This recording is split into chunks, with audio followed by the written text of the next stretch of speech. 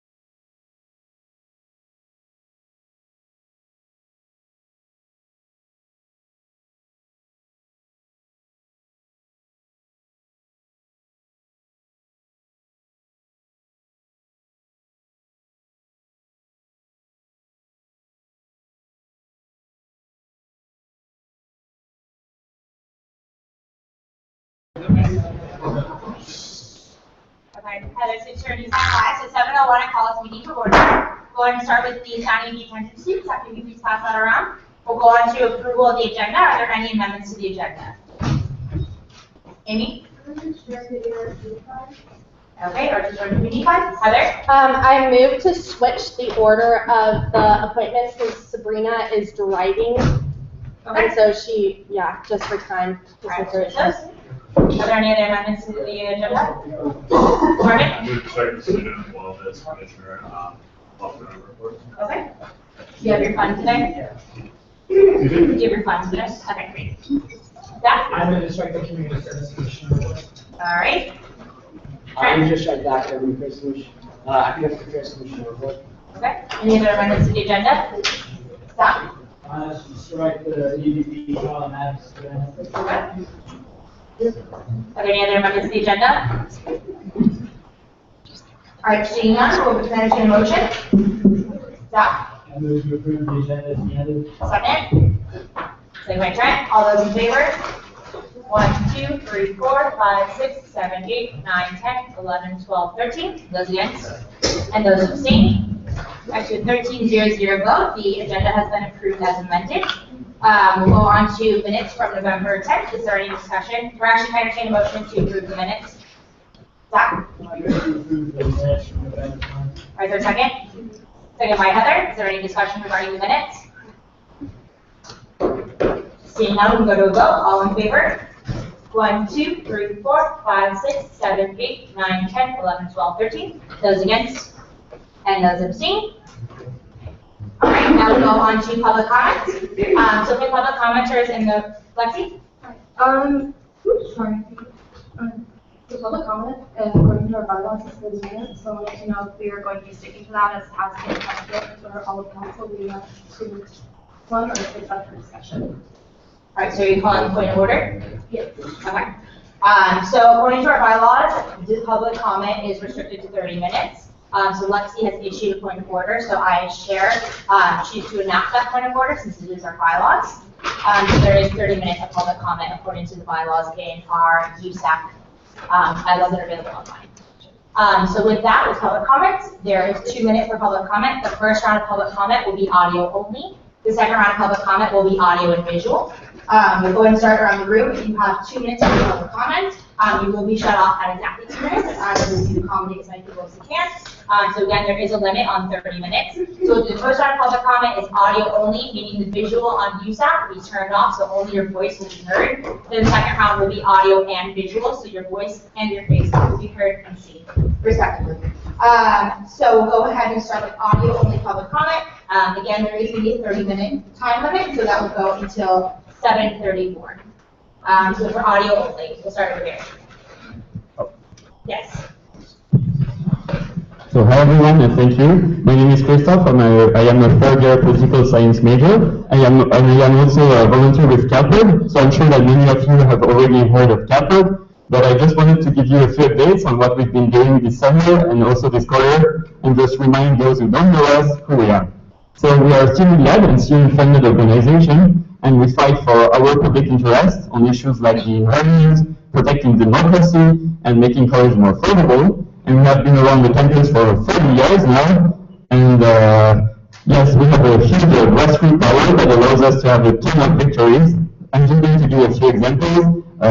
It was a few years ago we managed to ban the single-use grocery plastic bags in California.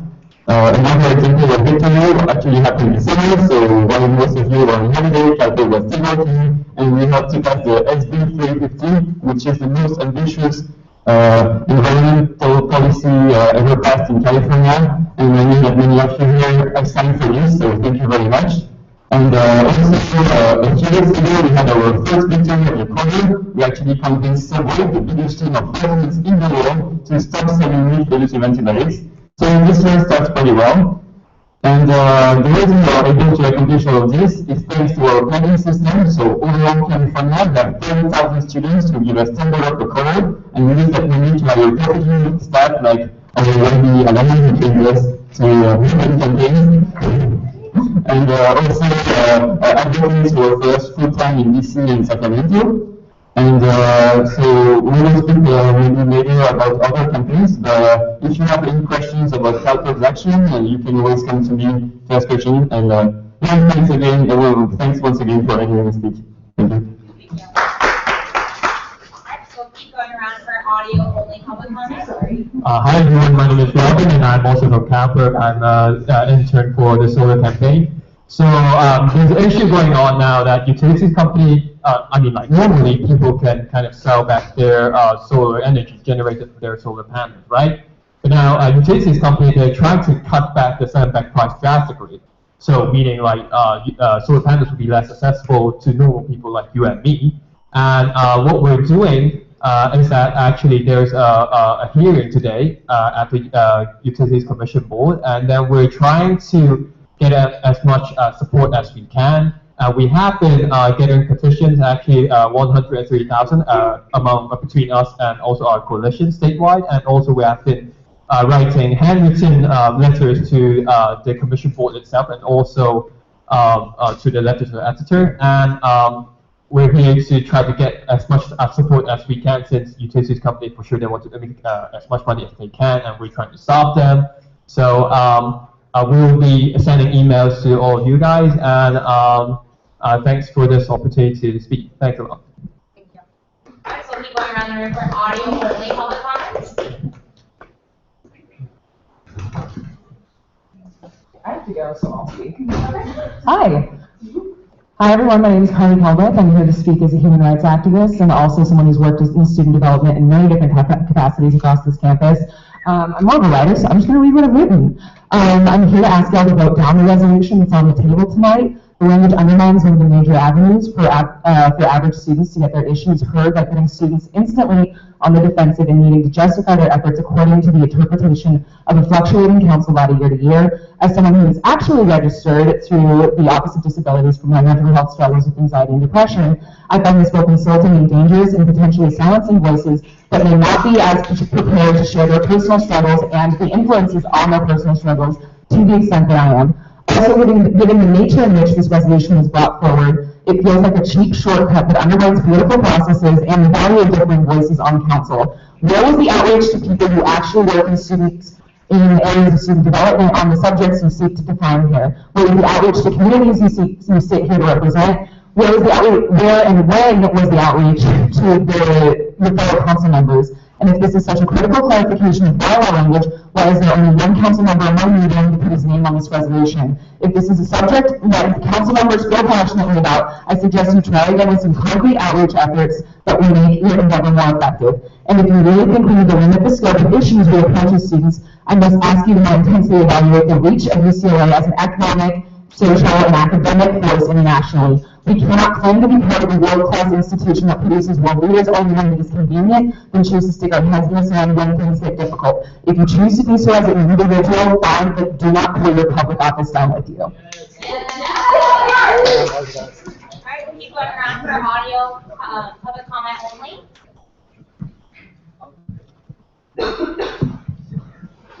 Hi, my name is Graham Steen. I'm here as a member of the 16th Student Association. I'm against this bylaw because looking around the table, I really don't see a sick sitting at the table right now. We get have the best interest, best of intentions. There's no way that any of you can understand what it means to be a sick and what contributes to my welfare as a sick student. There are countless communities that are not represented at this table right now. This council this year. Why should this group of 14 students have the authority to not only decide what constitutes student welfare this year, but also in the past and in the future?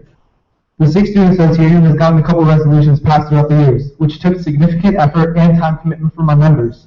In the future, having this bylaw come into effect and requiring our association to campaign every single year to get these resolutions will significantly hinder our association's effort to achieve our goals. Thank you.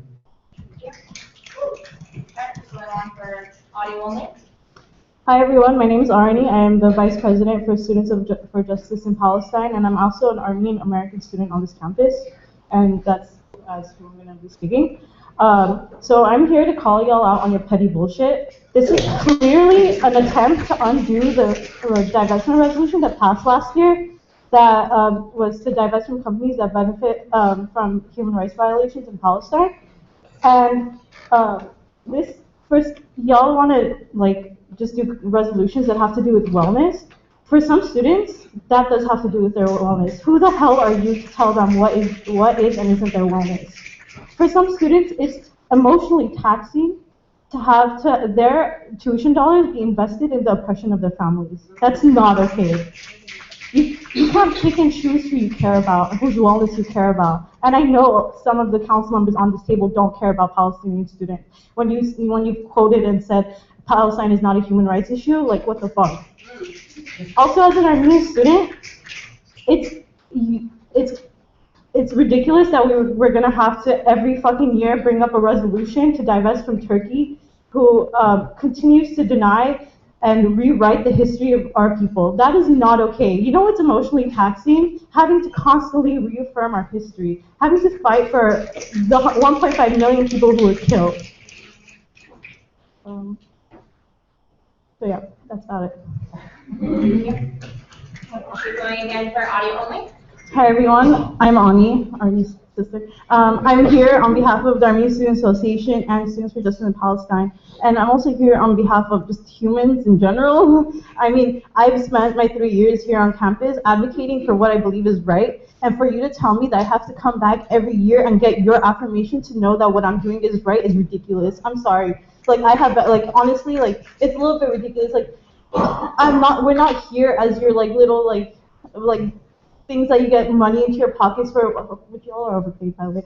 But, like, we're not here for you to pick and choose when you're going to be morally consistent. It's not fair to us to have to put extra effort just to get your affirmation when you all are an avenue for us to get our voices heard. You are in a place of privilege where you have to listen to what we have to say, and we don't have the power you all have to constantly put our effort into making sure our voices are heard properly. And honestly, like, this resolution is just it's just really frustrating that we constantly have to reaffirm that what student wellness is what student wellness is affects us, and you don't understand what that is. If we tell you something is our student wellness, you have to believe us.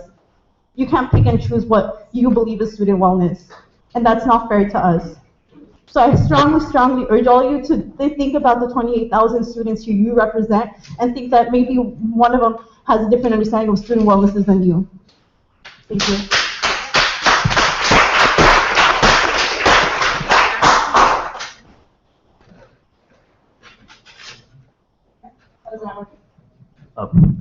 Hi everyone, my name is Rick, fourth-year business economics major and transfer advocate. Although I'm not here to speak about transfers as of this time, at least directly. Well, I noticed that some of my friends were talking about a certain bylaw change regarding the passage of resolutions, and while I'm not here to speak about my opinion of it, I'd like to say that we could do it with better transparency with regards to how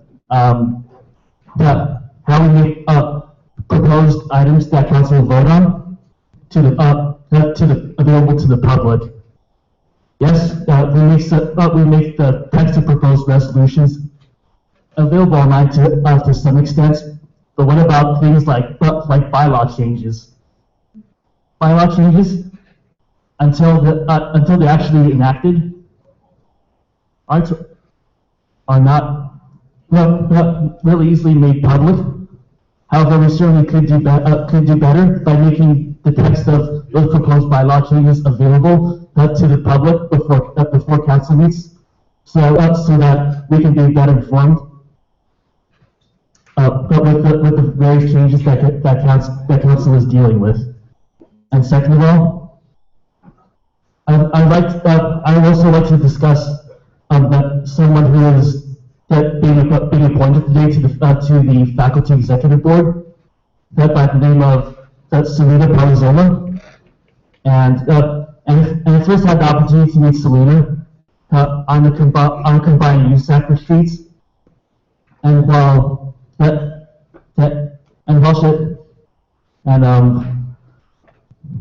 We're having attacks, not in this room. I'm not aiming at that. But what I'd like to say is that that fall she did make a joke about Asian clothes that I found offensive throughout the story. I'll keep going along for 2 minutes of public comment. We're on audio only, and just give time check for 18 minutes. Maybe 18 minutes less. I explained what that meant last year. The 1984 Sikh Genocide Resolution was passed in the spring of last school year. It took everything our small organization had to pass it. I understand that the resolution, that the amendment that y'all are trying to pass may have been in good intention. I don't know the story behind it. But to make, in reality, our organization can't afford to come here every single year to prove that the resolution still matters to us. When the resolution passed, I remember when we were presenting it, I said that I wanted to feel like the Sikhs have a home. And when it passed, we all celebrated. When we celebrated Sikh Awareness Week, all of y'all had our back. And we appreciate that. And in reality, we're going to come here today to thank you. But in 4 years from now, no one will be here to thank you if this passes. Because, and hear me out, I'm not attacking anyone, because this is the first time since 1994 that Sikh Student Association has had any type of presence on campus. There's been a club since then. But by making us come out here every single year, you're going to see waves of students. And y'all know this, clubs are cyclical. They become passionate, then they aren't passionate. So if in that cyclicalness, our passion fades, and that resolution doesn't pass again, but then 3 years later, another passionate Singh arises and says, yo, I want to pass this. It's kind of halting us. We want to do more things. I've met with Rose and I've met with a lot of you about progressing the Sikhs and making it a permanent activist community. But that's not going to work if we have to keep coming in to do this. From the Sikh community today, there's only 3 of us here out of 74. And what do you think is going to happen next year? Thank you. Hi everyone, my name is Zoya. I'm a third-year student here at UCLA, and I also serve as the president of INDUS, a South Asian student organization, and it's my job to make sure that South Asian students feel represented on our campus. A few months ago, when all of you took oath of office in this very room, that was the day we passed a resolution condemning the 1984 Sikh genocide and established November as Sikh Awareness Month at UCLA. Sikh Awareness Week just concluded, and I had the opportunity to work with SSA for multiple events and to spread awareness about Sikh identities at UCLA. And I want to remind you all that resolutions like this only happen because student organizations and activists have the power to bring them forth to council, and censoring their ability to bring resolutions like that is directly limiting the scope of student activism. The fact that you feel the need to restrict the resolutions that we can bring forth is testament to how effective resolutions are for student activism. As an international student, my existence on this campus is tied to my homeland, which is India. And so issues back home directly affect my existence here at UCLA. And while they don't affect every single student, that should not diminish my ability to ask people that I voted into office to help me address those issues. Finally, I urge you to remember that only 29% of our student body showed up to vote at USAC elections, and so it's a little bit of a fallacy to believe that 14 people represent the entire student body at UCLA, which is why resolutions like that are important for students to bring forth issues that matter to them. Thank you very much. Keep going on this way. Again, public comment, 2 minutes. It's audio only at this point. Hi, my name is Rachel Franklock, and I'm a senior here at UCLA. In my 4 years here, I've seen many resolutions, some that I strongly supported, some I was ambivalent about, and some that I vehemently opposed. But the point of my student government, the reason I care and campaign and elect my student body representatives, is not to promote any political agenda. My student government is here to take care of students, and the importance of this bylaw change is to focus student government back on the issues that they're supposed to be focused on. That is the people I elected into office. I elected because I trust them to focus on student issues and not to promote my political point of view. To the point that a resolution is only good for 1 year, this council composition is nothing like last year's, and that is to say nothing of what next year's council composition will look like. More to the point, the student body changes every year, which elects our student council. Resolutions are only valid in 1 year because the council that you have today would not have passed resolutions that were passed last year, and the council of next year will not pass resolutions that this council will pass. it only makes sense to have resolutions good for 1 year because they only represent that one council that was elected by the student body that was present here when they were elected. My point is that this bylaw change makes our student government more effective in that the amount of time that has been wasted by student government and therefore your resources on divisive resolutions could be much, oops, Freudian slip, could be much better applied to improving your experience on campus and not towards promoting your political agenda. USAC is not your only means of doing that. This campus should be a place where you promote anything that you're passionate about being an activist for, but this is not the way to be doing it. Keep going along for audio only.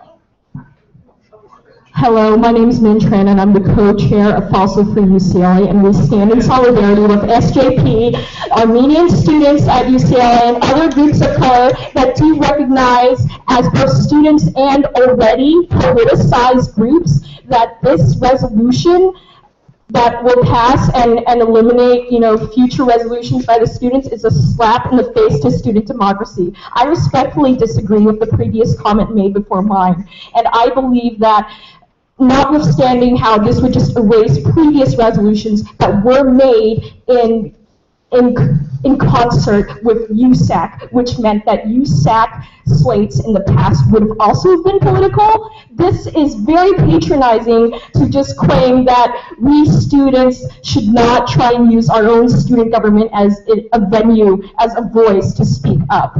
So I really want to see exactly what your priorities are here, folks, because I think you've already betrayed them. Yeah. Hello, my name is Todd Liu. I'm a co-chair of FALSA Free as well, and I'm also here in solidarity with y'all in the room. I'm speaking in regards to the constitutional amendment that's been passed. I'm speaking for myself. I'm speaking as someone who spent the past 2 years in activism through student labor solidarity, through student tuition hikes. I'm sure some of you can recognize me as someone who's been heavily involved in these sort of student issues. With regards to that, I do not think it is effective at all to marginalize a big portion of the student activist base on campus, because it's not effective for student issues. You have to realize that for student tuition hikes, it was the sort of activist groups that were pushing for the student issues and fighting for the student issues as hard as you all profess here. It's not effective to do that, and to throw these students under the bus like this, it's not going to do well for student issues at all. I'm saying this as someone who's been deeply involved, who's spent many, many hours doing research, trying to promote that research, being involved in protests, and trying to organize students around tuition hikes. So I respectfully ask all of you to vote against this constitutional amendment. Thank you. All right, we'll keep going for audio only, and just for the public commenters in the room, we have a little under 10 minutes left. Okay, hi, my name is Alex. I'm a grad student in sociology, and yeah, as a sociologist, you might know that basically I have to think that, what issues are considered relevant, what kinds of issues get brought to the table to be discussed in media, what kinds of issues are considered a part of student welfare. There's nothing objective about that. All that has to do with is power. And so I guess here I'm here to sort of say in solidarity with a lot of student organizations that you all were elected to student council, but you have the ability to use that power in different kinds of ways. And I would encourage you to use that in a way that is engaging with an actually broad and diverse campus. So some of you may know that I'm also the chair for our union that represents teaching assistants here on campus. And so basically we have interpreted broadly that a lot of different issues are relevant to our teaching assistant duties, one of those being tuition hikes. So when some people say that isn't relevant to you as a union, we really found through experience that bringing in all these different issues. For example, like if you're a transgender student, having a safe bathroom where you can use on campus might be your #1 priority issue. And that is, why it's important to actually get feedback from all of our members and from people on the campus about what are their issues and to actually engage, as opposed to just assuming that we have the right answer at the beginning. So that's all. Thanks. Point of order that only undergraduate students are allowed to speak during public comment. That is correct. For all public commenters in the room, you must be part of the Undergraduate Student Association, so you must be an undergraduate student. We'll keep going along with public comment. 2 minutes again. Hi, my name is Noah. I'm a second year here, and I'm here to urge the council to adopt this bylaw change. At its core, USAC is not the United Nations compared to, in past, I think that's kind of how it's interpreted its role, but it's not. You weren't elected to take stances on geopolitical issues that experts can't even solve. And it's not even to mention that many of you are very disconnected from some of these issues and either have too biased a stance or not enough information to vote on these. Internationally related resolutions are those that have caused the most harm to this campus and have poisoned our campus climate. So if you want to stay relevant, then I encourage you to, yes, adopt this resolution and make decisions that collectively benefit students rather than isolating different groups and different constituencies. Thanks.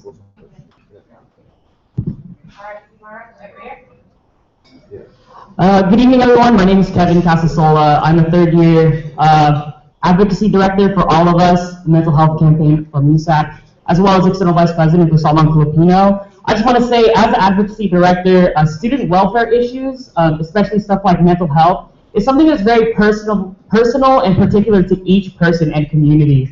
For 14 students to judge what constitutes as a student welfare issue, I think is very inappropriate. Just this past couple of years, USAC finally passed a resolution recognizing the contribution of Filipinos to the history of California. We as a community justify our issues to the world every day. Don't make us do it here at UCLA as well. This amendment to USAC bylaws will lead to blatant censorship of student voice at the mercy of 14 council members, and I think it's damaging to my welfare as a student, or if something is damaging to my welfare as a student or to my community, I feel like I should be able to decide what is good for my welfare and not the 14 of you or 14 of anyone else who gets onto these seats. Lastly, I don't say this often, but this is America, and my communities and should be able to say what we want to say. We should be able to define what affects us and what constitutes as our own welfare. And USAC, y'all should be focused on more tangible ways to better the student welfare in your programming rather than these petty things in student bylaws. So thank you very much. For audio only, we have 5 minutes and 30 seconds left. My name is Safwan Ibrahim, senior comparative literature undergrad. Everybody in this room knows that this bylaw isn't about student welfare. It's about undermining progressive organizations and the work they've done. I think everybody here seems through that bullshit, all right? So, really, everybody knows that this is about, undoing divestment both in the context of the Israeli occupation of Palestine and of Turkey. No, that wasn't a Freudian slip. And on top of that, you don't get to define what is student welfare, what is student health, okay? We do, because it's our communities that are being affected, all right? It's being condescending when these people who aren't facing the same issues that we do tell us what is relevant to student life, what is relevant to study. You don't get to define what that is, we do. Hi, my name is Angad. I'm a freshman. I'm part of the Student Activist Project. And I just have a very simple comment I want to make. As far as I understand this proposed bylaw change, it's basically you guys are attempting to take away the geopolitical issues that people talk about on this campus and trying to take their voice away. But here's a very simple notion. This campus tries so hard to promote diversity. We draw people in from around the world. These people are intrinsically tied to the issues of their homeland. I'm a Sikh. You will never take away from me the way the 1984 genocide affects me. Someone from Palestine. The issues that are going on there are intrinsically tied to who they are. And if you want to promote diversity, you have to allow these people from diverse backgrounds to voice the worlds they come from, the issues they come from. Otherwise, hell with diversity. What is the point? You guys are literally contradicting the message of this campus.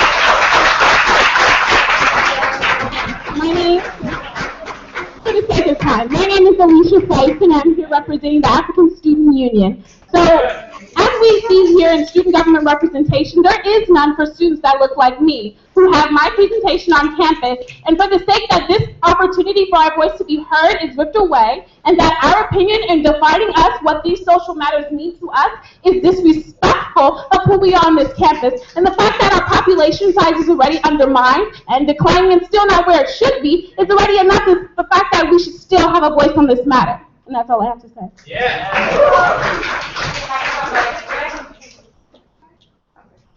So then just for audio only public comments. They're just passing it along. Right,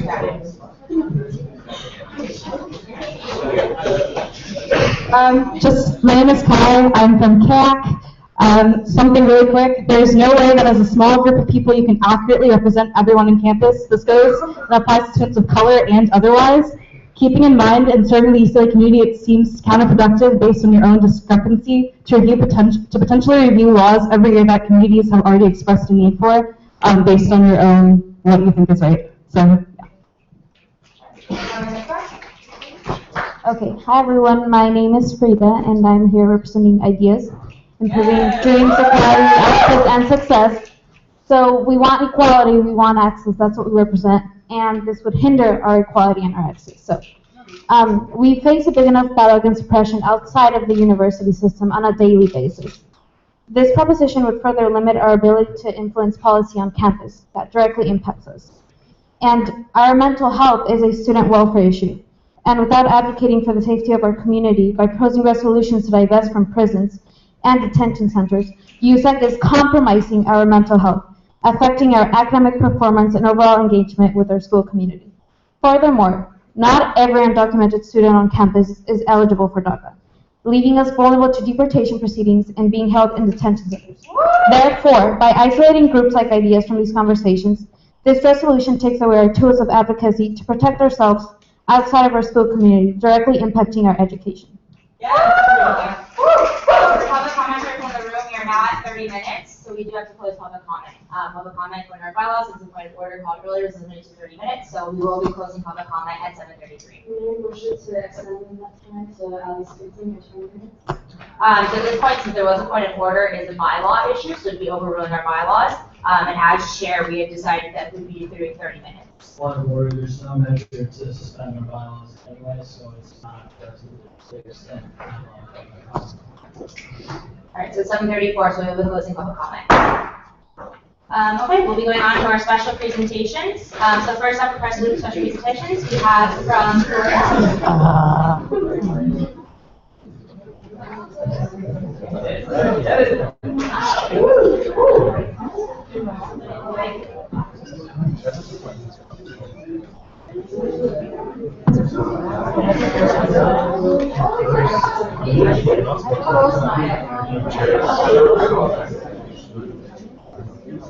You heard me? Yeah, for everyone in the room, if you wish to stay, please keep the noise volume down to lower so you can use your separate presentation. If you prefer to lean toward the wall. Alright, so yeah, we'll pass that. So Loya, you'll have 15 minutes to present, followed by 5 minutes of questions. Yeah.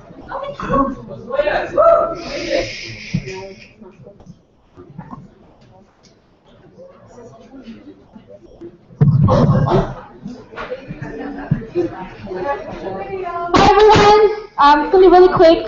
My name is Zoya, I'm a third year here at UCLA, and I'm president of, as I said earlier, we're a South Asian organization that was founded about 3 years ago, and we try to represent South Asian students at UCLA. Do you want to go to the next one, please?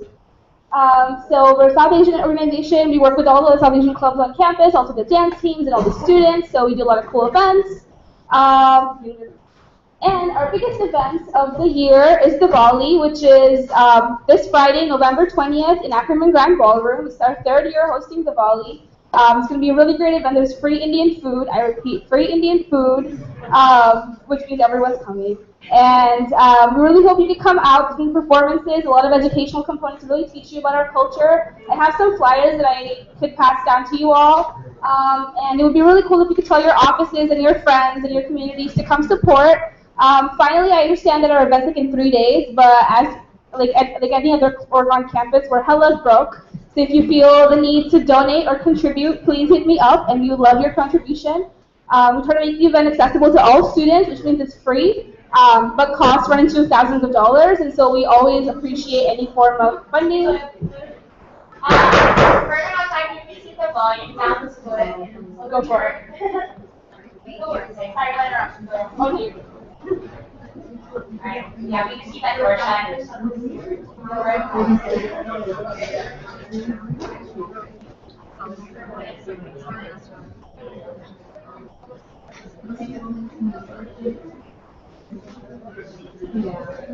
Either come or come out, because I'm gonna close the door.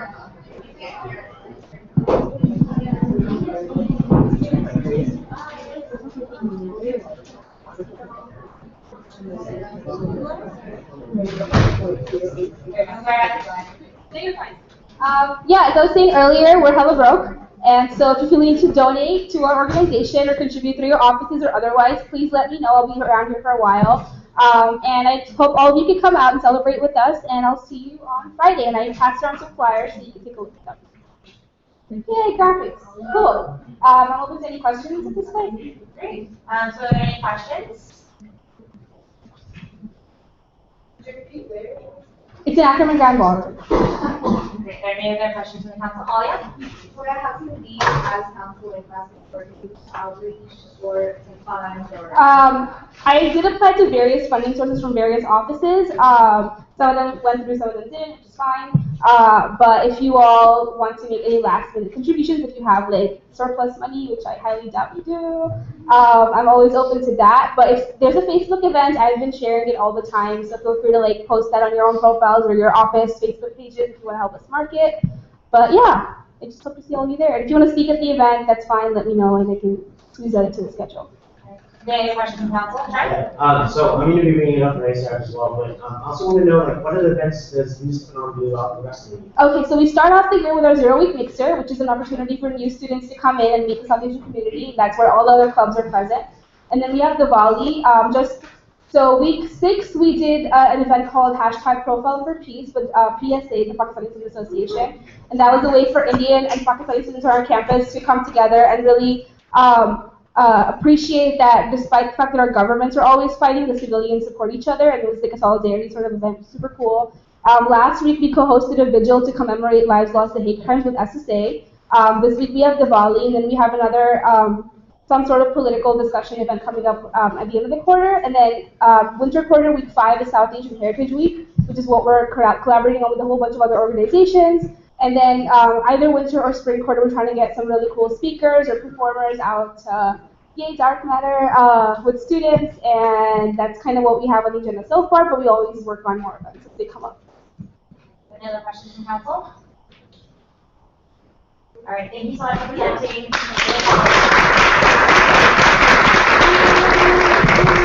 Okay, next up on special presentations, your presentation from UCSA.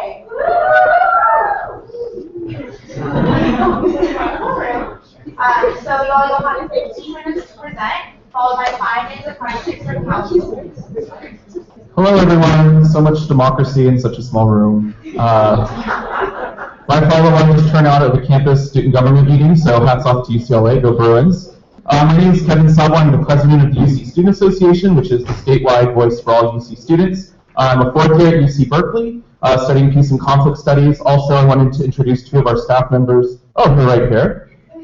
Hi everyone, my name is Ana East. I run communications for the UC Student Association, which means the money that you all pay into our organization helps support my job in getting your issues out to the wider public. I do press, social media, and I also plan all of our conferences. So if you've been to Student Congress, Students of Color Conference, or the Student Lobby Conference, I'm the staff person running all of those. Hi everybody, I'm Patty. I'm the undergrad organizing director for Southern California. So I work with USAC in running campaigns on your campus. So the How Are You campaign, which is the Reform Against Mental Health campaign, also a sexual assault campaign, You Consent. So we work closely with 7,000 Solidarity. So you'll probably see me around. Yeah, so I wanted to chat with all of you, the entire student body apparently, regarding UCSA and some issues concerning our funding and a proposal that we're bringing forward to everyone. We have 19 campuses, or 19 campus visits scheduled in the course of 7 weeks. So UCSA, again, is the UC Student Association. We represent all almost 250,000 UC students, both undergraduate and graduate professional, from every campus in the system. So your EVP, Zach, is your board representative there, and then our graduate students are also represented. So right now, if students want benefits and access to UCSA's membership benefits, you have to figure out how to pay at least $1.30 minimum per student per year. Some campuses pay a little bit above that. I'll talk about that more later. So what SAGE does, we love acronyms in the UC, so we have to make an acronym. SAGE stands for the Student Advocacy, Governance, and Engagement Proposal. And those three sort of principles are really the pillars around the initiative.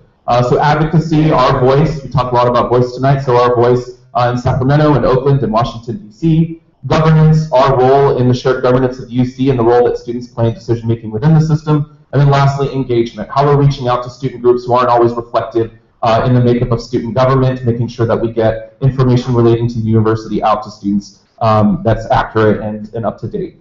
So what this proposal will do is, rather than mandatory fees paid by students to their associations, who in turn pay it to UCSA, we would move to a system of a voluntary opt-out fee of around $4 to $6 per year, so that way students can make the decision every single year of whether or not they want to be represented by UCSA.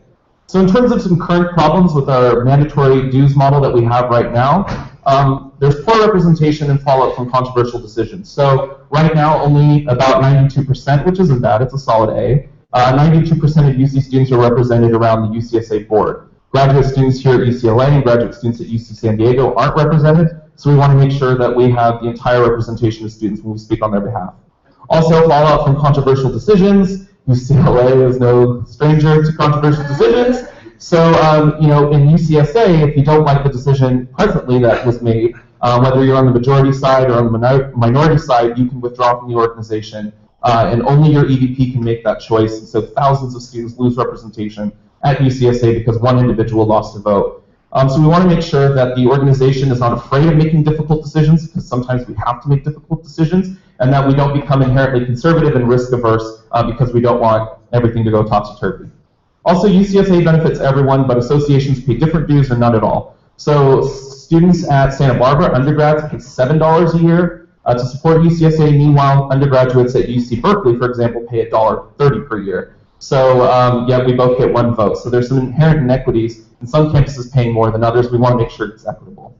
And then some campuses don't pay anything at all, who are either represented, who are not represented on the UCSA board, still benefited from the 2-year tuition freeze that we just secured, still benefited from the $20,000 federal advocacy grant that UCSA just secured from the Office of the President, still benefits from all the shared governance decisions that we make and things to that effect. Also, budget unpredictability, as I'm sure you all can imagine. If thousands of students can leave USAC and not pay their fees into the organization, and make it really difficult for you all to plan. Who's the finance person who makes all the financial decisions here? Finance officer. So yeah, it would be like if your budget, tens of thousands of dollars disappeared overnight. So we want to make sure that we have predictability in our budget. Also, restraints on staff retention. Patty and Anais and the 4 other, I can add, just kidding. We have 4 other staff members who aren't here. We have a UCSA lobbyist who handles our representation in Sacramento. We have an executive director who helps you get to the places where decisions are being made. So we want to make sure that we have the funds available to make sure that staff have the opportunities to access professional development opportunities, have the ability to have a fair standard of living, that they can stay out of poverty. So we need the resources to do that. Lastly, dues stagnate over time. So a little economic wonkiness. Our budget is fixated. There aren't going to be very many UC students. Well, we're getting 10,000 more. I don't know where we're going to put them, but we're getting 10,000 more. So our budget revenue stays relatively flat, while expenses like travel, like the rent on our offices and other expenses, continue to increase over time, and it pushes against our budget ceiling. So this is just some of the current problems, which made it really difficult to continue on our system of funding. Some of the main principles behind SAGE, one being that UCSA has a half-century proven advocacy for students. We've been around for 50 years. We've been doing a lot of good work for students. In past decades, we've secured tuition freezes. We've also secured tuition rollbacks, so here's to hoping that happens again. We've been able to put students on important committees. We've been able to demand that UCOP create advisory councils on LGBT students, on Black students, on undocumented students, on veterans. So we've had a pretty good track record of defending students, and we're hopeful that students feel the same. Also, it's not a new fee, it's just changing how we do business. Students are already paying into UCSA. They just don't have the right to decide if they don't want to. So this is an administrative change that democratizes how students contribute to their statewide voice. Thirdly, students, not student governments, choose to fund UCSA through the opt-out system. This means that you don't have to sit here and figure out looking at your budget if you can afford UCSA. If being represented at statewide level is a luxury you can afford, it relieves student associations from having to make that determination. Also, it's a fund that would be maintained by student representatives from every campus. It doesn't go to UCOP for them to decide whether we deserve it or not. They can't exert undue influence over UCSA and control the decisions that we make. We already pay our fees and our student government dues to the university, and they hand it to us through associations, through a very complicated system of middlemen and women. So what we would be doing is just centralizing it so that way we don't have to go through this sort of maze in order to access it. And then lastly, it creates stability. If UCSA knows this is the number of students we have in the system, here are the number of students who typically contribute, then we have better budget predictability. We can make long-term decisions and project into the future rather than wondering if we'll be able to hold on to our office and not get evicted the next day. Not that that's happened. Has it? No, hasn't. Potential revenue uses. This list was put together through different focus groups. We get students onto the survey that's on our website, so if you're interested in giving some information, you can go onto our website to add information to the survey. But this is some of what students say that they want more from us. So one being improving student representation in state and federal affairs. I know that getting students to Sacramento and Washington, D.C. is something that USAC has really stepped up in the past few months in doing through the Bruin Defenders program. We want to make sure that students who are reflective of the decisions that are being made. So last year, for example, there was this huge bill that was about women of color in STEM. I am a white man in the humanities. I probably should not be the voice of women of color in STEM. But I have access to a travel budget, so I hope that's okay for the women of color STEM in the room. So we want to make sure that the students who are actually the face of these issues that are being represented have the ability to get to places where decisions are being made rather than asking legislators. You can believe me, I promise I talked to those individuals. And in terms of federal affairs, UCSA actually already secured a grant from UCOP. So we're going to be able to take a lot more students, and so that's another opportunity, another feather in our cap. But in terms of state versus federal affairs, and I know Zach's gone pretty often, I know Heather just went too. It's really important that we really step up our game in federal affairs, that Pell Grants are always on the chopping block because they're not mandatory, that the Perkins Loan Program just expired, that 19,000 UC students counted on. We need to make sure that we get that back. Graduate students were thrown under the bus in 2011 and lost access to subsidized student loans. So we have to be in DC. I know it's far, I know it's expensive, I know it gets cold, but then it also gets really hot and humid. But we have to be there because decisions are made by those who show up, and if we're not at the table, we'll be on the menu in DC. So secondly, expanding the conference schedule. Right now we have 3 conferences. We have Congress, we have Students of Color, we have Student Lobby Conference, but we had to eliminate our funding support for the Women of Color Conference. We don't have anything for graduate students to do. Students who want to work on mental health, work on sexual assault, we don't have the resources to provide summits or conferences for them. We want to make sure that we can. Thirdly, recognizing student accomplishments and increasing access to UCSA. We are asked almost every day to make appointments of students to different committees. If they don't have the money to fund the cost of being on those committees, which tends to be several hundreds of dollars, then those students won't be represented. And we want to make sure that students can participate in these different committees without independent of their ability to pay and wait 11 months to be reimbursed, because that happened. Also improvements to staffing. Like I said, we want to make sure that our staff are not living in poverty. We want to make sure that they're going to professional development opportunities. And then lastly, bringing our tech presence into the 21st century. We want to make sure that we're able to live stream our meetings on something other than an iPhone camera. We want to make sure that our website is something that is naturally good, beneficial resource for students. We want to make sure that our staff aren't spending an hour of every day trying to get their computers to turn on, because that also happens. So in terms of the next slide, where do we go from here? Future actions. Leading up to the January Regents meeting, where we're going to be introducing this to the Regents, just sort of as an update background, no action taken. Different things that USAC can do. You can join other associations. Right now, there have been the undergrads at UC Berkeley who have passed this, the grads at UC Berkeley, the undergrads at UC Davis, the undergrads and the grads at UC Merced, and Santa Cruz undergrads and grads. So it's spreading. So you can hop on the bandwagon and join other associations and weighing in. You can educate students on your campus. So if you want to have a town hall, I like UCLA, it's fun down here. Gets me out of the north, and I'm happy to come down and do a town hall for all of you. We have a student input survey that I really encourage you to put to go onto and give us feedback. And also, we have a pretty impressive FAQ, if I do say so myself, on Sage on our website. So again, what we're asking today is not for you to commit to a decision to lock in students into paying anything. What we're asking is to consider the idea that UCSA can be funded through a democratic fee rather than forcing students to pay for something that they might not want to. As I said, we have to compete with a lot of special interests in Sacramento and Washington, D.C., and if we don't have the resources, if students aren't showing up, then our interests aren't going to be heard. We're going to get totally drowned out by oil lobby, tobacco lobby, anything, even like hotel lobbies. Like, you'd be surprised who has a lobby. We want to make sure that student interests are considered in Sacramento and D.C. Did I forget anything? Oh, we have pamphlets. And the proposal on the back. Great. You're about 12 minutes. 3 minutes for questions? No, 3 minutes for your presentation, then 5 minutes for questions. Can we add it and have 8 minutes for questions? Oh, the bylaws. Okay, I can juggle. Just kidding, you all have a packed agenda, so we'll just skip to the questions. I can't juggle. Are there any questions for Kat? Any questions for anyone from the council? You mentioned how some campuses pay larger fees, some pay a small fee. What campus pays? Some campuses just really like us. Just kidding. Well, I hope so. But every campus determines there's just a minimum. So it's just $1.30 per student per year. So some campuses just felt that the investment in UCSA was really worth it, and so they ran referenda that was higher. Some campuses don't pay it out of the referendum. Like in ASUC, we pay it out of our general operating budget. And so $32,000 of our entire budget goes towards UCSA membership dues. And so I'm not sure if you all run it as a referendum or it comes with your budget, but potentially if it does come out of your budget, then that would free up several thousands of dollars for you to be able to do something else with. So short answer, some people just thought that the investment in UCSA was really worth it. I'm glad that you do. Are there any other questions? Ian? How would having this proposal be implemented? Would we either run a referendum or would it be at UCOP level?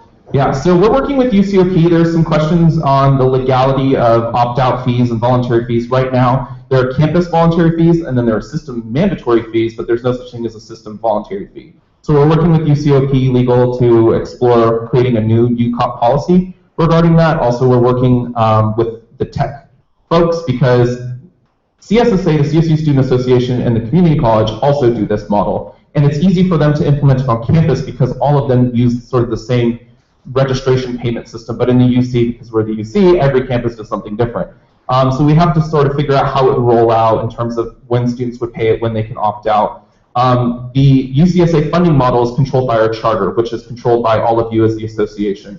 So really, it's up to some campuses are saying at the end of the day, even if SAGE was implemented tomorrow, no one would still be forced to do anything they didn't want to. So associations are fine supporting passing a resolution in support, and they're willing to amend UCSA bylaw, UCSA charter through a resolution. Some campuses think maybe we should refer this to the students, which would be an advisory vote, because then they would just simply advise their association to vote in support of amending the UCSA charter. But our charter, our version of the Constitution, is controlled by the associations, and the associations have to pass amendments to it.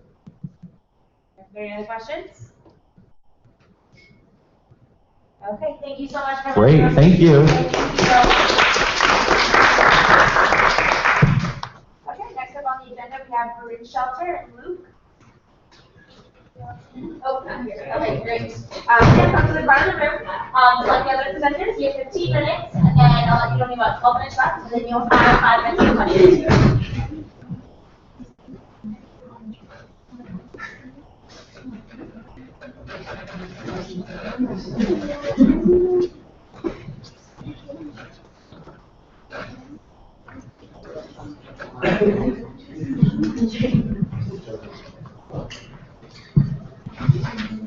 Hi everybody, thanks for taking the time out of your meeting tonight to hear me speak on behalf of Bruin Shelter. My name is Luke, I'm a third-year PhD student in the Department of Mechanical Engineering, and I'm so excited to introduce a project that's happening here at UCLA.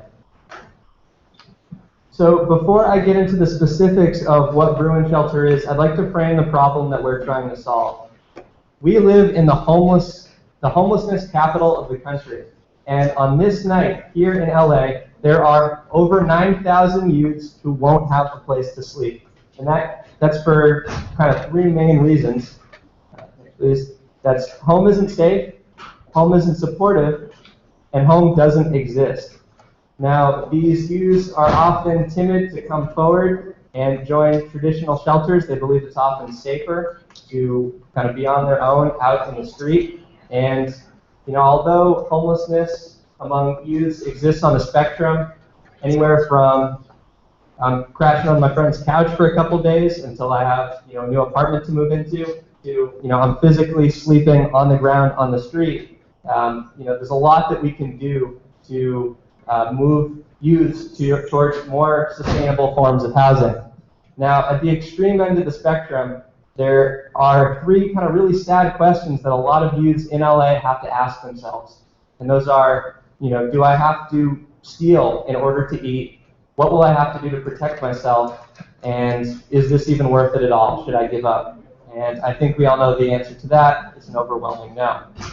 On the next slide, why now and why us? Like I said before, LA has the highest population of homeless youths in the country. We rival the bottom 25 states. We're a city, and we have more homeless youths than the bottom 25 states in the country. Yet we only have 4 shelters for homeless youths, and none of them are on the west side. The closest one is in Hollywood. I was actually there this morning, and it's not close by any stretch of imagination. Even at 10 in the morning, it took me an hour and 15 minutes to get over there. As you guys are all probably aware by following the news, this was recently decreed by Mayor Garcetti, a $100 million state of emergency. And although that's a really good sign, it's also kind of disheartening because it shows that our decades-old formulas for this problem are not working. So this is where we come in, and this is where we had the idea of the Bruin Shelter. We aim to be the first student-run youth shelter in the country. We'd be the second student-run shelter in the entire U.S., the first being Harvard, who established their homeless shelter 31 going on 32 years ago. And they don't turn anybody away, be it for race, be it for gender identity, be it for religion, or even age.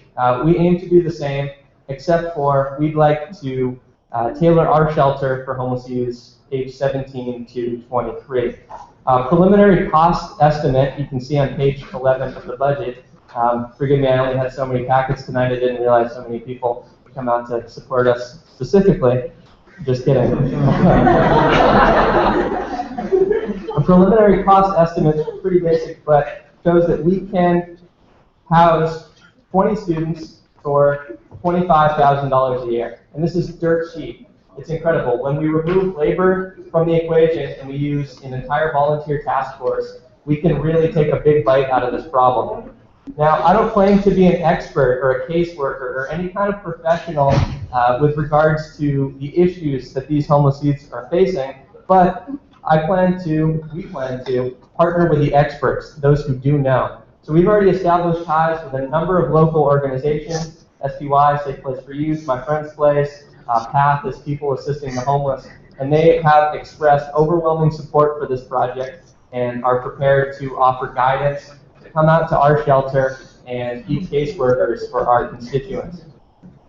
On the next slide, why here? Why do this at UCLA? This is actually the perfect place for a project like this. First and foremost, the idea of a peer-to-peer homeless shelter. It's Everyone in the room, please keep their voices down. Thank you. Thank you. The idea of a peer-to-peer network it's unique and it's proven. It's worked in Harvard, and we want to be the one to kind of take up the torch. Additionally, UCLA is a vast and thriving ecosystem filled with all different kinds of resources that can help us meet our goal. We've already received support from the student-run homelessness clinic over in the med school, and we've talked to a couple professors in the law school who are prepared to offer us pro bono legal work, so very exciting. And finally, I just want to say on this slide, we plan to open next winter for 3 months. And although that sounds like a really short amount of time, I just want to emphasize that any housing at all is infinitely better than none. Even if we can get these kids off the street for just a week, that's so much better than nothing at all. Our experts at our partner agencies throughout LA have said, give us 3 months with these kids and we can put them on the path to transitioning out of homelessness. So why do we need students? It's just because there's so much work that needs to happen for this project to become a reality, but it's totally doable. It will happen, and we highly encourage everybody to get involved. We need help putting together the governing principles for our shelter. We need to measure and demonstrate that this project can be successful. If we want to put it under UCLA's name, it's got to be something that we can be proud of. Finally, you can't spell funding without fun, I suppose. And ding. We need your help in raising money. We've had a bunch of interest from outside funding agencies, but we also want to look internally to UCLA for support. And again, this problem is dirt cheap, but money does make the world go round. So the next steps for Bruin Shelter, we've come quite a ways since the conception of this idea, but we have a long way to go. First and foremost, I just want to update you guys and let you know that we are in final negotiations for a location. It's about 4 miles down Santa Monica Boulevard.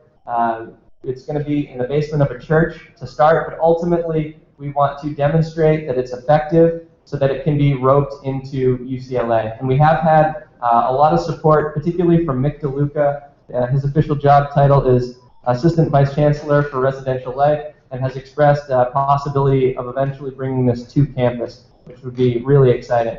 We also want to form a nonprofit organization. We've started the paperwork, but it's a long process for a 501c3 organization. This would allow us to rake in giant tax-deductible donations. And finally, soon I'll be registering a registered campus organization under SOUL so that we can start a student movement and generate some buzz and some excitement on campus so that we can recruit volunteers that will make this shelter a reality. So I want to conclude by just showing this map. One more click. This is Harvard in 1984. That's a long time ago. That's a really long time ago. Reagan was just starting his second term, I think. And we had, Reagan, 2 terms of George H.W. Bush. We've had 2 terms of Clinton, 2 terms of George W. Bush, and now we're kind of finishing up Obama's second term, and still nothing else has been done. So, this is us. And although it's, just a second dot on this vast map, I think it's a step in the right direction. And we would love to have you guys come on board. So for this final slide, this is our contact information. Kind of the reason that I'm here tonight, first and foremost, is to generate some buzz for this project. I just want to put the word out. We're really passionate to make this a reality, and we would love to have you join us in any capacity that you feel comfortable with. I'm also in front of the USAC committee here just to ask if you guys would be comfortable supporting us in any way, even if it's just kind of a verbal commitment of support, or something more, any way that you feel comfortable. You can reach me. Again, I'm Luke Shaw. That's my email. I encourage you, if you want to email me, to get involved. You can also CC Lewis. He's the founder. He's the brainchild of this idea. He's the co-founder along with me. We've got a website and a Facebook. They're just a wee bit out of date, but we're going to be getting those up to speed momentarily. So thank you for your time. I really appreciate you making the space for me despite the hot resolution on the plate tonight. All right, thank you so much.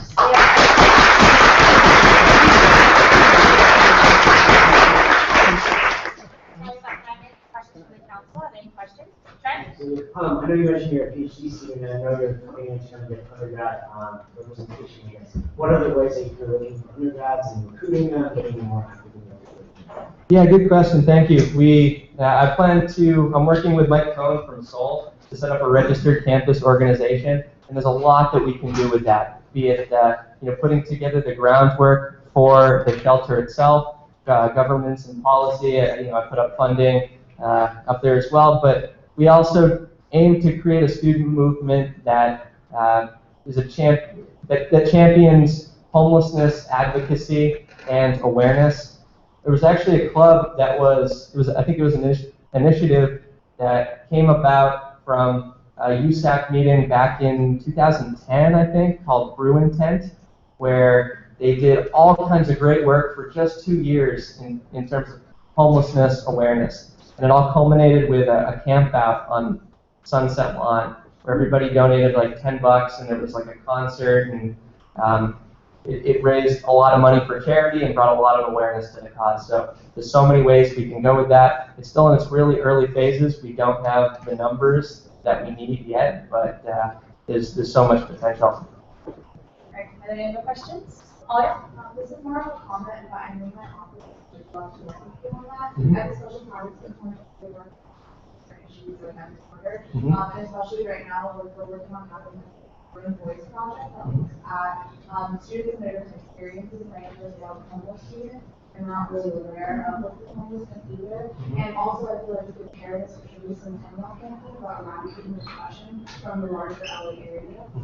So I'll definitely send you the Yeah, absolutely. That'd be great. Or I could catch up with you after this meeting as well. If anybody would like to talk in a more intimate setting, I'll hang around after the meeting as well. Amy? So once this bird shelter gets launched and gets sold, are you going to have like particular programs or activities for those within the shelter to essentially keep your environment stable in a sense? Yeah, absolutely. The way the shelter is, we aim to make it work, is the same model that the rest of the shelters in Los Angeles are using. It's opening maybe 6 p.m. every day, serving a hot meal for dinner, having some kind of evening programming, which our volunteers get put on.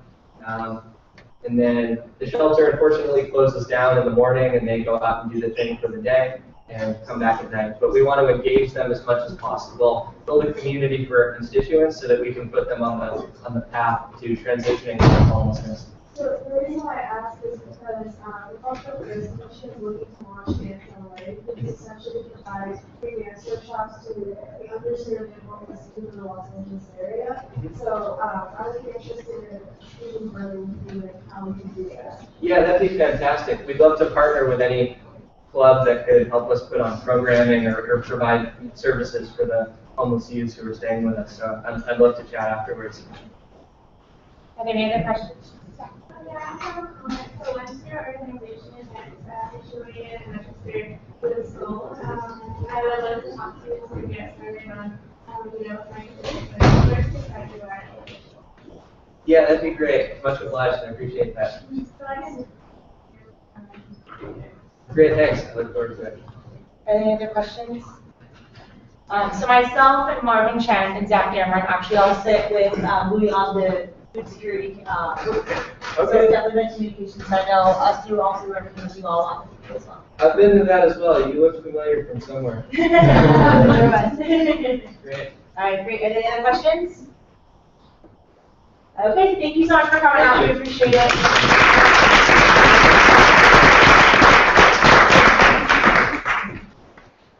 That's it for special presentations.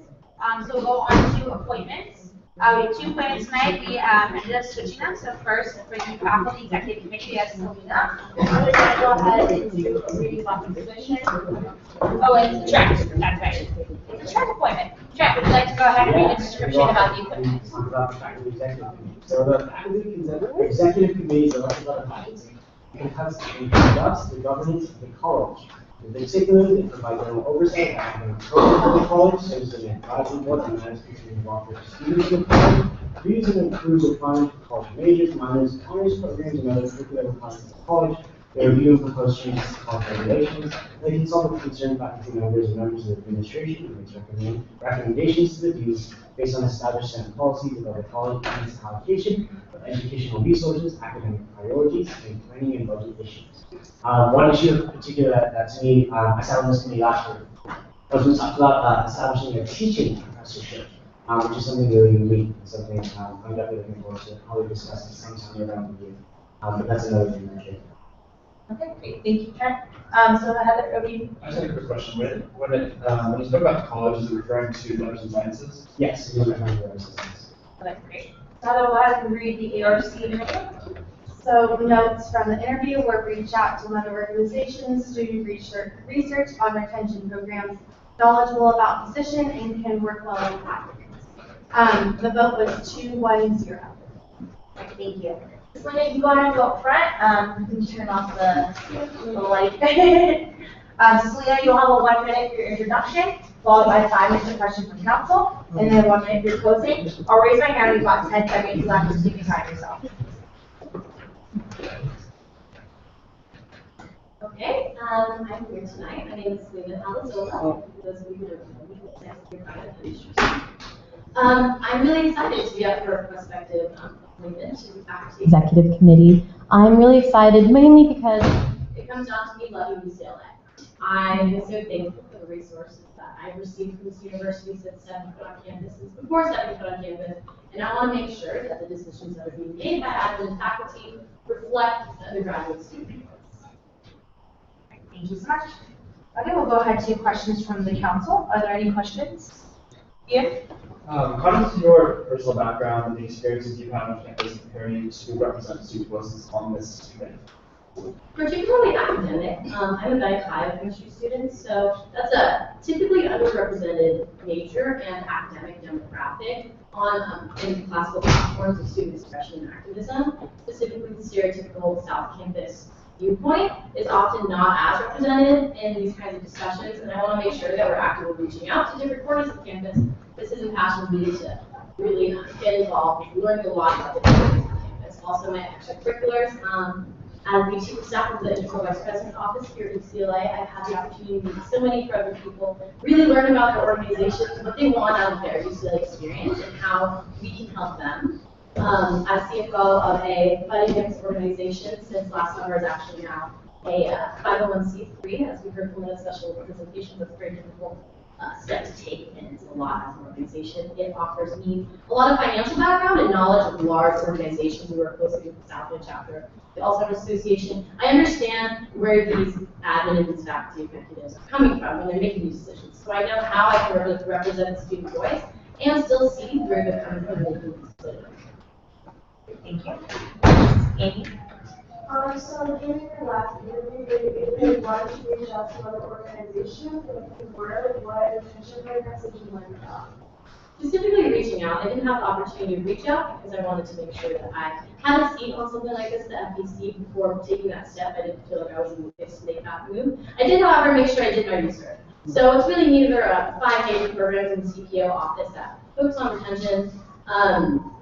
For example, one being Samahang Filipino retention and academics. There's one for, there's a few, I think there are 5. There are 5. And so particularly the CRC oversees that, that's Campus Retention Committee. Fortunately, I'm not applying to that position, so I'm not particularly knowledgeable about the affairs that they have. Ruby? Hi, what is one mission or goal that you have? I'm really excited about the 3-year programs that have been implemented, or the ideas that have gone through. About 50 or so majors, very popular majors, have been kind of analyzed and audited, and a direct path for students coming in from their first year at campus has been provided for them to get out of here in 3 years. That affects individuals who are from a different financial demographic coming into here, and maybe that also affects the classes that they're going to be taking. I think it's really important that education like that that we receive here at UCLA is available to all students, all faculty. Any other questions? Amy? So you mentioned space in particular with someone Filipino hands-on research. So what recommendations would you make for students who do not identify with the community itself, but who would want to utilize their counseling services? So amongst these different platforms within CPO retention programs, they have different kinds of things. They have group kind of tutoring programs. They have specific academic counseling interview kind of things that they can come in and talk to you about what it is that you're doing, what you're struggling with, how they can help you, what actual resources on campus they can connect you with. So that's really neat. I think that's really incredible that those 5 different platforms within that overarching program in CPO is taking all of those steps. I look forward to learning more sitting on FEC so that I can make sure that individuals who may or may not actually identify with those particular communities are being represented. Are there any other questions? Can you tell us a little bit about how you plan or how you would manage the balance between your academics and Yes. So that's a really big thing. Me personally, I think academics are very important. That's why we're here at UCLA. We got in here because we worked very hard. We got incredible scores, and we have incredible back push behind us. And coming into UCLA, I think it's very important to put your schoolwork first. So as far as my personal priorities, school comes first. Always making sure that I'm doing my best in my class so that I'm taking care of myself.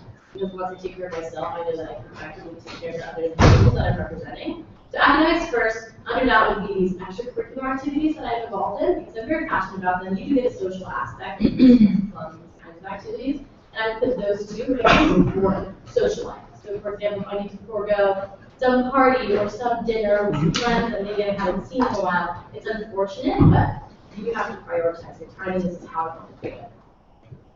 Okay, thank you. And that's actually time. We have 10 seconds is fast. What do we have? What are some issues impacting students and community and emotional literacy skills, and how is it impacting their academic well-being?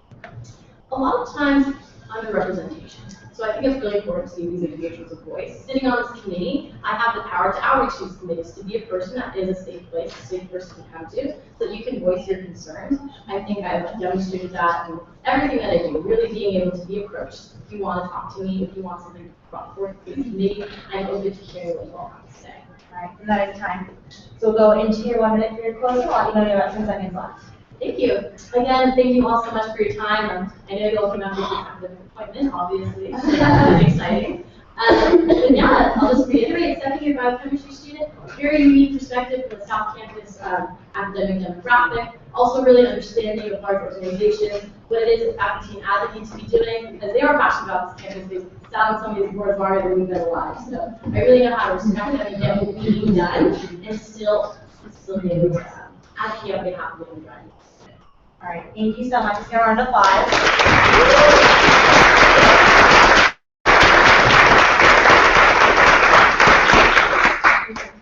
So now we're going to discuss your appointment. If you feel more comfortable, you're welcome to step outside. If not, you're welcome to stay in your room. So before we get discussion, can I make someone make a motion?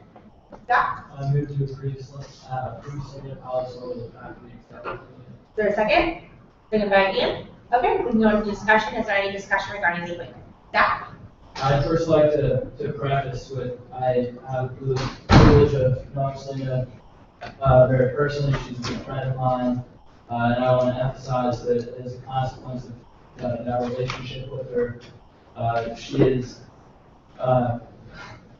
one of the most hardworking people I know. I owe her more than I can count, and without revealing too much about her personal life and her background, you all should be conscious of the fact that very few people have worked as hard as Selena has to even step foot on UCLA's campus, and her academic performance and her extracurricular excellence and her presence here are all exceptional, given all of that. So the council should take note. Is there any other discussion? Sure. But one thing for me that actually was relatively surprising was she brought up this whole three-year plan. We talked with her about the appointment. We talked a lot about a ton of different things that FEC covered, but one of them that I didn't consider very but I know that there are plenty of programs that we are having a course at research, and there's just a passion for positions. This position, unfortunately, I had initially got two other candidates who were going to move forward, but unfortunately both of them had stepped down for various reasons. And so, kind of with her in applying, it was very nice to see that she's really taking the initiative.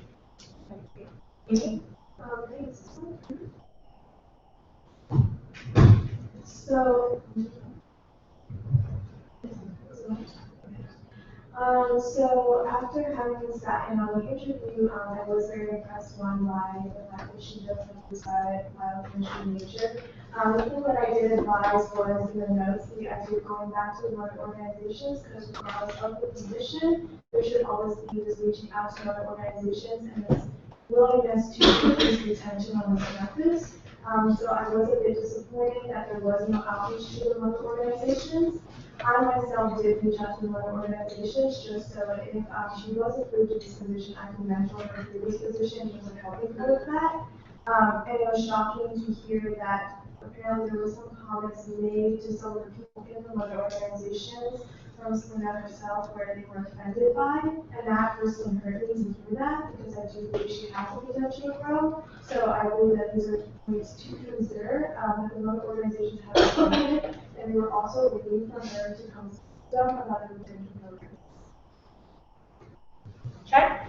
So one, that's a little bit surprising to me. I know Selena personally, I'm actually shocked, and really giving that disappointment has been on the day for 6 weeks. I'm a little bit disappointed that you didn't email me any of these concerns ahead of time, so I could have talked to her about that. I do know she met with Alia earlier this week to hash out some issues between the both of you, and it seemed like she came away learning a lot about what it means to interact with different students, and from my understanding, learned a lot. But another point is the faculty executive committee, yes, oversees all students, and I do realize the importance of having multi-organization representation.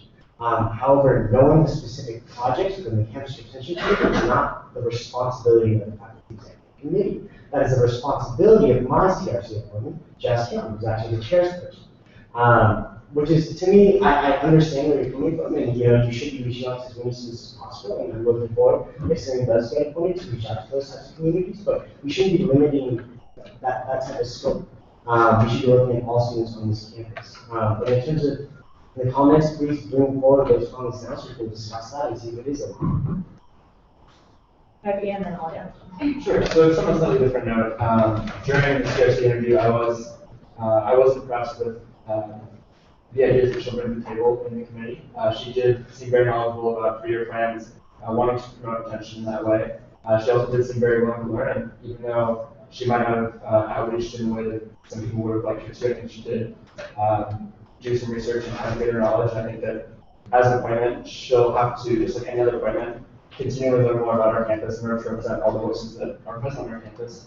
But I think she's demonstrated that she's got a willingness to do so. She's coming to this committee with a plan and with the knowledge she needs to do the job.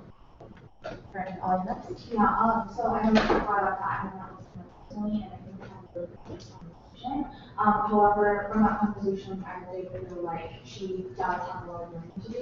I think she does have a lot of potential. Being South Campus as a woman of color is not easy to after, and I really commend her. I'm doing a great job, especially as a second year in South Campus. But that being said, I do think that she needs to, do the necessary outreach it takes to understand these different communities on campus, because at the end of the day, the people that we represent are also student leaders, and the student leaders who do represent everyone on this campus. And I know we have mentioned that, they have this certain opportunity, but personally, with certain concerns, I feel more comfortable having them actually learn about these communities and learn about these individuals before stepping up to represent them. There's no space for mistakes when it comes to that position, especially when it is with staff members and faculty, because that is our student voice.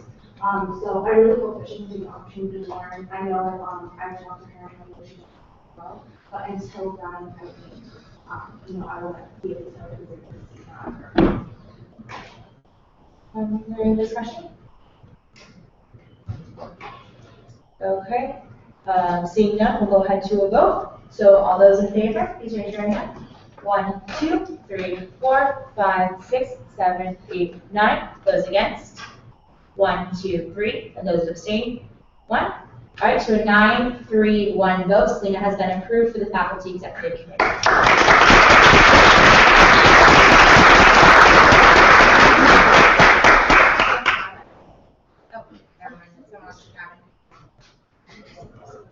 Okay, great.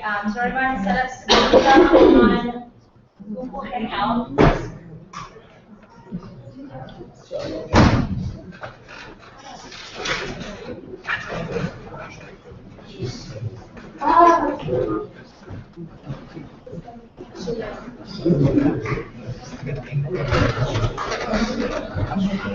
Congratulations,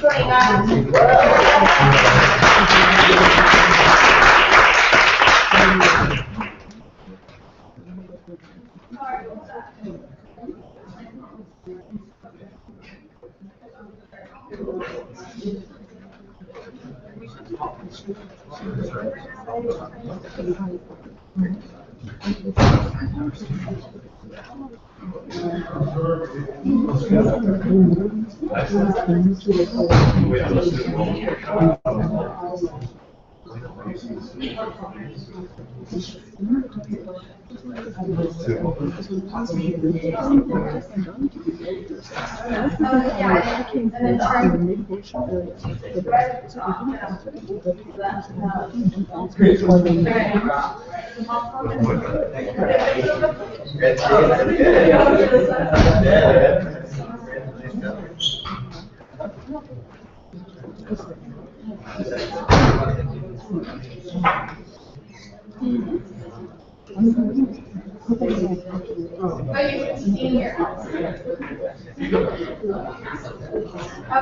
see us now? She can see Patty. Oh, yeah, you can hear me. But we can't hear you. Make sure that your volume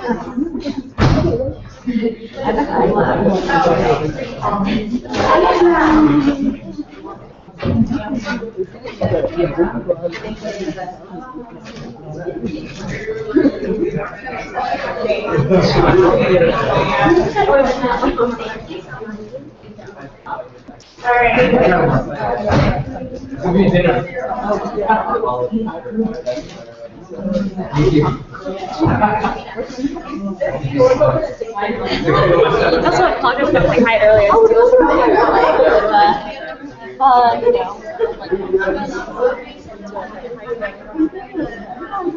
I don't. You are back. Council? Can I get someone to motion like a 2-minute recess on your choice? On a case. Second by Art, all those in favor? 1, 2, 3, 4, 5, 6, 7, 8, 9, 9, okay. 10. Okay, 10, all those again. All those abstain. Okay, 10, 0, 0, we're taking 2-minute recess, we'll come back here at 8, a little bit before you.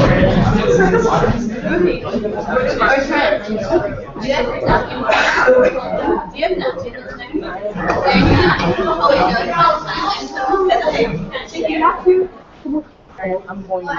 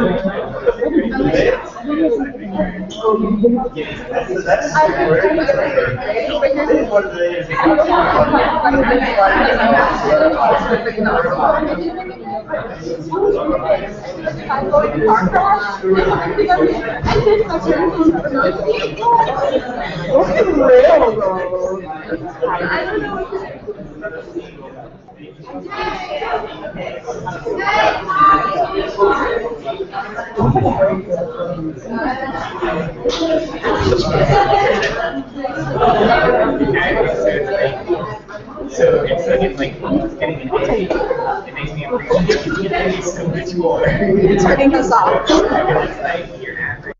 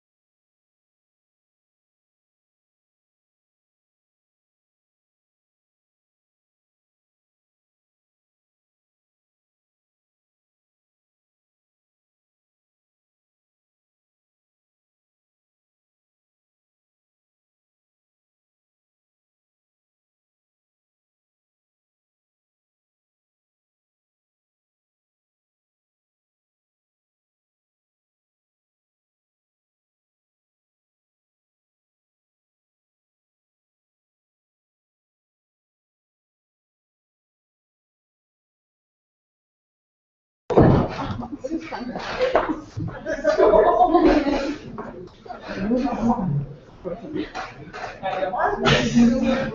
4, 5, 6, 7, 8, 9, 10. All right, Heather.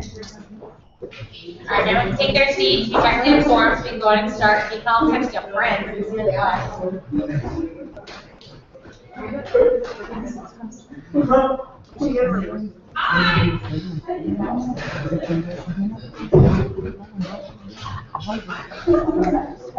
Everybody, all right. Guys, we're waiting for everyone to come back. Okay, now we have 1, 2, 3, 4, 5, 6, 7, 8, 9, 10, 11. All right, we are at 4.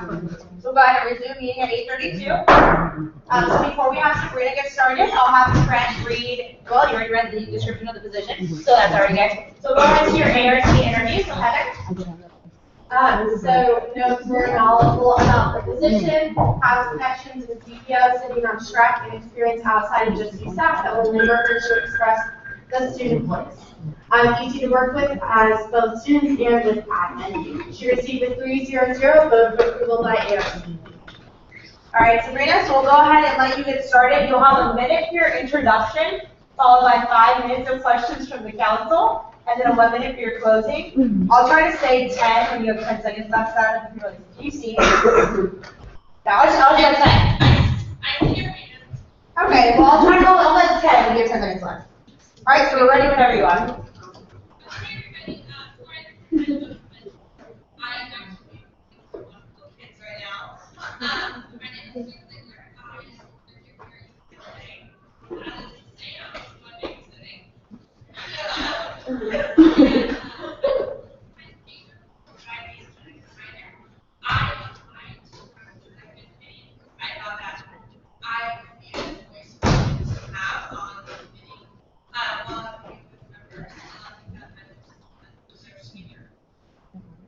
All right, cool. Thank you, Sabrina. So we'll go ahead to questions from the council. There'll be 5 minutes of questions. So are any questions for Sabrina? Any questions? Trent? So how will you bring your unique combination of a major and a minor to the faculty executive committee? So I think that my major and minor being so different, I kind of have a social science major with a bio minor.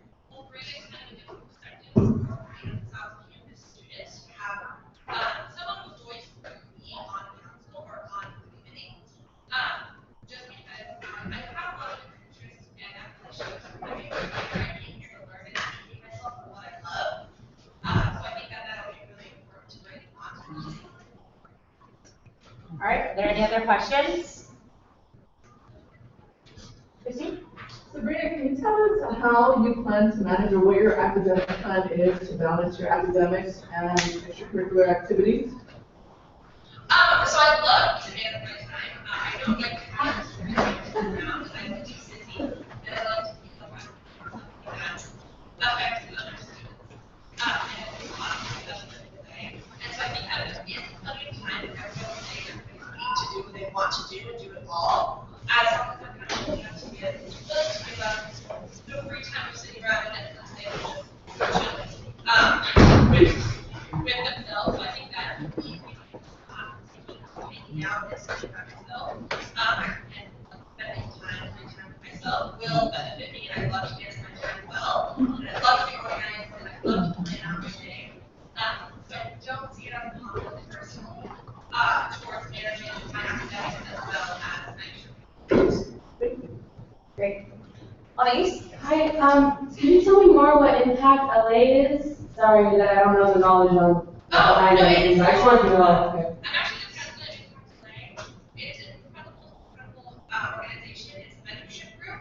So basically what we do is relatively small, like 15 UCLA students. We go to a middle school called George Washington Carver Middle School, and we spend an hour with kids that are underprivileged, underrepresented communities, have family trouble, have financial trouble at home.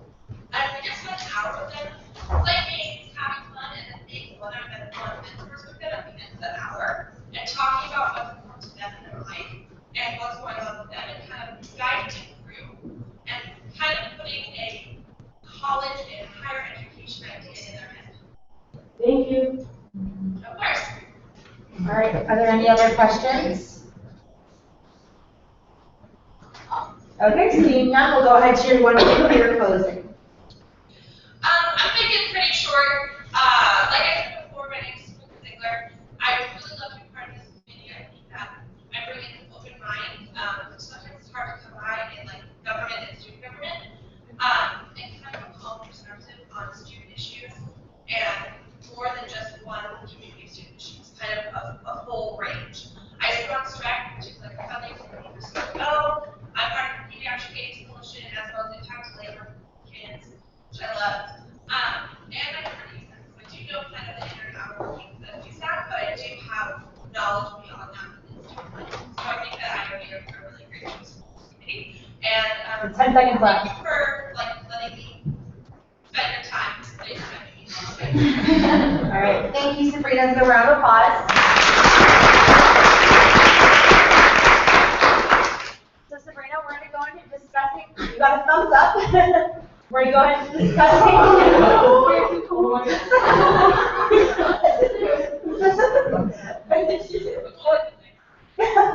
going to go into discussing your appointment, so you're welcome to stay on Google Hangout, or you can hang up and we can give you a call after. Those are your preferences. How long will this be? You want to stay on? How long will this They'll just be discussing the appointments. I think the time here at least. Okay, perfect. All right, so now we'll go into, can I entertain a motion to approve Sabrina? Heather? I move to approve Sabrina Ziegler to Faculty Executive Committee. Is there a second? Second by Alia. All right, we'll go into discussion. Are there any points regarding the appointment? Yeah. I just want to say I'm so sorry, my voice has gotten into a volume. I sit on Shrek with Sabrina and Vice Chair Shrek, and she recently just came onto the committee. And for someone that's wasn't too particularly familiar with CPO or CSC groups, she's done a great job of getting to learn how to serve those groups and how to do that through the committee and the different various resources that Shrek's able to provide. And it's just demonstrated a very strong knowledge of the different issues impacting organizations, which is has been really impressive this last quarter. So I just wanted to throw that out here. Happy to work with her. Yeah. Michael? I rarely will have much to say about appointments, but I will say for Sabrina, she's one of the only about 5 people that went to my high school. It was from a very rural town where I was the only person from my graduating class to get into UCLA, and she was one of 2. So it's just something where college bound isn't necessarily a priority, and she's always shown great leadership and initiative and an ability to really get to know people and put her heart into everything she participated in. So I would just like to say that on her behalf. Awesome. Ariel? Just to build on what Mrs. Stone said, that Sabrina shows exceptional leadership qualities. She's a president of Impact LA and involved in tremendous initiatives and committees, and I have no doubt she's going to be able to balance this. Also, she did in fact show me to Google Calendar. So that was very qualifying. Okay, great. Alia? I've seen Sabrina involved in a variety of different spaces, which is really nice. I got to speak to her during the interfaith dialogue that happened in spring. And so it was really nice to hear her ask such open and honest questions of genuine curiosity, and was respectful in that way too. And I really appreciate her actually taking the time to listen to her narrative. Okay. Seeing no other discussion, we'll go ahead to a vote. So all those in favor, please raise your hand. 1, 2, 3, 4, 5, 6, 7, 8, 9, 10, 11, 12. Those against and those that abstain. To a 12-0-1 decision. Sabrina, you've been approved. Congratulations.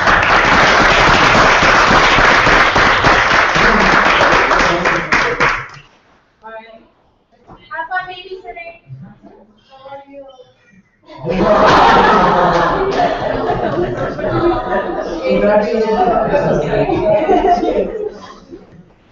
Okay. So that's all that we have for appointments for tonight. So go ahead on to officer and member reports. Mine is first.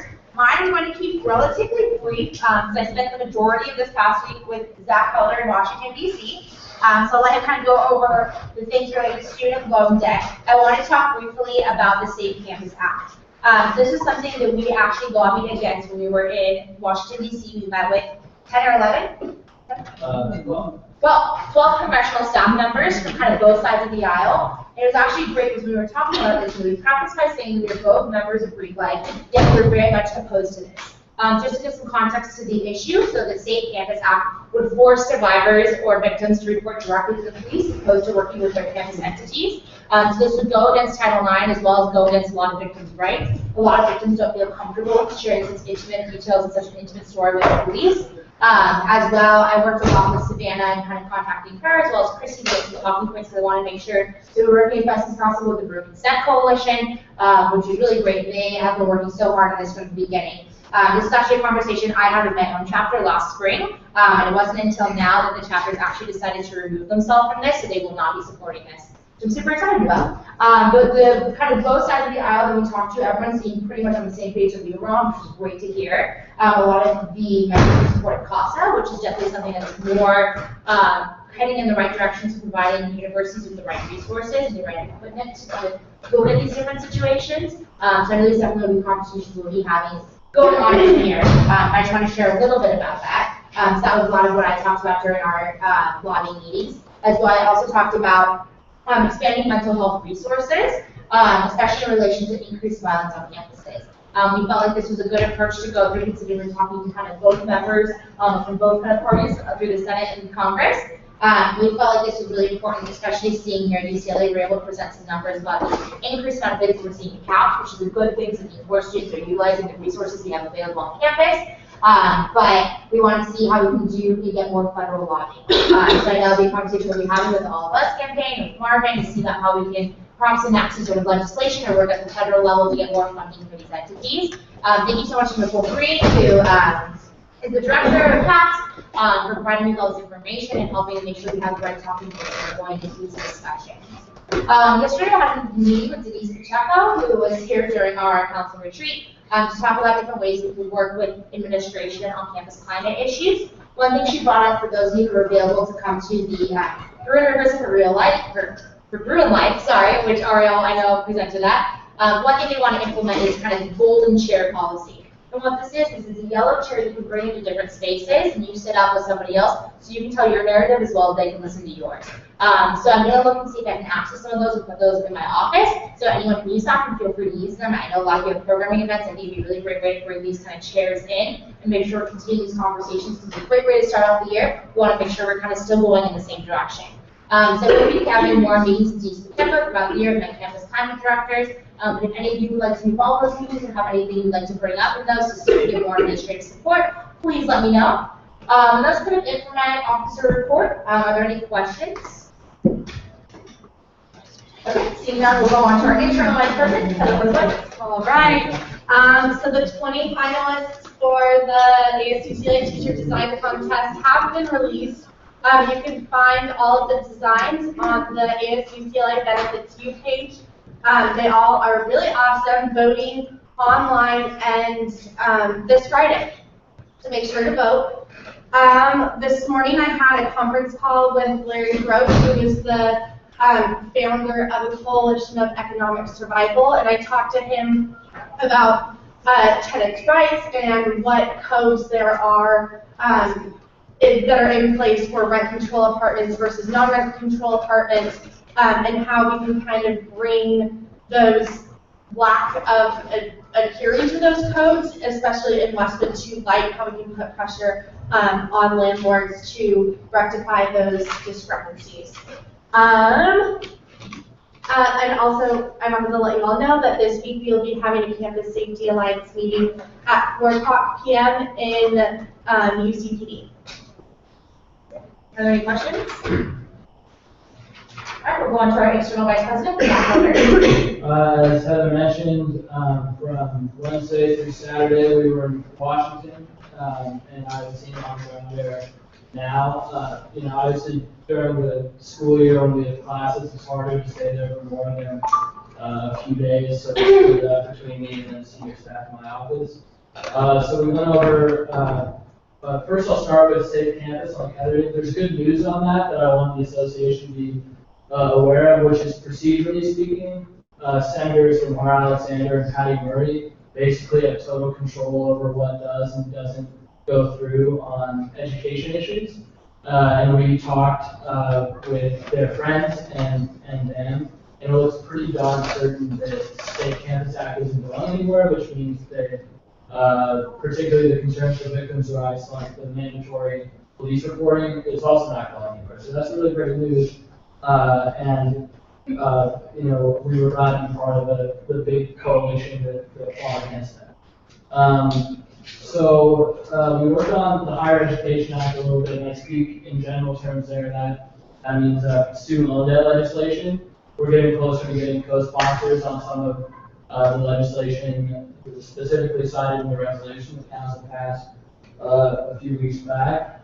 An update on Perkins loan. So our first meeting sort of felt kind of hopeless because, again, Lamar Alexander, procedurally speaking, has a lot of power over what education bills pass and do not. But we have been, you know, they say the squeaky wheel is in politics, right? And we've been constantly knocking on the door on the Perkins issues. Others have been constantly knocking on the door on the Perkins issue. And it looks like the House of Representatives is going to attach the Perkins loan program to the highway bill, which means that Lamar Alexander would have to vote down the highway bill to vote down Perkins. So we'll see how that shakedown goes, but Perkins is possibly alive again, and that's really good news. HR 2426 is a comprehensive mental health bill that we've been looking into. We're still doing some work on that. My staff on the ground are policy wonks, and they've been sort of working out. It's a 350-page bill, and so we're going to make it looks really good from the outset. The 3-pager looks really good, and it has a lot of bipartisan support. But we want to make sure that we're not missing anything, and we want to possibly recommend amendments that are conducive to, for instance, the student welfare. The other sexual assault bill that Heather referred to is CASA, which is the Campus Accountability and Safety Act. It's not a perfect bill, but we have a very strong relationship with Senator McCaskill's office because she's my senator, and we work very closely with her. And she was the introducer of the bill, and they are very willing to hear us out on amendments. So we're working on recommendations there, and this is a great example of how students can really connect the connection to the federal power. It's kind of heartening, right, to think that we might have direct input on how a really important federal bill is designed. A reminder to please utilize Bruin Defenders. We have a lot of applications coming in. We'd love to see as many as possible. Kevin briefly referred to it in the UCSA proposal because we are one of the few campuses that is able to service direct student advocacy by our student government, and that's pretty awesome. And that's the extra lesson. Are there any questions regarding that? Okay. So we'll go on to instruct the rest of the reports. So we'll go straight to administrative representatives. Roy? Okay. Dr. Miller is not here. Like to start? Nope. Okay. Christine Mata? And then Pat. Okay. We'll move to contingency programming for fund allocations. Discussing. That'd be great. So we have the non-USAC. Great, thank you. There were 9% of time for regular programming. Of the group, they required $12,738.16. We accepted $4,304.42, and the finance committee recommended $1,380. Okay, can I get someone to make a motion? Zach? I move to approve the $1,384 which is the program allocation. There's a second. Second by Heather. Is there any discussion regarding? So just to clarify, this is the non-USAC. So unless you apply as another organization, you don't have to abstain. Okay, seeing no discussion, we'll go straight to a vote. So all those in favor? 1, 2, 3, 4, 5, 6, 7, 8, 9, 10, 11, 12. Those against? And those that abstain? To a 12-0-0 vote, the contingency programming allocation has been approved for non-USAC. Okay, now we'll go on to contingency programming for USAC. Yes, so there's only one USAC on-site side, and that was Premier with their motivational wall. They require $336 per person. The request is now $236.10, and that amount is the recommended. Okay. And if this allocation is fully approved, with the other ones, then there will be $43,364 left in the budget for the year.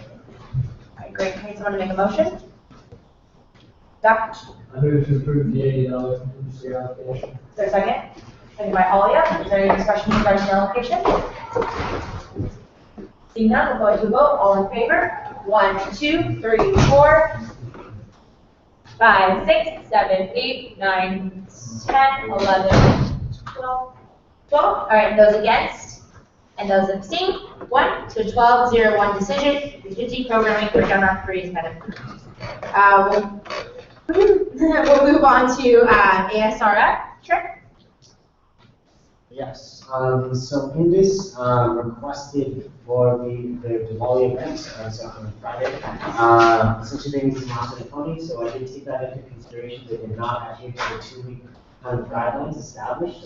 However, given the urgency, given the fact that they've already received some funding from other funding bodies, I felt it was necessary to make an exception.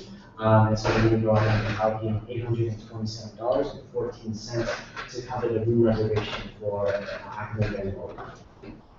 Great, and this is a consent item, so are there any objections? All right, seeing none, the ASRF allocation has been approved. We'll move on to Student Wellness and Programming Fund. So earlier today, executive meeting, we approved the $401.94 to the 3 office for the fund contribution event. So very happy that Okay. Is there any objection? Okay. There's no objection. Okay. $401. Okay. So $401 spent approved. All right. So that's it for fund allocations. We have no old business, so we'll move straight forward to new business. We have one action item, a resolution bylaw change. So I'll pass it over to Ian Cocroft, and then we'll make the motion after you explain. One later. Yeah. A discussion on the resolution bylaw change in the interest of efficiency of our council dealings and being conscious of midterms and for some of us early final season. I think that we should recognize Robert's rules here and be sure to keep to 2 floor speeches on the topic of the resolution. I think that the council in the past has been liable to go in circles on big controversial issues like this. And I think this is in the best interest of the council to follow Robert's rules on this one. So Zach is correct. According to Robert's rules, we did enact this, unfortunately, halfway through our last discussion that we had. But what it is that each person is allotted 2 comments.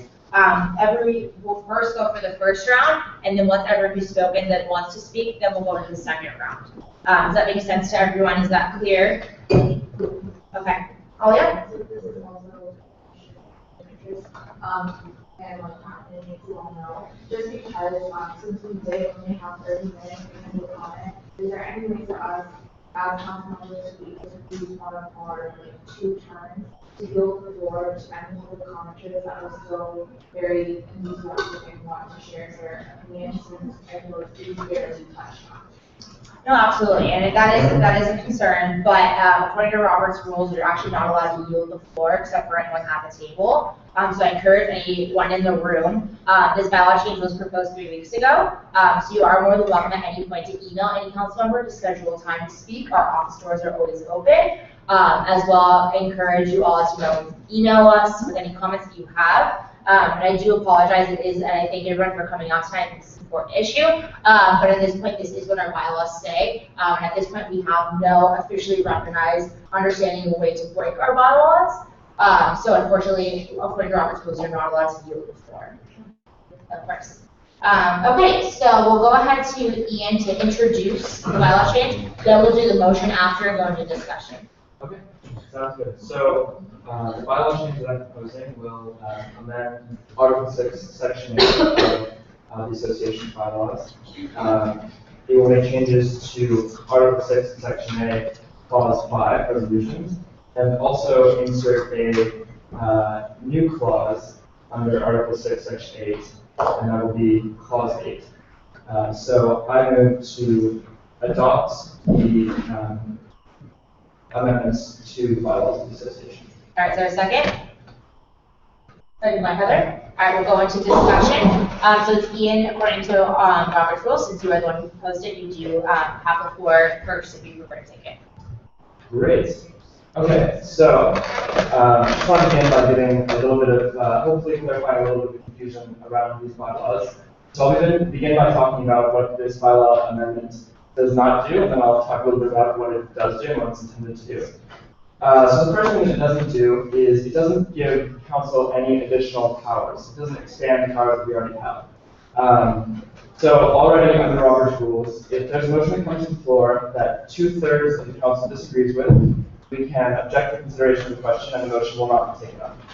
Similarly, if the president or the chair of the council believes that a motion is out of order and does not comport with our bylaws or Robert's rules, they can prevent the motion to move forward, which we could then overturn with a majority vote. So under this bylaw change, if someone were to bring a resolution forward that did not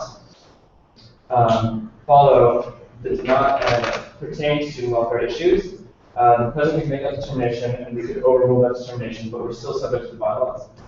So of course, the judicial board later on can come and say, sorry, we violated the bylaws. But we could choose as well to suspend our bylaws with 2/3 vote and take up these issues that don't deal with student welfare. It also does not overturn past resolutions. It simply clarifies the resolutions adopted in the past are the opinion of that council that adopted them. 5 or 6 years ago, the student body was a completely different student body. This was a completely different council. And to claim that resolutions enacted 5, 10, 20, 30, 40, 50 years ago still represent the opinion of the student body or the opinion of the council is simply a misstatement of facts. That doesn't necessarily mean that the resolutions have to come up again and again and again. But if you did want this current council to recognize that point of view or to publicize the issue you're passionate about, you could bring it up again. And that's still what you can do. If you don't think that a resolution is being addressed, a resolution was passed a few years ago, you can always bring it back. This doesn't change your ability to bring something back if you want us to take action.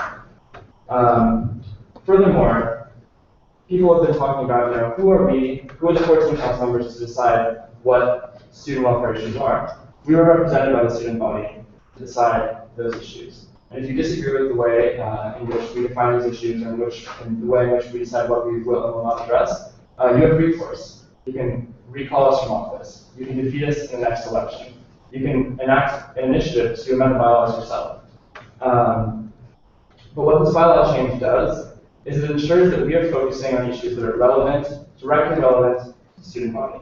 In the past 2 or 3 years, we've seen 8 people step down from council. We've seen 4 members of council predicated New York Times for anti-Semitism. We've seen resolutions that have not had a direct impact on student welfare issues, and that's made a lot of people see these as it's not relevant to their daily lives. So the purpose of this change is to ensure that people must make a deliberate effort when they're bringing forward resolutions to ensure that those resolutions connect directly to issues on campus. In regards to the third point, the last bylaw change that allows us to suspend the bylaws for 2/3 vote, that gives us the flexibility we need to do things, for example, like extend public comment, to bring up issues that might not agree with the bylaw change. So procedurally and so that lays out the way that things will work with these bylaw changes and lays out the rationale. And before we go straight into the discussion, can I also get you to clarify the exact procedure that you went through CRC and proposing it to council, just so we can all be on the same page? Of course, yeah, there's also been a lot of, there's been some concerns raised about transparency. I'd like to say that the bylaws do require that we announce any amendments to the bylaws. At the time, I actually announced them 2 weeks ago. The bylaw change then went to Constitutional Review Committee, which made changes, recommendations. The bylaw changes were approved unanimously by the Constitutional Review Committee last Monday. I then, following council meeting the next day, announced the bylaw change once again and sent out the language to all the council members. And in the last 2 weeks, only 2 council members have reached out to me. Danny's worked very closely on the language, and Alia asked a clarifying question. But no one else at the council table and no one else in the campus community had expressed any concerns or reservations. I would be happy to address any. All right, thank you, Ian. So we'll go ahead and discussion. Does anyone have any points, either amendments or points of discussion they'd like to bring up? Anais? So I have a few points of why I'm completely against this resolution. Number one, we were elected on this council to work with people like their properties because they thought that we would be able to effectively carry out the work that we decided to run. We do not have the right to sit here and act entitled and assume that we know the rights and the health benefits of every single student. We don't have that privilege. We do not have that right. I personally do not think anyone has the right to feel as someone who's been sexually assaulted. I do not think anyone has the right to tell me what student welfare means as an army who has had to fought for 100+ years for the reputation of being struggled. That is completely undermining the activism that my community has gone through for years. We, as council members, if we're not able to make these tough decisions, we should not go and plain and simple. Like, there's no reason why we're going to make all these amendments to try to make it easier for the process of us making decisions, because then it was wrong. We shouldn't be on the table. We shouldn't have been elected. In regards to like making the campus, I guess, more united, we never make anyone happy. Diverse Turkey, it directly affects the identity of the Turkish students. However, through proper research and historical data, it passed unanimously last year. Unanimously. So the fact that I have to sit here and say, okay, what if this resolution, let's say, okay, what if this resolution is passed, right? So then I have to leave it up to my council to hear about if diverse Turkey is a student welfare issue. Student welfare issue to me and to my community. And have to help me sit here in our positions and hear every single community struggle. And we should not have to determine if that's the one best or not. Resolutions are based on the fact to express opinions.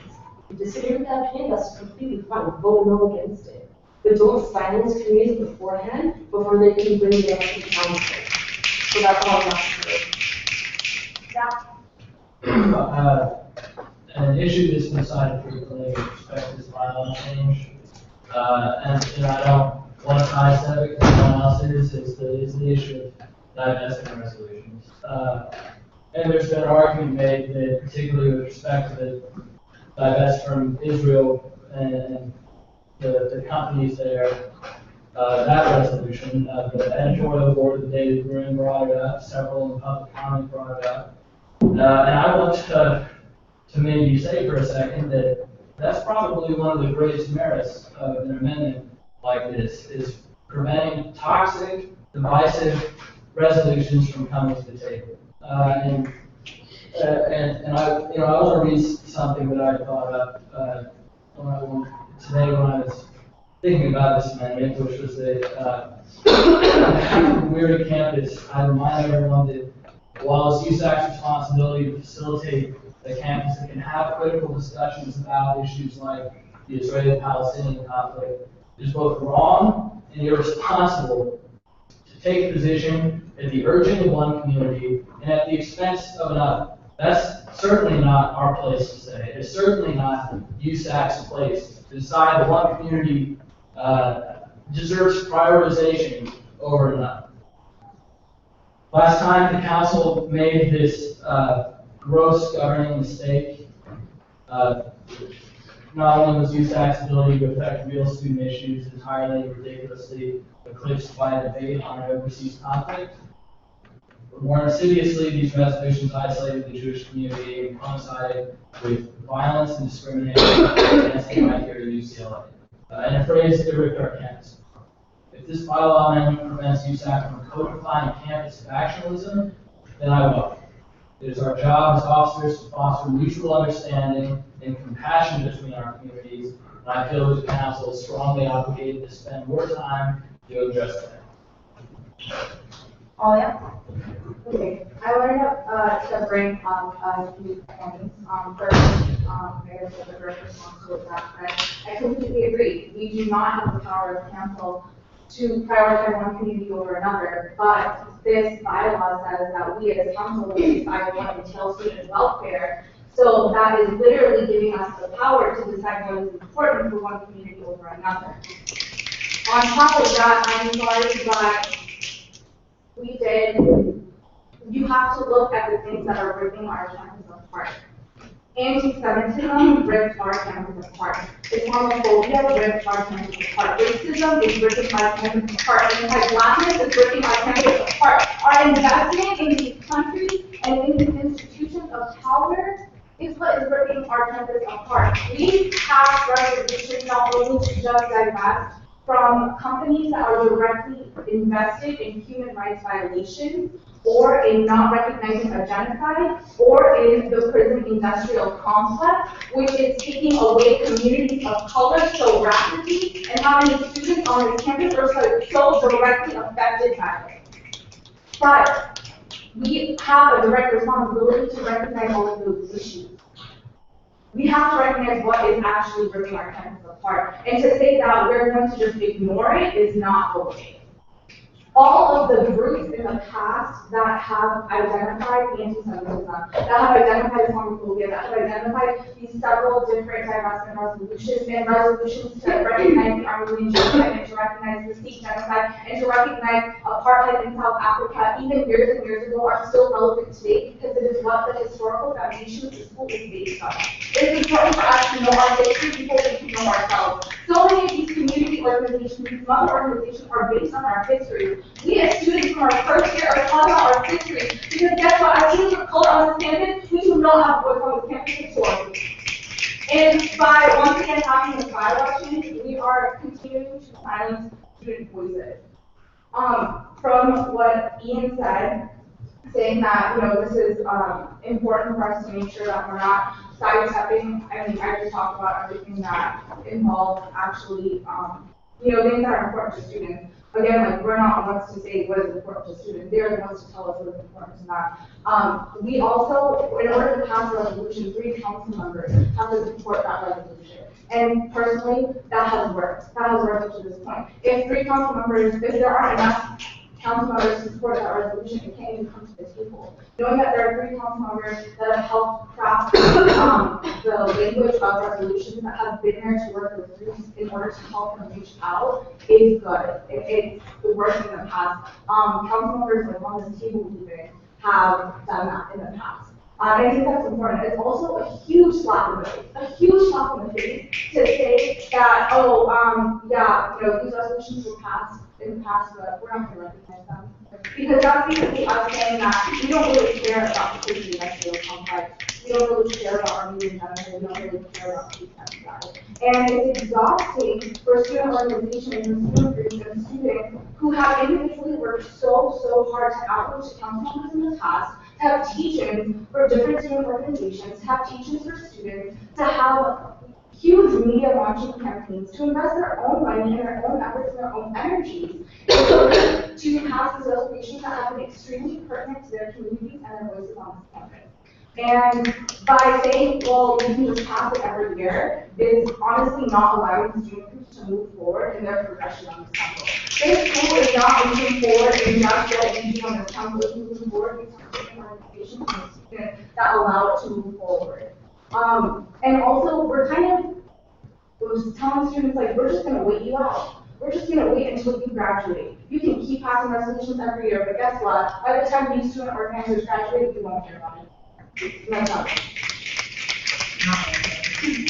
And just to clarify for the council, I will be making sure everyone has had an opportunity to speak the first time and they'll come back to second. So that's all Heather next. I think that the process now of having the ability, we have to have 3 sponsors to have resolutions come to the council table. And I think with that, student welfare is already being brought to the council table. And, you know, like, having a resolution be good for 1 year or be valid for 1 year is not invalidating what was already passed. Resolutions are a reflection of the opinion of the current council.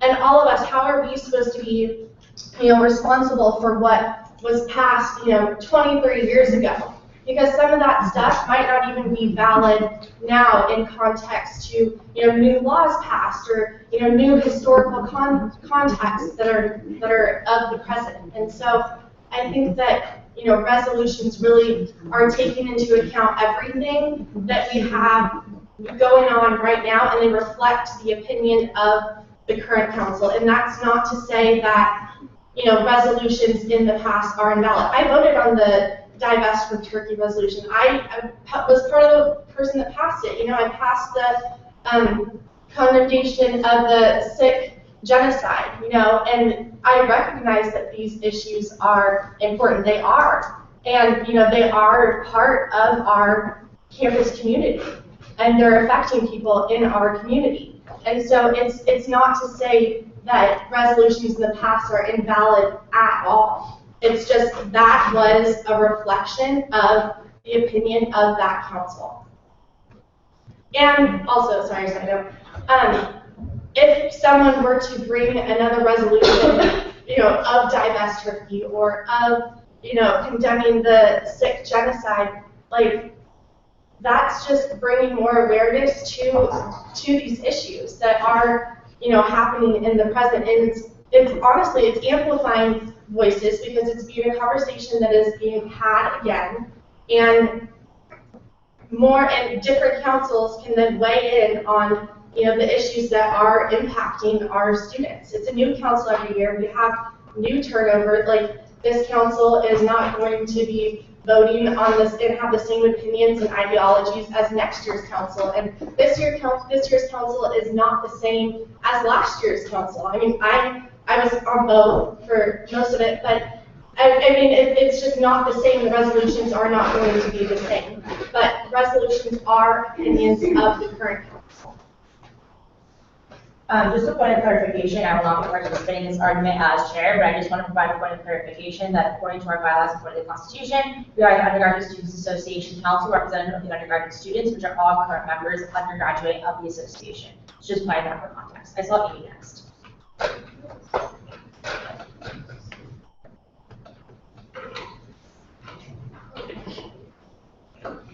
Speaking as holding the office of the Cultural Affairs Commission, the reason why I say that every single week encourage y'all to reach out to these communities, especially the communities of color, is because once you sit down in a room with the communities of color, you will realize how silent they have been for years on end within this.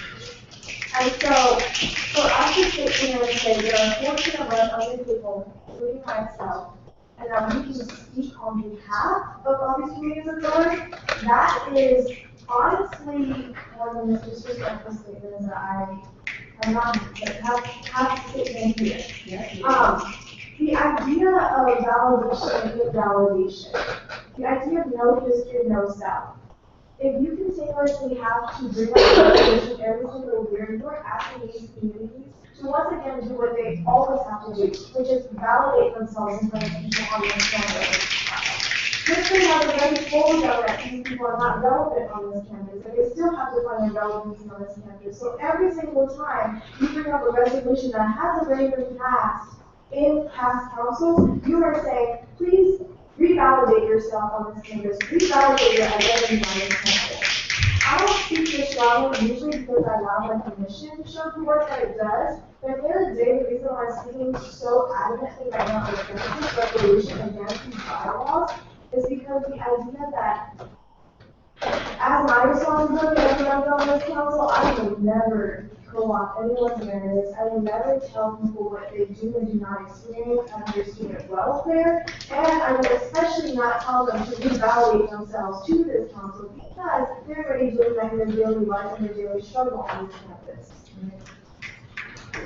When I ask you to consider that even though we do sit on this table, at the end of the day, we do realize that we represent a lot of communities that we will never go through, that I will never go through.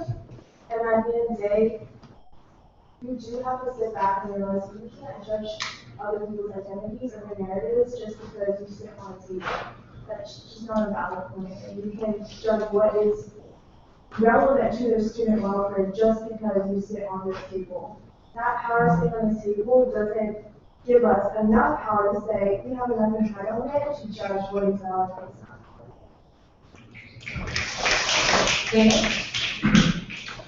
Okay, I have a few points that I'd like to address about this.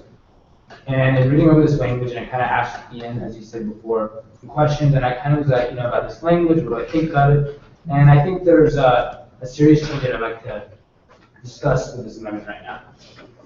When I think about USAC, what brought me to this institution here was bringing the student body, and it's been my mindset ever since I assumed this office, was how the educational experience of students, how all these other factors that apply to student welfare, how, we're at a university. And when we come here, our top priority is going to class. And, of course, it's only one compartment of what we experience, but it should be, in my opinion, defined. Because, and everything else relates to that, of course. But what I'm saying is that when I go to this school, educational value and all of the different aspects of what school does, whether it be USAC and current organizations, are all relates back to that education. Which is why, in doing some research about this resolution, this bylaw change, and what I think could be more effective is, I was looking at the University of California president, their office, and their policies that specifically apply to universities and the public policy-oriented activities, which is what the resolution applies to. It is a public policy-oriented activity. We are a body, and we're taking a position on something. And I proposed some language I think would be really useful that I'd like for us to discuss. And this is something I took from their policy-appointed student groups under section 64, which is lobbying and other public policy-oriented activities. And there's language that I'd like to add with a policy that I think that we are supposed to abide by. And it's that the educational benefit provided to students by such activities, such as resolution, must outweigh any purpose of furthering a particular ideological or political viewpoint. And I bring this forward because I think that in talking about campus community and our role as trying to be educated at this university, we can go out and make a difference in the world after we leave UCLA, that our student government is helping students in that pursuit. I want to address some points about it. I do cite this language furthering a particular ideological or political viewpoint. And that's very subjective. I agree with that. One could say that we are not a political body because we're trying to enhance students' ability to be successful in the classroom, and all these other things that we do all relate back to that in some way. But at the same time, I do recognize that we are political. We are elected officers, and we came here. But I think we're political insofar that our policy should reflect what we want our campus to be like, not what we want our political worldviews and schemes to be. And that's why I think that this language is really critical to discuss. I think this is a codified UConn policy, and we're granted our powers by the UCLA. And it's not something that I just made up. It's in the right. I can share with you the link to where this is, and I'd be happy to. But I really think it's important that in proposing this bylaw change, we're standing up for education, and that's what this is. We're in a classroom. I feel like I'm in a classroom right now. I'm learning about different viewpoints, different ideas, different backgrounds, and I think that's what the purview of USAC should be. And we have polarizing issues on our campus, where there's an obvious rift between different communities, and we're taking that stance. I think that's doing a disservice, and it's not prioritizing education, it's prioritizing a political or ideological viewpoint. And that's why I'm bringing forward this language, which is why I'd like to make a motion to propose an amendment or the procedure to add this part to the resolution bylaw change, which would state the educational benefit provided to students by such activities, such as resolution specifically, must outweigh any purpose of furthering a particular ideological or political viewpoint. All right, so are you making a motion? Yeah. Can you form it in the way of a motion? Yes. So you can say, maybe say I move to, and then. I move to amend this bylaw change to include the sentence, the educational benefit provided to students by such activities, such as resolutions, must outweigh any purpose of furthering a particular ideological or political viewpoint. All right, is there a second? A question. Yeah. So I motion, where exactly are you inserting the amendment? Where would you want to insert the amendment to? I think I want to insert it, I think after B. After B. So before C or as part of B? No, like as its own, so before C. So it's a new, okay, so it's a new C. Okay, can you read the language one last time, just start one, slowly. Educational benefit provided to students by resolution must outweigh any purpose of furthering a particular ideological or political viewpoint. Okay, is there a second? This is second by Ariel. All right, so we'll go into discussion, so just clarifying for procedural purposes, discussing this amendment will be a separate count for your two comments.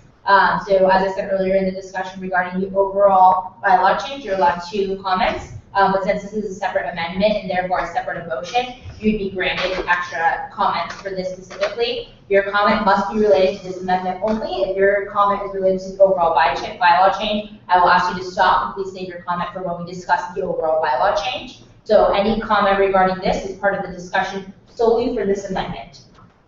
Trent.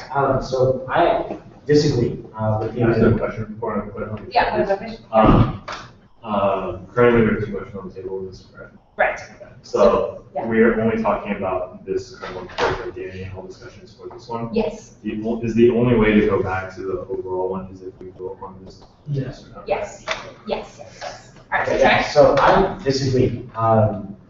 Just for the main emphasis is we are then bestowing power to the student government to determine what is ideological and what is political, and that in itself is very problematic, given the fact that when you go to UCLA, we have specific identities on this campus that are influenced by our political stances, our ideologies. I look at this with giving USAC more power than it should. We are only 14 members representing over 29,000 undergraduate students who are meant to determine the specific ideological or political stances, and whether or not we're essentially overstepping our bounds. And I think that's extremely problematic. Okay, have Alia. I agree with Trent because obviously some of our identities are different. So already I need to cut down also, I think it's important to recognize that with like prioritizing education, some of us don't even have that, right? Because our financial and mental well-being is not also associated with our identities. So we're constantly telling someone you don't matter and communities of color are suffering from depression and anxiety on this campus or myself and aren't able to even make it to class. That's an awful issue. We have to look at their narratives and their identities to figure out why these issues exist. And as a student, yes, our priority is education, and a lot of times, most of us aren't given that priority. We don't have the privilege of having that priority because we are also investing in teaching them to be able to come from single family homes because we come from that narratives.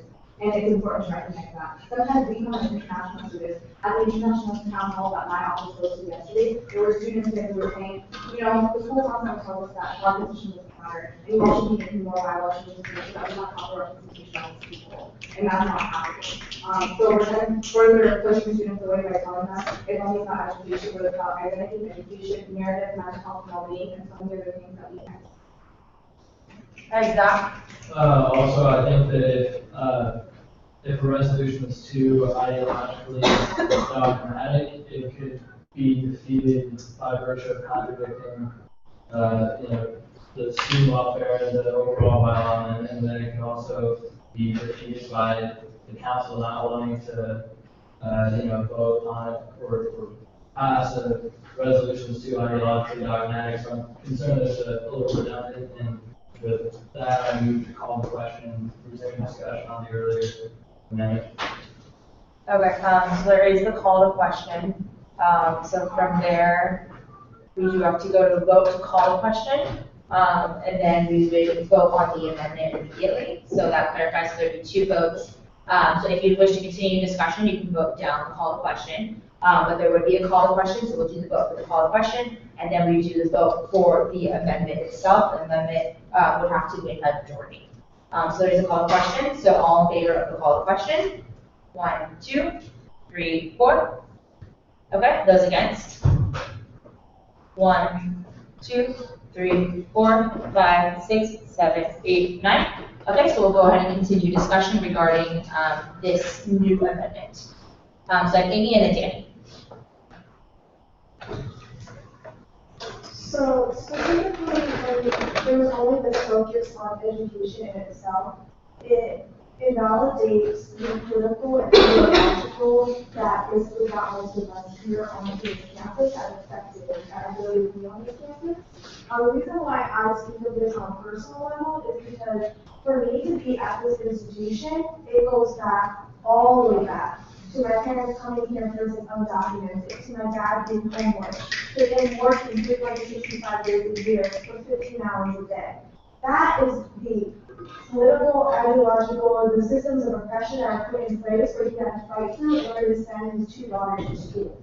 So at the end of the day, yes, education is the right and the beacon. We have to realize that there's a lot of identities and narratives that don't make that beacon. My story is a story that isn't commonly told by people from my province in China. So when you only narrow it down to what is educational, you tend to eliminate what is surrounding all of it, which is what everyone got here. And to be honest, there's a lot of students that are suffering and can't stay on this campus because of the political and ideological. Danny next. You know, I would like to address a few things. First up, Amy, thank you for sharing the narrative. Of my fellow council members that are making the important decisions, I know it's important for me to be educated about, and check so that I'm aware of the circumstances that brought us all to this council table. That being said, we were elected to lead this table. And I think what that means is that we have to use our own judgment that our peers invested in us by voting for us, to bring us here, to make decisions that we think are important on their behalf. Every time there's something that we don't like, I think it's a little, I just think it's not appropriate to be saying that, oh, these are students that we're silencing, We are representing these students, and these students are a conduit through us, or at least I hope for that to be. And by saying that, we're not allowed to make these decisions about leading and moving our campus and, creating progress for our student body and moving us into the future so that all students on this campus can have more harmonious experience, I think that's very unfortunate. And, about this specifically, to touch on another point, I understand how you tell me that your ideology and your political experience is so invested in your identity. But what I say to that is, why is it USAC's role to be the one that is judiciating that, to making that call? And no, we are a council, and we're making the choices, and there's so many avenues for you to be involved and to have these stances and to create these politics. But when we are representing an entire student body, which primarily our purpose is to further the students' experience here, and we are taking these positions that do conflict with one another, I think it's really unfortunate. And that we're saying that we're speaking for the whole student body, which we are. I think in fact this resolution, it gives power back to the students, so they don't have to rely on themselves. We're students, and we are one factor of the student campus. We are not the defining, emblem of this campus. There's so many ways for students to get involved and engaged and be critical of themselves and one another. But I just think that what USAC represents, and as past history has dictated, for us to be saying that we are creating these ideological and political viewpoints and that it's taking a front seat and making education take a back seat, I think it's very problematic. So with that being said, I think that there are so many ways, like I said, to get involved and to take these things. I think USAC, the stakes that have been shown in the past years, I think it makes it a very unconvincing proposal for me. All right, so before we have to talk, so everyone gets the first round, so those who haven't talked yet for this amendment, we're going to have an opportunity, and once there's no one left, then we'll go back. Anice? So my direct response to that is that I want to reiterate one of the commenters, one of the students that made a comment, this is a diverse campus. So there's different identities. And you have to make that kind of choice about talking about their issues. There's no way we're going to live in this utopian society that somehow the campus is going to be united and trying to avoid all sorts of controversy. There's no reason that's going to happen. It's not even logical. So, being respectful to the different states of this campus, you are part of this campus. So you have to face all the diverse similarities on this campus. You have to make these decisions because you're on this council. I don't know what was wrong with the older resolution, I guess, bylaw language that said that any opinion shall be expressed and that it could be brought to council, which it should. And we shouldn't have to determine what student welfare is. Because I don't know what it means to be black on this campus. I don't know what it means to be Jewish on this campus. I don't know what it means to have Palestinian identity. I don't know what it means to be Chinese on this campus. And so on and so forth. But I have to sit here and once again humbly listen to all the narratives and meet with these students and community organizers and the leaders and talk to them about their issues because that's my job as a counselor. It's not to sit here and determine how I can make everyone move forward because as much as we want that to happen, it's not going to happen. I have to learn about it. I have to educate myself about it. Like you said, we need to educate one another and it's our duty to do so. So that's my 2 cents on it.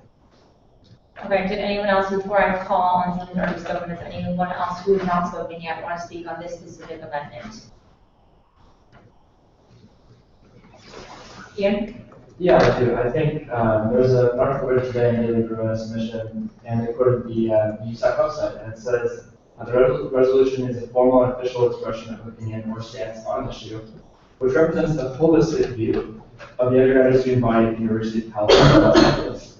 And I think that this amendment furthers that goal of resolutions being a holistic student body, rather than just an ideological or political tool of serving people on campus. Okay. Have you spoken for this one yet? I have.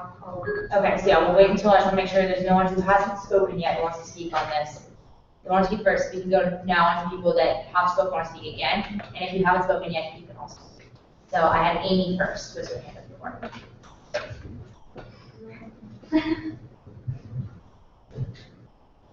So my very simple and direct response to what you have stated is, as USAC, there's a difference between representing students and overpowering students.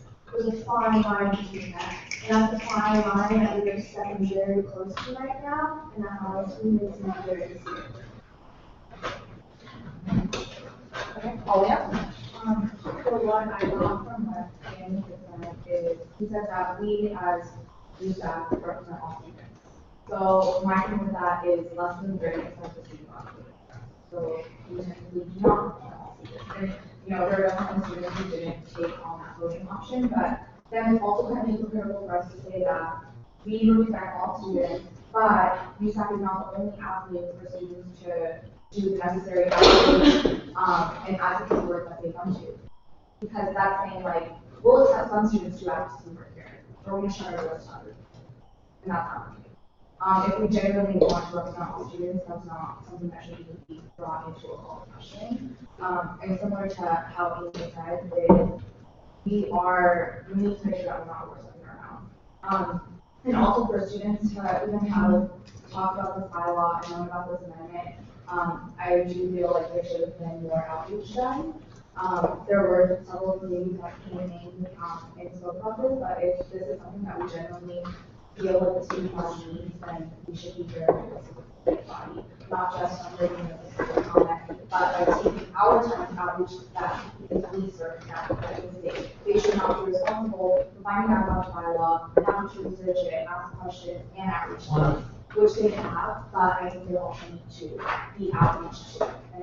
Are we discussing the educational benefit versus ideological benefit amendment, or are we discussing the general amendment? I think the discussion is not aware before. Just please redirect the question to the amendment proposed by Danny at this point. So is there any other points that would like to be made about this amendment? Ian?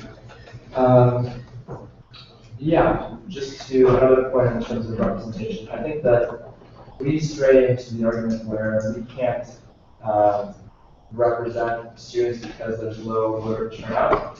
I think it's a dangerous road to go on because we're saying, okay, this body is illegitimate, And, what are we making decisions for if we don't represent the students? We're saying about the fact that our students voted means that we can't make any decisions or voice any opinions or do any activities that represent students, then what's our purpose? Ariel? Just to further go on the point of low voters in the election. Yeah, please make it in reference to Danny's I'm amendment. just gonna go, I was gonna take it. Okay, so just take it there. Yeah, we'll come back. There is someone else who had their hand raised in regards to, please make it specific to the amendment, and any comments you have about the overall general bylaw, we'll make it after. So Danny, you've spoken once. Yes, because you proposed and you spoke, okay, so you have one more speaking opportunity. You want to take that now? For you. No, you go ahead. Okay, sure. I guess I'll speak now. Okay, I just want to thank you for sharing your feedback to me on this and my idea, and I understand the position you are coming from as you've explained to me, but I want to go into a little bit about why I bring this here. I've talked about what I think of the merits, but I want to just tell you from my own personal experience why I'm proposing this. I think the term that's been used a lot is identity. And I've come to understand more that identity is inherently political. And I know mine is as a Jewish student. So I'd like to say, the reason I bring this forward is not more of that I do think it will improve campus dialogue and campus climate, but it's also, I want to note my own frustration with USAC with my school. For the past 2 years, I'm a third year. For the past 2 years, I felt like as a student on this campus, from time to time, I felt my identity was under attack. And maybe it still is. That being said, the way USAC has behaved these past years has caused me to want to bring this forward because I felt like it has favored an ideological or political viewpoint over education. And I think that has been very unfortunate for my own experience on this campus and for other students in my community. And understand why I just want you to understand why I'm doing this. And that is why. Because I think that in terms of resolutions, when we do think it's important to be critical of the issues. And I think we are every week.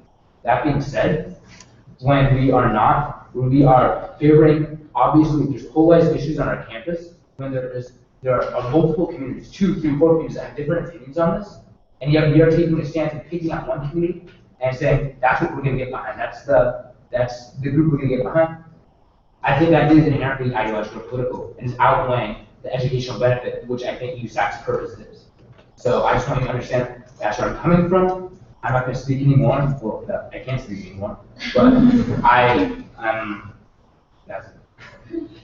Okay, so is there any other comment regarding this specific change or recommendation to the bylaw amendments? Heather? I think that you bring up some very good points. But I do think that the language is very restrictive. And, I think that we are walking this fine line of, implementing direction of what resolutions are supposed to do. And I think that the language that you have presented is too restrictive. And with that, I call this to question.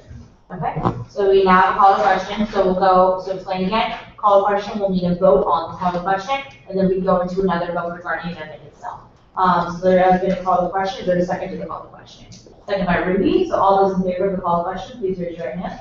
1, 2, 3, 4, 5, 6, 7, 8, 9, 10, 11, 12. Those against, 1, and those that abstain, 0. All right, so 12, 1, 0. We now call the question, so now we're going to vote on this specific amendment. So all those in favor of the amendment, please raise your right hand.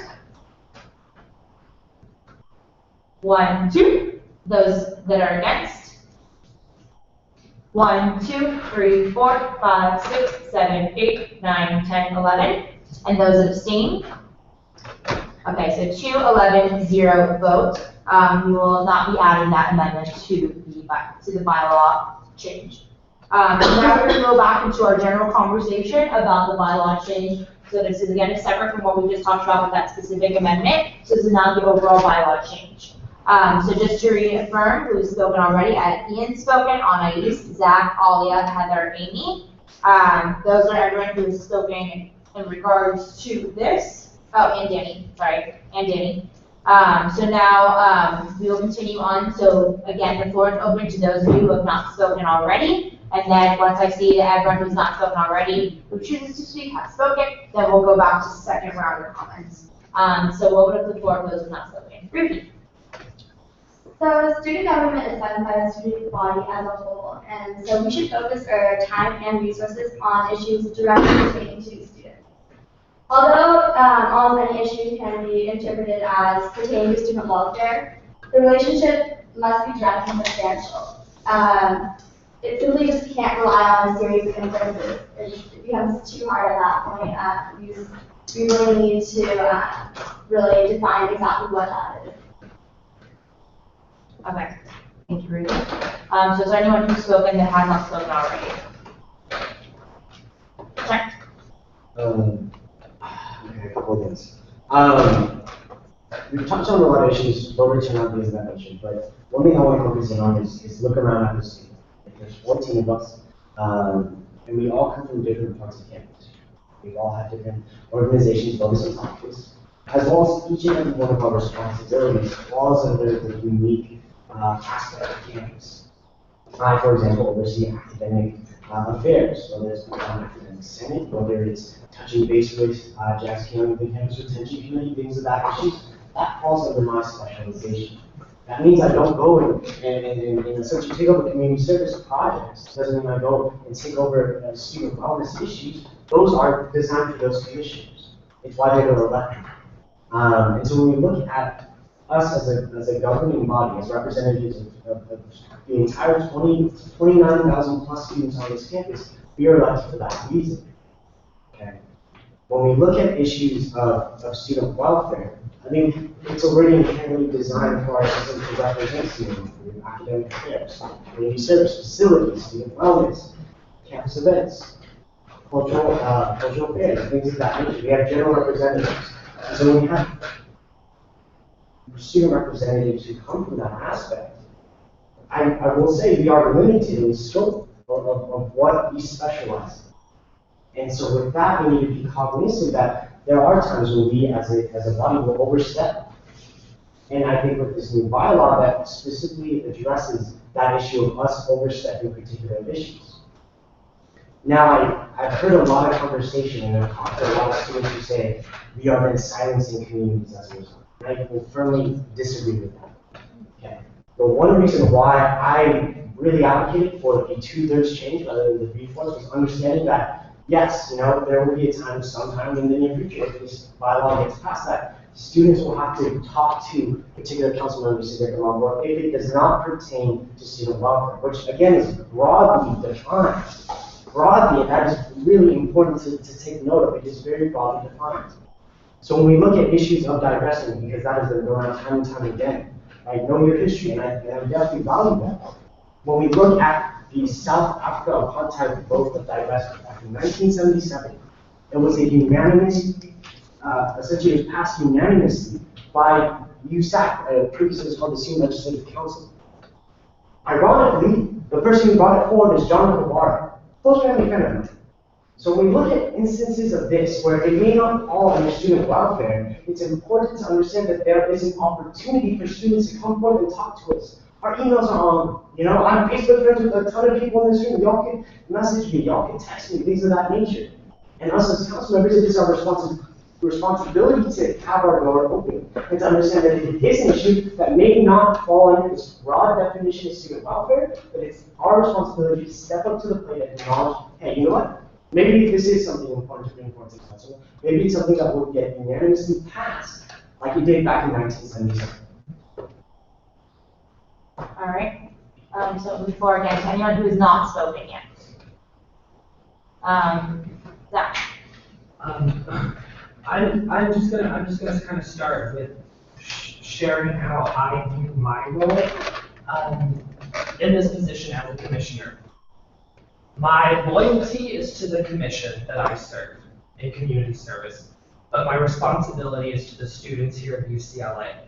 I do not represent the students of UCLA. I serve the students of UCLA because there's no way I can say I represent the students of UCLA when I don't. I serve them. And that is the role that I take as Community Service Commissioner. And quite frankly, everything that's going on right now, the addition of B is just adding an entirely new layer to this process that makes us more inaccessible to students on campus. We are not a Senate system in the student government. We are not a Senate system. It's already hard to get justified in how students' voices are heard or for them to even get access to them being heard. So for me, adding this layer here of B and attempting to define student welfare in terms of the student body that we represent, I can't do that. For me, I'm serving the student body, and I think adding B is not me doing my job that I was elected here to do. C, a resolution shall represent the opinion of the current USA Council. That's implied already with a resolution. You go back and look at years, it's already implied in there. Indicating this in this document is a jab to students that have already worked on resolutions over these past years, and quite frankly, the students that have already graduated. I feel like it's implied already with it passing under that, and I think adding it, again, is doing more harm than good to our student body. Again, we're not adequately serving the student body. I love 8 though. I'm all for 8. Let's do 8. But I'm just showing that's my viewpoint on this and why. If it were called to vote, I would vote no. I just want to be transparent in that and share my current opinions on this. Okay, so I'm going to floor to individuals who have not spoken already. So of those who have not spoken, I have Marvin, Lexi, and Ariel. Marvin? So, essentially, I would say a lot of some of the things that I agree with points that you brought up. Just give more context about the Organizing Commission in terms of student wellness, as it typically is now, formerly known as student welfare. I know student welfare is going out a lot right now. And so, currently looking at B, I do agree with that. So adding on another layer to what USAC has to deal with in terms of how they go about addressing student issues. And so, currently right now, as it stands, we have 3 supporters of the resolution, and that's it's worked so far in the process of getting a resolution to the council. Adding on another layer like this will indeed, I believe, limit the access to students getting the message across on this table. And so, even pointing more specifically, if you talk about what student welfare is, I guess I am the student wellness or student welfare commissioner. I think I know a little bit about what student welfare is, but even I, as one person, can't necessarily define what student welfare is. In this case, looking at B, I don't know who's going to define student welfare. I'd love to give input. Maybe I have a better idea on it, but no way, even if I do have a better idea on what student welfare is, do I want to slide anyone else on this council table. And so with that being said, I do see that there's an issue in terms of what student welfare is essentially going to be defined as. And so for B, I really don't think it's necessary to add another layer to this entire procedure. And I also agree with Zach regarding C, where that I think I've had discussions with many people on this table where we all acknowledge this. We all know that this is the case with what resolutions are. And so I think it's our job not only to keep it amongst the people on this table, but the fact that it's being brought up in this sense, it is literally a job to people. Where that we already understand it, and so there's no reason to chat with in terms of the work that's being done 10, 15, 20, 35, 50 years ago.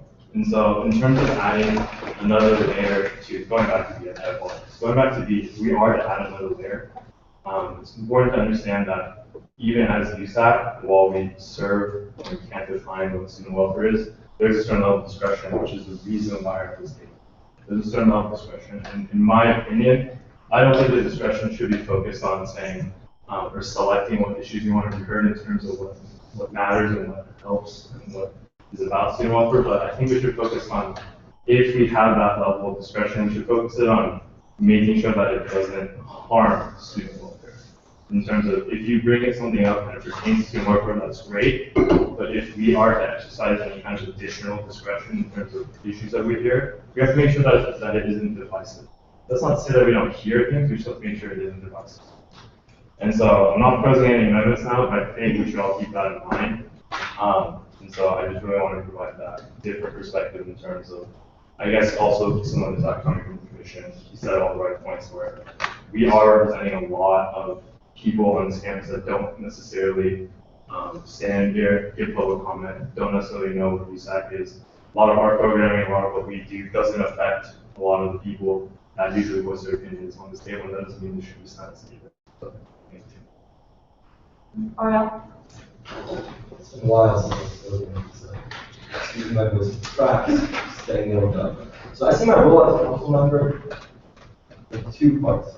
One, to serve the student body through my platform. I understand when we were elected to implement our platforms. However, our other job as council members is to represent the student body on the council table. That falls in line to like what direct democracy is, representative democracy. That's why we elect the presidents. And that also falls into the low voter turnout that we had 29%, 29.6%, I think to be exact. Elections of 2014, in which we elected our president, and we had 36.4% voter turnout. So voter turnout is always an issue.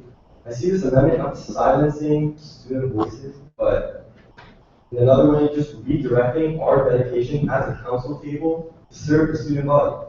Like, too many issues come that are polarizing, that like, we focus on geopolitical issues that at the end of the day, like, all right, we either pass it or we didn't pass it, makes everyone angry at each other and doesn't do anything else than that. What I also appreciate that about this amendment is, I like how things have to come up. I would not have the knowledge to stand in solidarity with the Armenian community about what they went through if that resolution didn't come up last time. I would not have the information about what the Sikhs have gone through.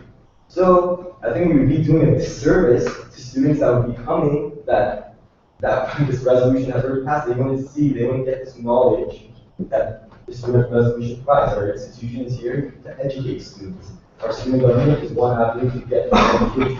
So I see it as a positive. I see it as a positive. We have been here, we have been put here, we've been elected here to make tough decisions. No one's saying these decisions are going to be easy. And I'm a firm believer that pressure creates diamonds. And that's why I love this. Okay. All right, great. And then I have Lexi. I think that I sit in, well, I mean, not in a unique position, there are other people in this position too, but we have a very unique perspective on council in that we can see multiple sides of a discussion. We don't subside within a slate, we subside within, we are represented by students to serve our community independently from slates.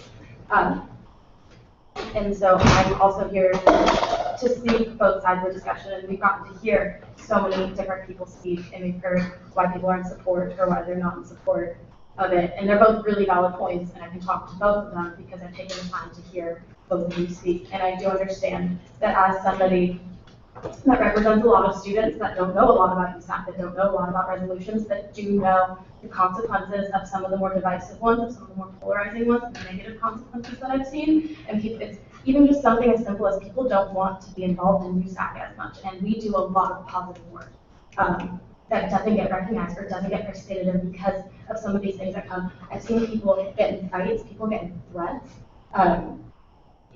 over a resolution which is important to the community supporting it, but in the grand scheme of things, harming students, as Martin said, is not what we're intending to do.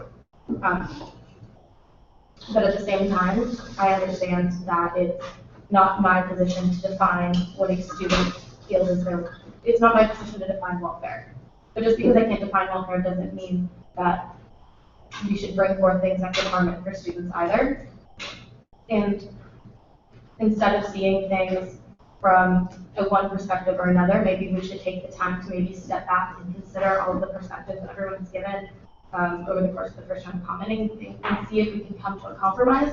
So having a combative discussion, see if we can combine our efforts and find a way to both represent students that make sure that welfare in whatever perspective we choose to see it is not being harmed in the process. And And I said this, I don't think that as a whole this had bad intentions. And I think it brings up valid issues that people, but when we bring up valid issues, we also have to bring up valid solutions to go with them. So that maybe, I don't know, I think I just recommend everyone taking a step back and considering somebody else's perspective besides their own, because we all have our own opinions, but that doesn't invalidate somebody else's opinion either. I know that with good intentions, we can work on something and maybe find a way to make it representative of everyone at this table. And while we can't maybe make it representative of everyone at UCLA, we can do our best because that's what we're elected to do. There's 14 of us here that get to make decisions, and that power is like not something to take lightly, but it's also not something to ignore. Before we go to the second round, I wanted to offer Stephanie the opportunity to speak if you'd like to. If not, no pressure. But I believe everyone has spoken. So if you'd like the opportunity, I just want to bring that or offer that to you. If not, move on to second round. Yeah, I don't know if it's more, but Great. Okay. All right. So now we'll go on to second round of public comment. Since everyone has spoken for the first round. So the first person I have on is. So I'll just keep it brief, but like Ariel, I appreciate that you say that you want to engage with the conversation about the past relations that have been spoken about. But since we're on this topic of student well-being, it seems that it's inefficient to bring about past resolutions and how that's going to target the emotional and mental health of students who have continuously and actively fought for it or against it or anything like that. I just personally think that it's inefficient when we bring up past resolutions that have been in the past because all those years and personally I was part of the USAC, right? We were members were at 4 a.m. talking to community about resolution education books. And that was an entire destroyed on a person's mental health for that. I can speak for myself, I'm not going to speak for anyone else, but I don't want to revisit that because I have to do that my entire life. So I think that we have to be mindful about that aspect of it as well. So I mean that's all I wanted to give from my personal word, but Okay. Zach. I like to speak to the theme of reaffirmation. First on the issue of resolutions, which is to say it's not bad practice. If a council is concerned with an issue, to each year reaffirm its dedication to that issue. And I think, in a sense, this bylaw change represents another kind of reaffirmation of this council.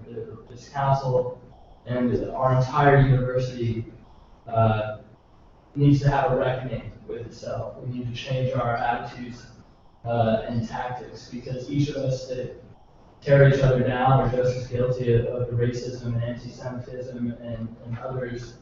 And some of USAC's past resolutions have made it USAC complicit in this and have made USAC a bully. And I mean, we've all been through elections. None of us can claim innocence or the high ground with respect to our need to have a reckoning with ourselves. And I think we fool ourselves if we believe that resolutions are the platform for a problem of this magnitude. But can't we understand that it's our role to help students come together, that we ourselves are all students and that we share the same short life and similar goals? I think this bylaw change doesn't affect our ability to build each other up.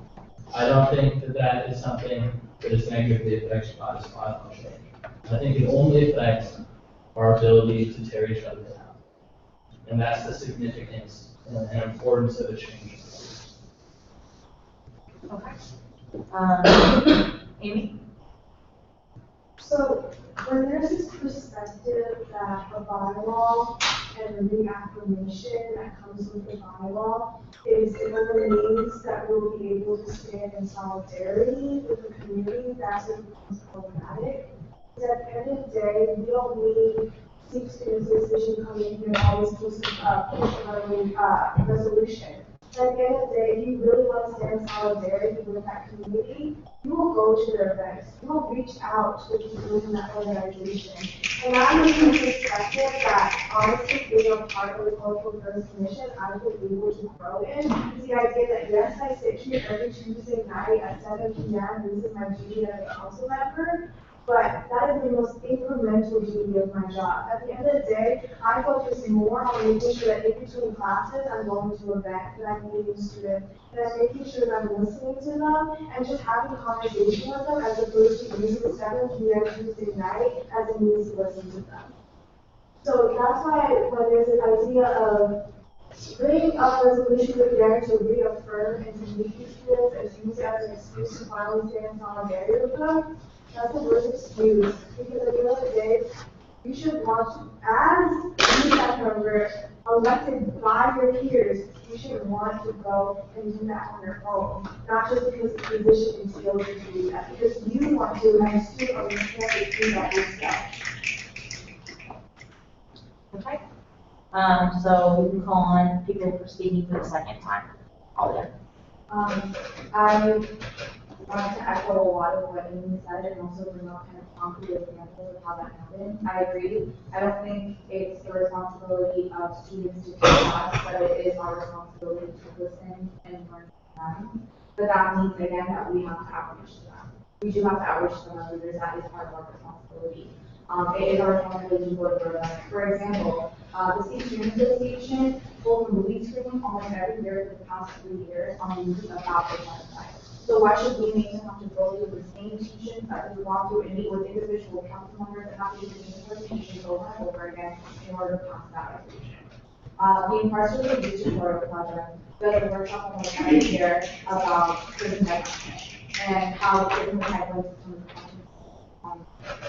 actually creating incredible programming, and so we do so many other social organizations. If you are actually invested in the students, you will co-program with them, you will reach out to them, you will attend their events, and you will learn how to learn about their narratives.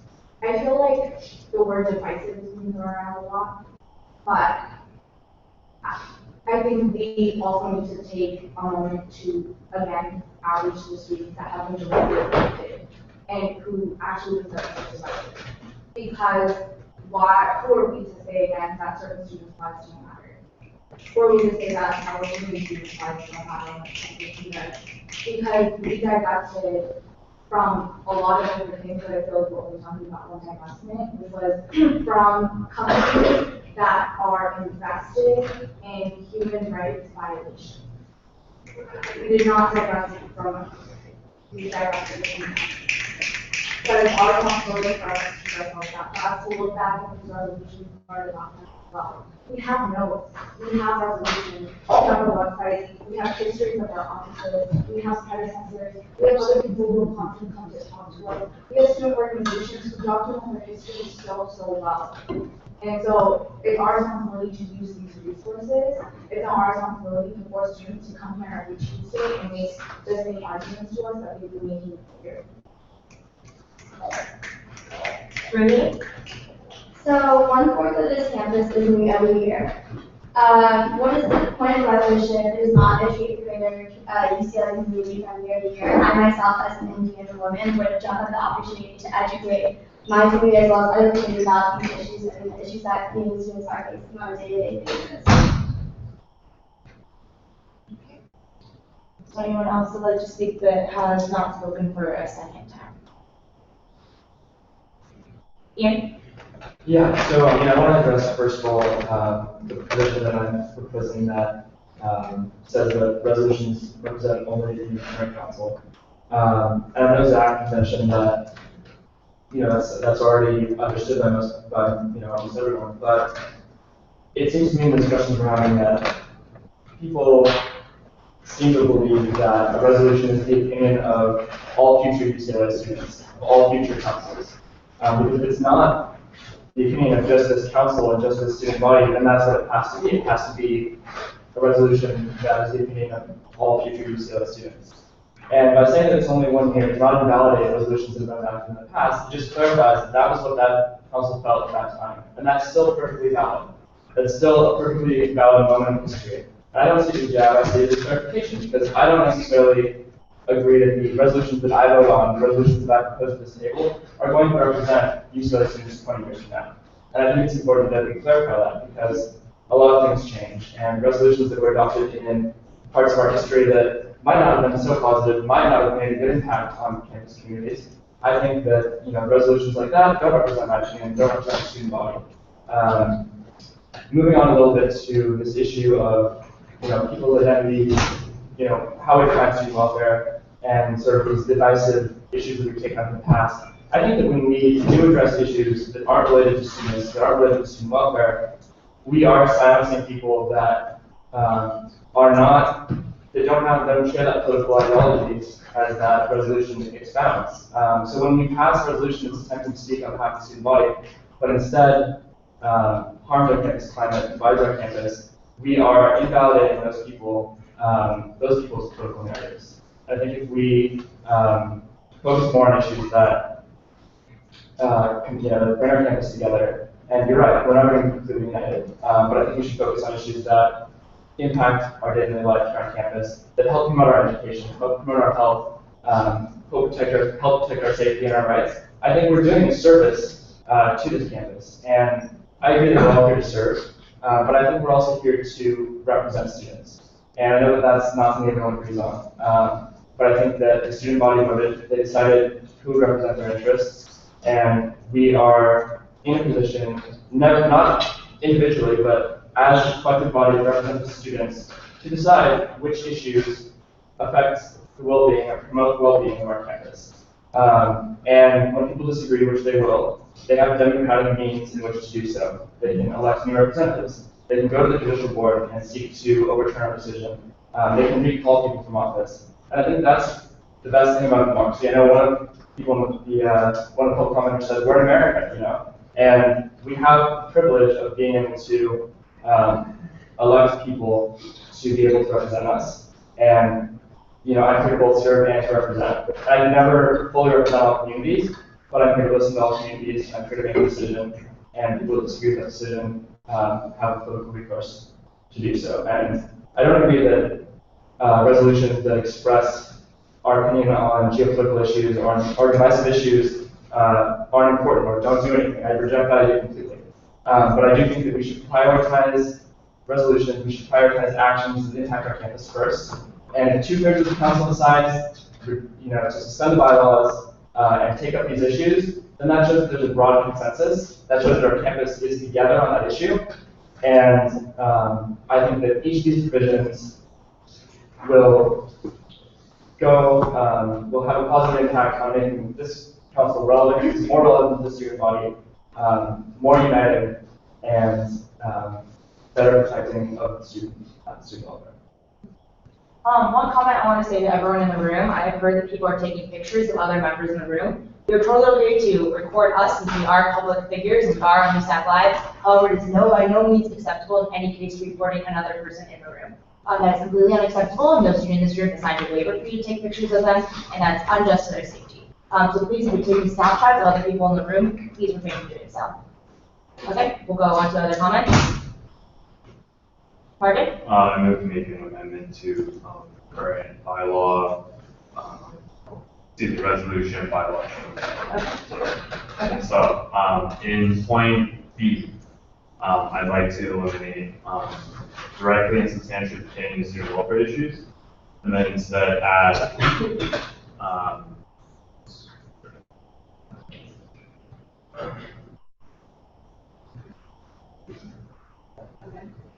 I would like to add that do not subject the welfare of anyone in the association to harm. Repeat that one more time. So the full would read, resolution shall express the opinion of the Undergraduate Students Association Council on matters, insert new phrase, that do not subject the welfare of anyone in the association to harm.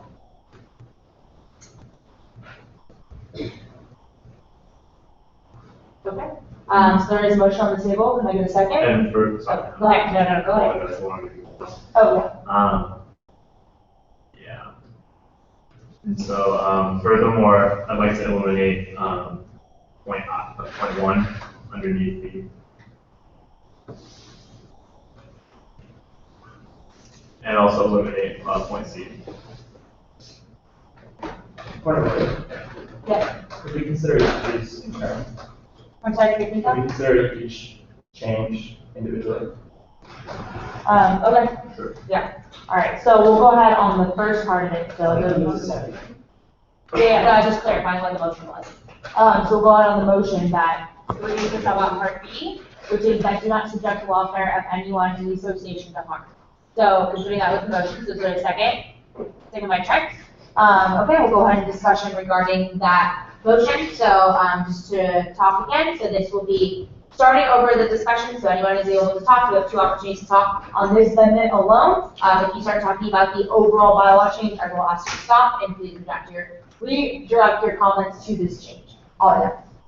Point of order? Yes. I think since I'm making them, would it be possible for me to clarify? Oh, yeah, absolutely. Sorry, thank you for that. I'll come to you. So essentially why I wanted to make this amendment was based on what I was not harming the welfare of anyone in the association. Not harming anyone in the association is, I think, the best way to focus our power to have discretion in terms of what we listen to. In USAC, we inherently have the discretion to address issues that we are inclined to talk about and we think are pertinent to student welfare. This is essentially very inherent. We want to add another layer and essentially make a solution for everyone on this table to agree upon. We're going to add something, and I think we should add something that does not subject the welfare of anyone in the association to harm.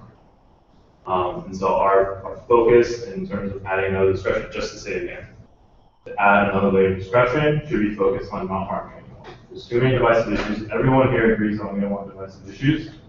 And so this brings me to my second point. Notice that I didn't take out welfare because welfare, as we talked about earlier, is loosely defined. It's fluid.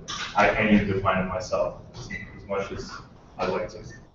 And so I bring this about and eliminate I bring this about because I think that fluidity in discussion when it comes to talking about issues and having the sense of fluidity in terms of what welfare is very beneficial and it's actually very useful and it's very essentially very useful and very beneficial to making sure that there's no harm. If we're going to have any sort of fluidity in terms of what the definition is, we have to make sure that it does not harm anyone.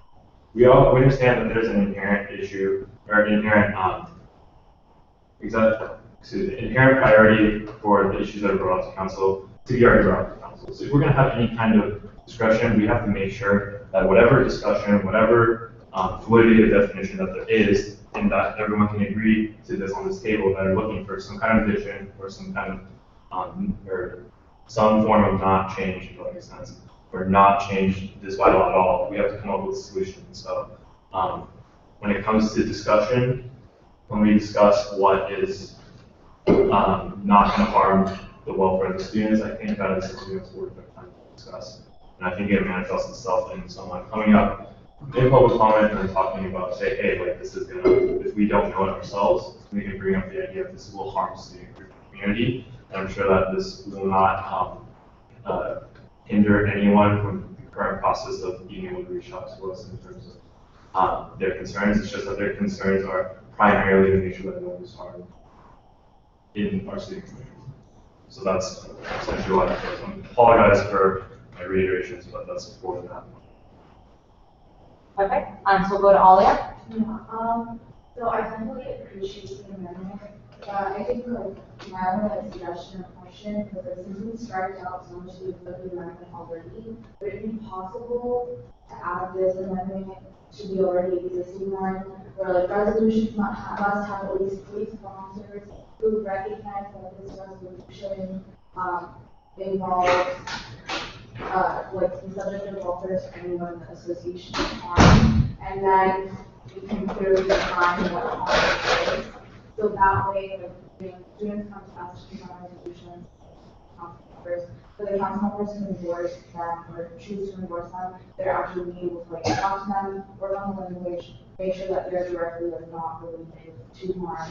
Speak out to different communities, use their resources as well. So it's kind of like a building process. It's not like just shutting students down right away. And I think also like defining harm, like I know it seems like we shouldn't have to, but if we were to just like so like, yeah, like I'm asking this because from those amendments, so if you feel like Humble for. Can I do a point of order? So technically no, but you will have a second chance for a comment. So perhaps, say what, if anyone else has any other questions for you, they can come back to you, but you are allowed to. Actually, So I can't question, like, just how to proceed by talking, like this, is that not part of? Typically, everyone gets 2 opportunities. Yeah, point of order, just want to make sure we're doing everything. Okay. Yeah, so I just, it's Okay. okay, I just want to ask, if I were to clarify or even talk during addressing her point, I would lost one of my comments. I just wanted to- If you're doing a point of order and questioning what her statement was and asking for clarification, then it's okay, we'll not use your other one. Okay, thank you. Yes. So I have Ian. Sure. Yeah, I mean, I agree. I think that the end goal of all of these changes is to ensure that, the well-being of the student body is protected and is promoted. And I think that, the way you phrase it, by making sure those issues don't harm any campus community or any individuals on campus, strives for the same goal. And I'm completely on board with that. The concern that I may have, I think, is that, subjected to harm is just as hard to define as student welfare. You have to define student welfare in order to be able to understand when that welfare is being harmed. But personally, I believe that's part of our job is to define these terms and define what these issues are. So I agree with this amendment. I agree with this amendment. But I think that the same logic that people would use to argue against the original language can be used to argue against the amendment. Danny? I know the last time I spoke, it was on something much different, but, this is a learning process for me. And every day I hope that, I can challenge my own ideas, so that the people may challenge me, so that my understanding of the community out here at UCLA can improve, so that the decisions I make on a day-to-day basis, whether they be here at the council table or just, I'm actually talking to someone, that's sitting next to me, I can be as good of a person and a citizen of this school and more broadly moving forward. That being said, I'm really reconsidering, why I proposed that amendment before. And, I wanted to feel about why I did, but, hearing from the rest of the council and, seeing the vote, of course, I think it made clear that, where my priorities are and moving forward. And so, that being said, in regards to this specifically, I'm practicing it because I don't understand talking about this, of course, so Heather doesn't say something. But, I feel like when you're talking about harm, I feel like things have harmed everyone. Things have harmed me, specifically actually USAC that I feel has harmed me as a student on this campus. Specifically, after my identity. That being said, I think that leaving it broad and completely harm is something that I could consider getting behind, because that's something that's so important to students on this campus, that they feel safe and that they don't feel harmed. And that's such a broad thing. I think defining it would just lead to a super stuff. Like if we're defining student welfare and just, we're using this language and not this, but then harm, I think that's something that even, more pressing, because, when we're students on this campus, and if someone feels harmed, that could be something so different for so many different students. Like something might harm someone else, but something might not harm them, because I harm them physically, might harm them mentally. Who are we to say, that harm them? So, I'm still thinking over this in my head, but overall, I'm really intrigued and by the language that Marvin proposed, and I could possibly see myself as okay. Any other Question. Yeah. Point of order. Are we doing different talking points on each of these the 3 different aspects that he brought up, or is it 2 talking points for all 3? 2 talking points for point B is what we're talking about. Letter B. The amendment of B. The amendment of B is what we're sort of talking about. Can I say something? Yes. Touching on what Marvin said, fluid definitions allow for changes we do. And just because we're not defining welfare doesn't mean that we don't have the obligation to protect it. And so by allowing this more fluid definition, it can change as we do, and it won't remain stagnant with our opinions, because everything we do is stagnant and constantly changing, and definitions are constantly changing. So this allows it to adapt as we do and grow as we do. All right, are there any other points regarding this amendment? Yes, Martin. Michael, sorry. What? Well, just one little concept with negation. So if you're saying that anyone in the association, so that just, I think that's even more restricting than an inclusive, because if one person at UCLA, just with that wording, if anyone in the association to harm, so if one person in the association comes to council with that, disqualify the resolution saying this, if you pass this, it would harm my welfare. Just with the wording of that particular language, I feel like it could be restricting in that sense. Does that make sense? Yeah. Because that might be a friendly amendment, Martin, would you be interested in changing that language at all? Yeah, if anything, thank you for the suggestion, for the points being brought up. Go ahead. The intention of this regarding anyone, especially before I even thought about specific semantics, just want to clarify the intention.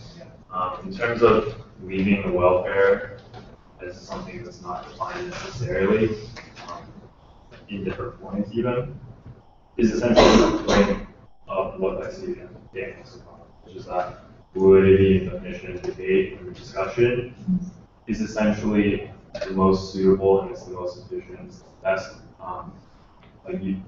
way to use it. The best way to use it is towards making sure that no one is being harmed. And so what I'm envisioning, if we have this framework in place, is that currently there's a system where there are 3 weeks to vet this entire thing. And so in terms of 3 weeks, and then you bring it up next week about it, I'm envisioning that people will bring it up to council members separately.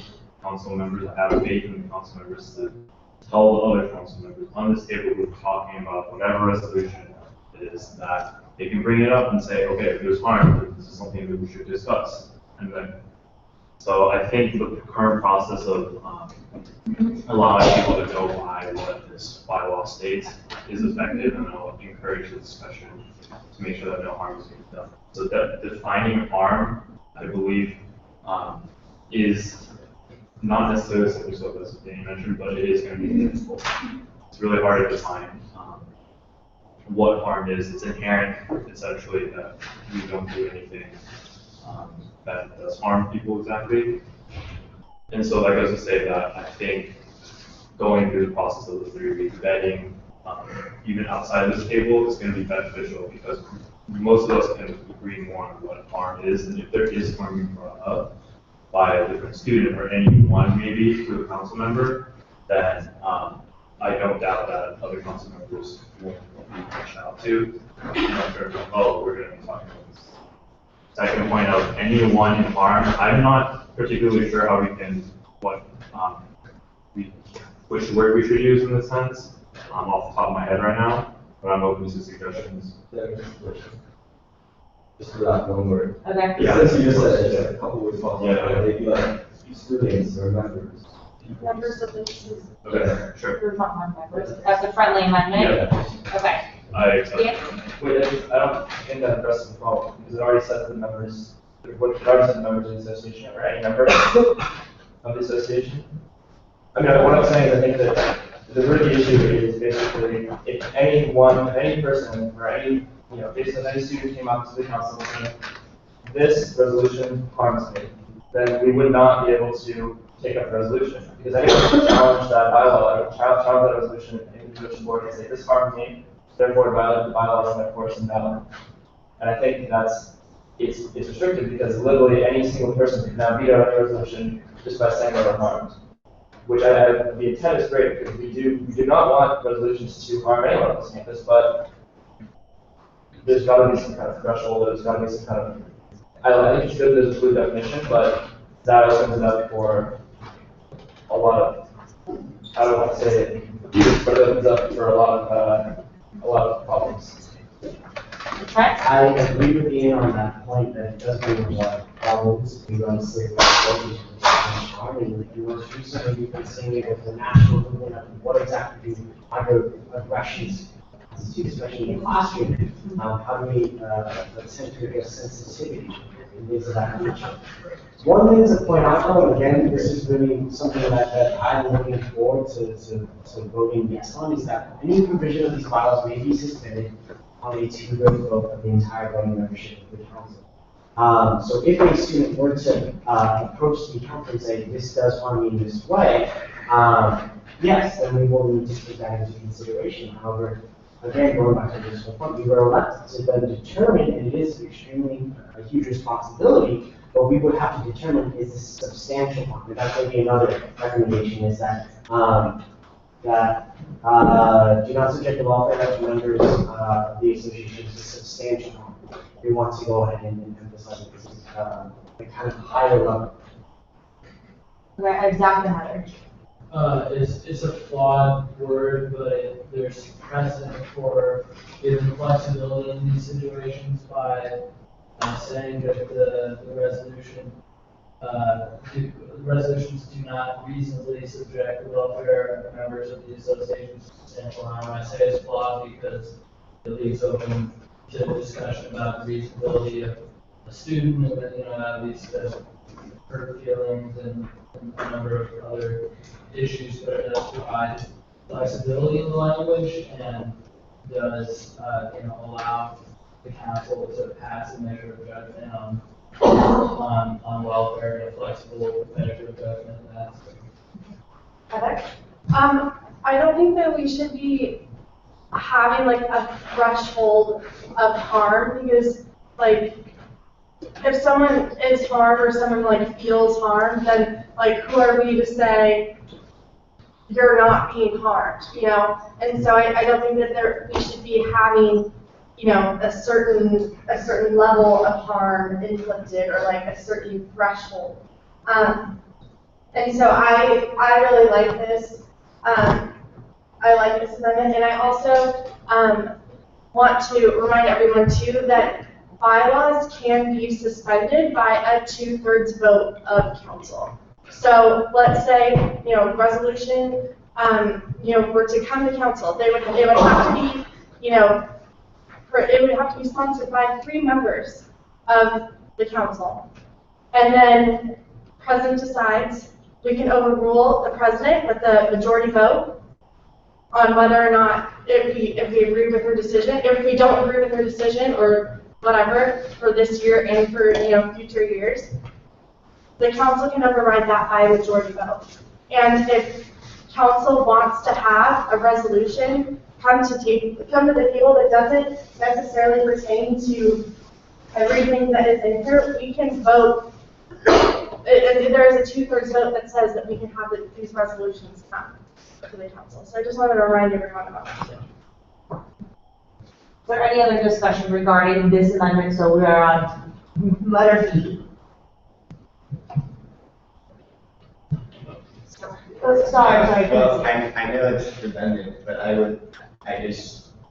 wonder if the idea, if byline I is struck, then if matters directly and substantially pertaining to student welfare issues remain a controversial issue based on some of the comments earlier where one young lady said, what is happening abroad affects my welfare. What happens home does affect my well-being, and under that interpretation, it would make sense that such resolution could come. So I don't know if that's more opening, but without having the definition. I don't know what was so restricting previously, but I think that I worry about a negation concept. Okay, are there any other points? Yeah. Can't speak anymore, because I already talked once, but I talked again. Second round before we would. Okay, so this is, did you want to make a comment? About this, I mean, I'm not trying to push anything, I'm just trying to clarify. I know that's like 2 comments already, so. Well, it's a point of clarification. About It's this. not a point about debate, it's a point about clarification. Okay. Yeah, and so, the clarification being that, those are great points that Ian brought up. But essentially, I think currently people can challenge resolutions saying that the costs aren't in general. You know, like if people did have the issue of the data cost harm in their community, this would probably give them a way to express that. Whereas if we didn't have this before, then people still could do the same thing. It's not saying that people can do that now. It's just this gives them a better avenue to express that it is concern. So that's something that we'll take into consideration when we're discussing whether we want to change the table or not, because we have a vetting process of talking outside the table. So I guess that's just a clarification for everyone. Okay, are there any other points anyone wants to bring up regarding this amendment? So letter B. Okay, seeing no more discussion, we'll go into a vote regarding the amendment, not the bylaw in its entirety, but this amendment to letter B. So all those in favor, please raise your right hand. One.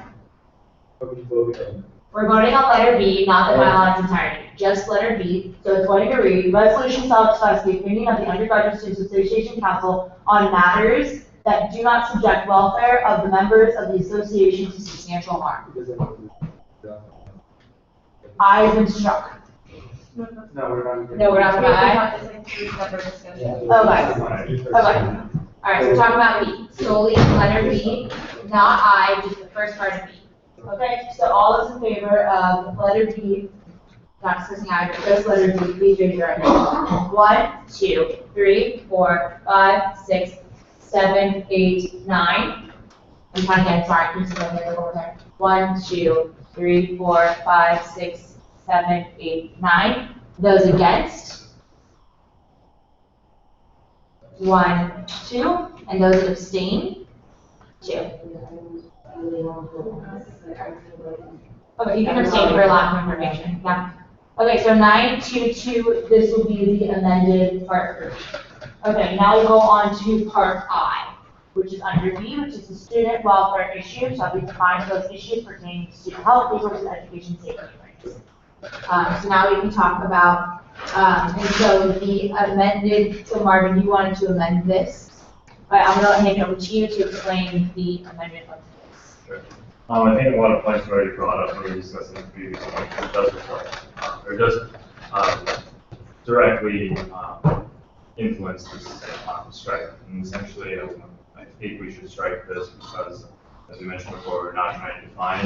In this case, there's a beneficial sense of validity to definition that we can all utilize and essentially embrace to foster discussion about what, and really direct our efforts in discussion and making sure that that's harm. And so I'd like to limit the sense of definition because by no means is that completely.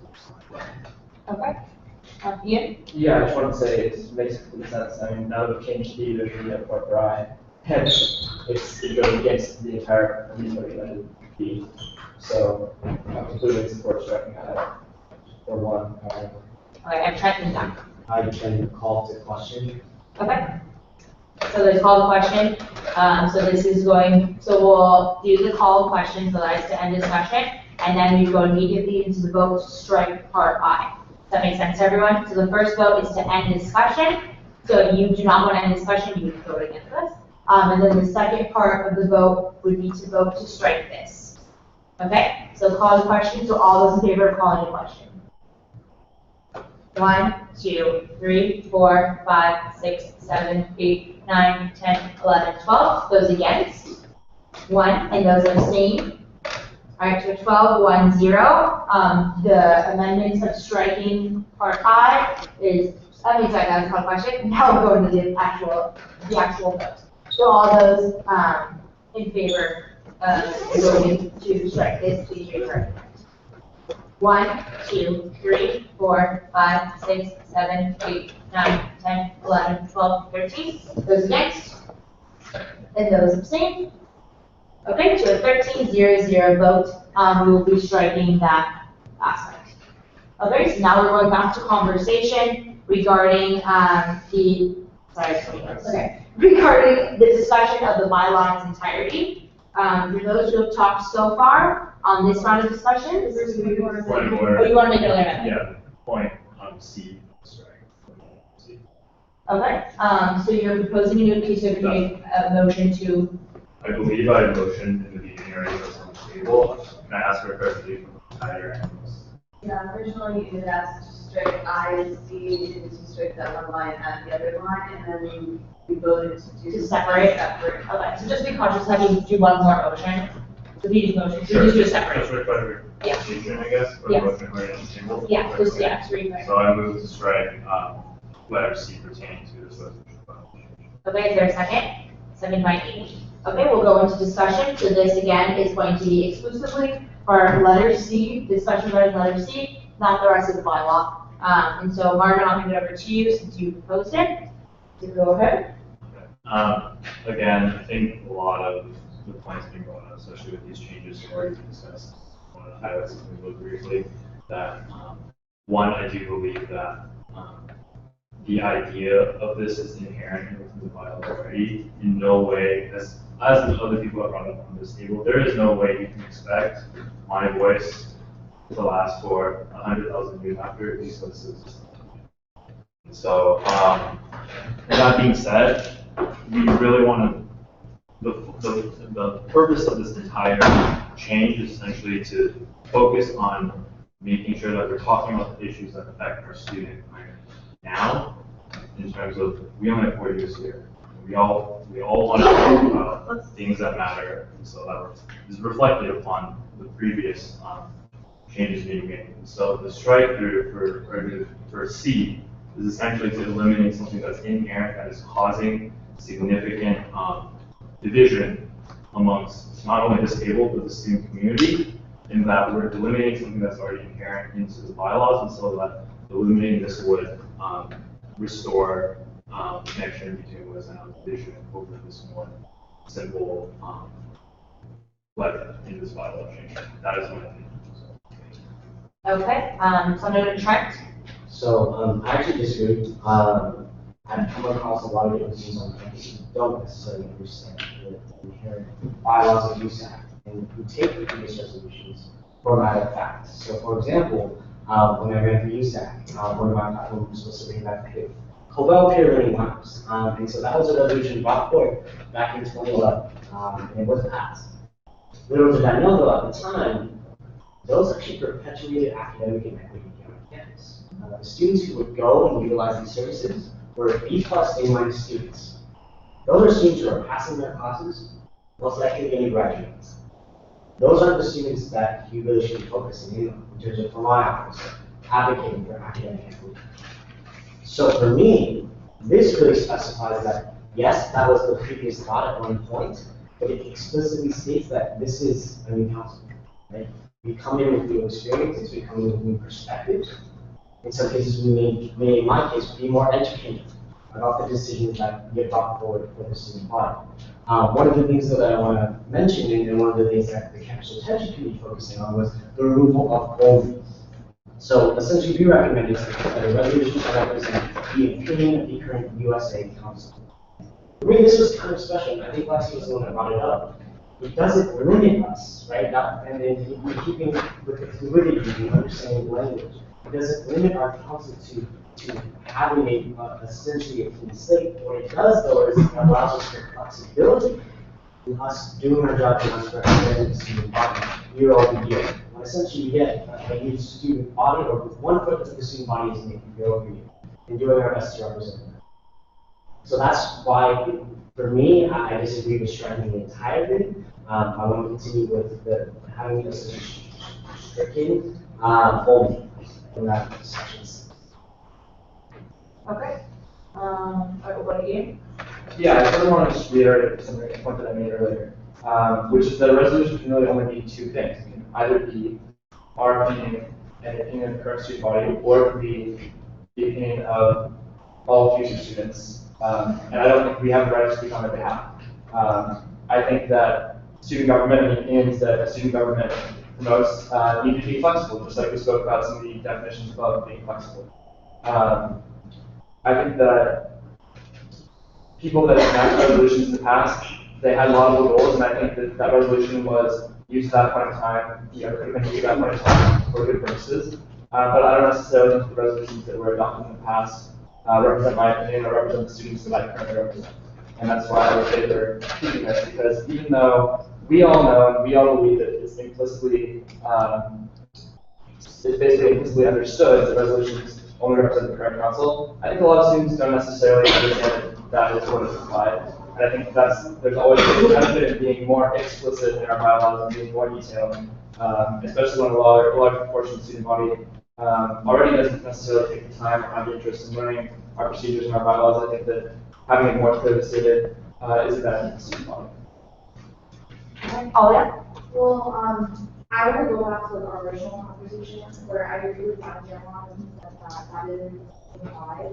And again, from the students that we did here, it is a slap in the face to basically tell them that we delegitimize all of that for something to possibly these resolutions, and we still need to keep that in mind. We have to keep in mind students that we're actually listening to public comment, we're actually listening to speak, we're actually listening to about these bylaws. And personally, like, I am in favor of striking those because it's a huge deal. It's saying that we as a council, not only are we choosing what we can put on a resolution, but we're also letting you know that whatever we did last year doesn't matter. And for next council, whatever the efforts you're looking at this year won't matter. So what would even motivate students to want to pass resolutions anymore? What would even want them to speak up about these resolutions anymore? Again, I will go back to the point that it does sound student voices because once again, this is like their one mode of expressing themselves and to be able to teach council about these things. But to put such tight constraints on it and to let them know that their momentum and the momentum in history of activism and social justice and advocacy on the things can stop because of this amendment or lack of amendment because of the presence of this bylaw. It's again it's a huge loss to the city, to all the students that do social justice. Okay, I have Heather, and then Amy, and then Trent, I think you already spoke once, so once everyone else has spoken, we'll open up Heather. So like I said before, resolutions are expressing the opinion of who voted on them. And I believe it was in 1963, the president of the USAC council spoke out against having a student regent on the board of regents. And, is that to say that now we don't support having a student regent? Because, we just passed a resolution that was in support of having more student representation on that board. So things change over time. And it's not to say that what was voted on back there is not true, because that was the opinion of the council at that time. And I also want to say too, resolutions are not the only form of activism on this campus. And yeah, it is one avenue of activism on this campus for sure, but it is not by any means the only means of activism. And as far as making it saying that this is redundant and specifying that a resolution shall represent only the opinion of the current council, that needs to be said, because if it's not, then it really is open to interpretation. And last year, I had guidelines for USAC Live in which there was nothing in there that said that the videos were supposed to be archived. So technically, when last year I removed the video from the scandalous one with the J-board appointment, I was allowed to do that within my guidelines of USAC Live. But in order to rectify that so that future internal vice presidents are able to follow within what is actually happening, what the practices are that are in place. We archive all of those videos on the USAC Live channel. And so we, by doing this, are just stating what is actually happening. It's not redundant. You are just saying what is actually happening, because the councils are only voting on a resolution, and the councils change every single year. and so does the student body. And so these resolutions are a way for students to voice their opinions to the council. Katie next.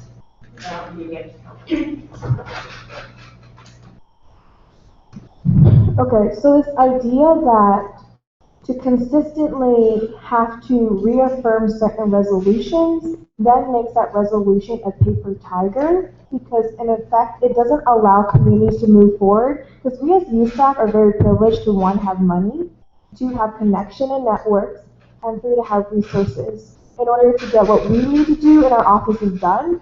But in order for student organizations, especially communities of color, in order for them to get things passed through, they have to mobilize with less resources and not even half of the resources that we have within our own offices.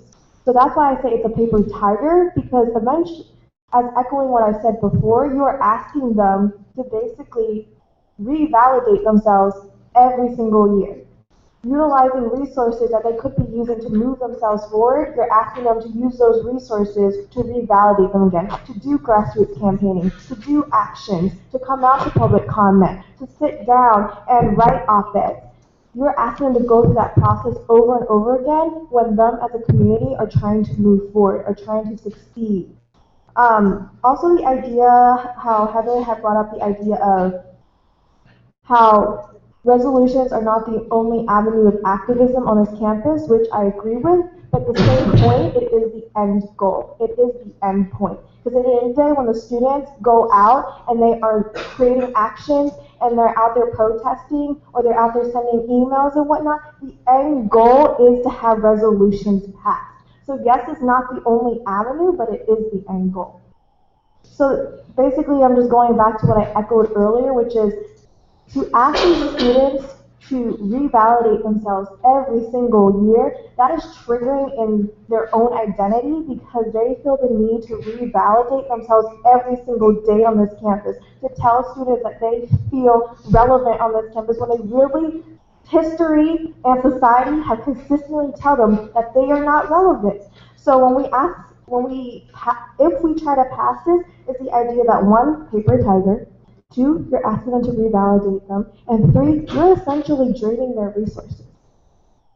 Go ahead, Danny. So what I'm talking about is the specific language of this, and how I disagree with some of the interpretations that some members of council made that it delegitimizes efforts of groups that have passed resolutions in the past. And the reason I say that is because this says specifically it represents only the opinion. This is in the record books. Everyone on this campus knows what occurred, and they understand the hard work that different actors from different groups put into this work, and the awareness of their situation or issues they are bringing to the attention of the wider student body of the council. This is the opinion. It's not saying that like we're taking a strike from the history books and saying this never happened, this never happened, this never happened. It's saying that that is an opinion. This council's opinion, what happened. It's not saying that you say as an institution that this never occurred. It's not rewriting history and trying to revise what happened and then go back in time or something. It's just recognizing that this is a new constituency every year. New transfers, new first years come to this campus every year. And they come with a blank slate. And they want to experience this campus for the new experience that can help mold their experience on the campus, and they develop their own worldviews about what is good and what they don't like about UCLA, and what they think would be beneficial, making it better. And by saying that, and by including this in here, I think it gives an avenue to students, new students on this campus, who are coming here with the idealism of coming to UCLA and seeing like how they can make an impact, and it shows that I can make this difference, but at the same time, this is the opinion. That's the crux of my argument here. What work has been done is respected, and it should be, by different students from different organizations, but this is simply an opinion. It's not deleting from the history books and saying that this is a new council, this is a new student body that's being represented, and we want to represent that new student body and value issues that they want to value with the new school year. Okay. I want to honor those who have not spoken for this portion of it yet. So Zach?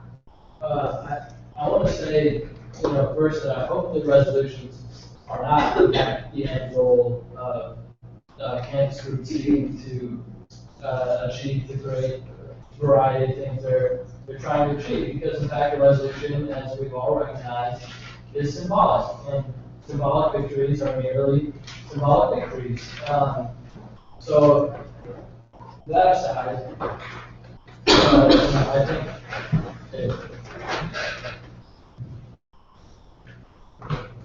I think that it's worth noting that this is, as it's been said, it's just codifying something that's already in practice. I think that we have to recognize the change of the student body year to year. And I think that the most important thing to take away from this is we shouldn't interpret this as taking away the right of officers to act on previous year's resolutions. They always have that right, and the notion that we have to repass a resolution to act on something is silly. There doesn't even have to be a resolution in the first place to act on some of these issues. A resolution is a nice way to publicize issues that affect communities on campus. And if you want to republicize them, that can only benefit you. And if you choose not to, then you can continue to do the work behind the scenes. There's no restriction associated with this bylaw change except to codify an existing practice. So I just wanted to throw that. Okay, before I call on people that have already spoken once, is there anyone who has not spoken yet that would like the opportunity to? Of those, let's. I think it's more of a question. Okay. To anybody that feels free to answer, maybe when they speak again, if they decide to speak again. When looking at Part C, do people, or I guess people that are going to feel affected by it, do they see it implicitly stated as a year, and then by like objectively saying that they feel it's invalidating the work, or do they see it as an ongoing thing where the opinions of somebody 20 years ago reflect my opinions currently? So I think it's more of a clarification, somebody can clarify that, because I personally don't want to subject my opinions onto somebody next year, because my opinions are my own, and while I'd like to share them with other people and make them known, I don't want somebody to feel bound by my opinions, but at the same time, I don't want anybody to feel like their work wasn't worthy, or that they keep having to prove themselves or anything like that. So if it's something that's implicitly stated that my opinions are my own, I think that's one thing. But saying that my opinions are somebody else's might be another. So maybe just clarification on that point, if somebody could bring that up, if somebody has clarity on that. I think it's just more of a proposed question, more than anything. If it's implicitly and then by making it like explicitly stated, that's how they're more currently good. Okay, so again, I'm looking forward to anyone who has not spoken yet. So people that have spoken have been Marvin, Trent, Ian, Alia, Heather, Amy, Danny, Zach, Lexi. So I want to throw it out to anyone who has not spoken yet, and if there's no one else, then we'll go on to the second. Sorry. Yeah, so I hope this isn't too much, too far off the discussion topic, but as Heather said earlier, this clause was meant to be a clarification to, our American government, but they aren't necessarily like thinking copy leaders in the food side, where they come to like transit questions about their information on bylaws. And while I think that it's great that we are working to clarify the bylaws, I don't think that it necessarily has to be expressly stated, at least not in this way. I mean, for example, if my contracts are valid, they're just valid as express contracts in business law, for example. And while I do think that clarification is a valid point, I think it may end up doing more harm to the student body than benefit. And I can't quantify that in any way. I wish I could, but based on the discussions, based on the student presence that showed up before the meeting today, that's just what I think. Also, on another point, every year the student body changes, and council, who I believe serves students, not necessarily what we have, all are elected, like in more like a volunteer capacity, we're taking stipends, for example, and by that it implies that we have a student a voluntary position to take on this role. It just so happens that we're privileged enough to receive some type of financial compensation. And so that's why I think council serves students as opposed to, more so than residential students. And so every year, we just recap that student body changes, council changes, the council who serves students changes, and like that, I agree that this is already applied, that, the resolutions represent the opinion of the current, USAC council each year, every year. It's implied that, inconsistent issues on the campus, identities, are represented differently each year because of campus climate changes. And so, the resolutions, regardless of their bylaws, will resurface, and so that's why I don't think it's necessary to have, policy at least not extensive, Okay. So is there anyone else who'd like to speak that has not spoken yet for the first time? Zach? I just, again, want to say that I think the C does more.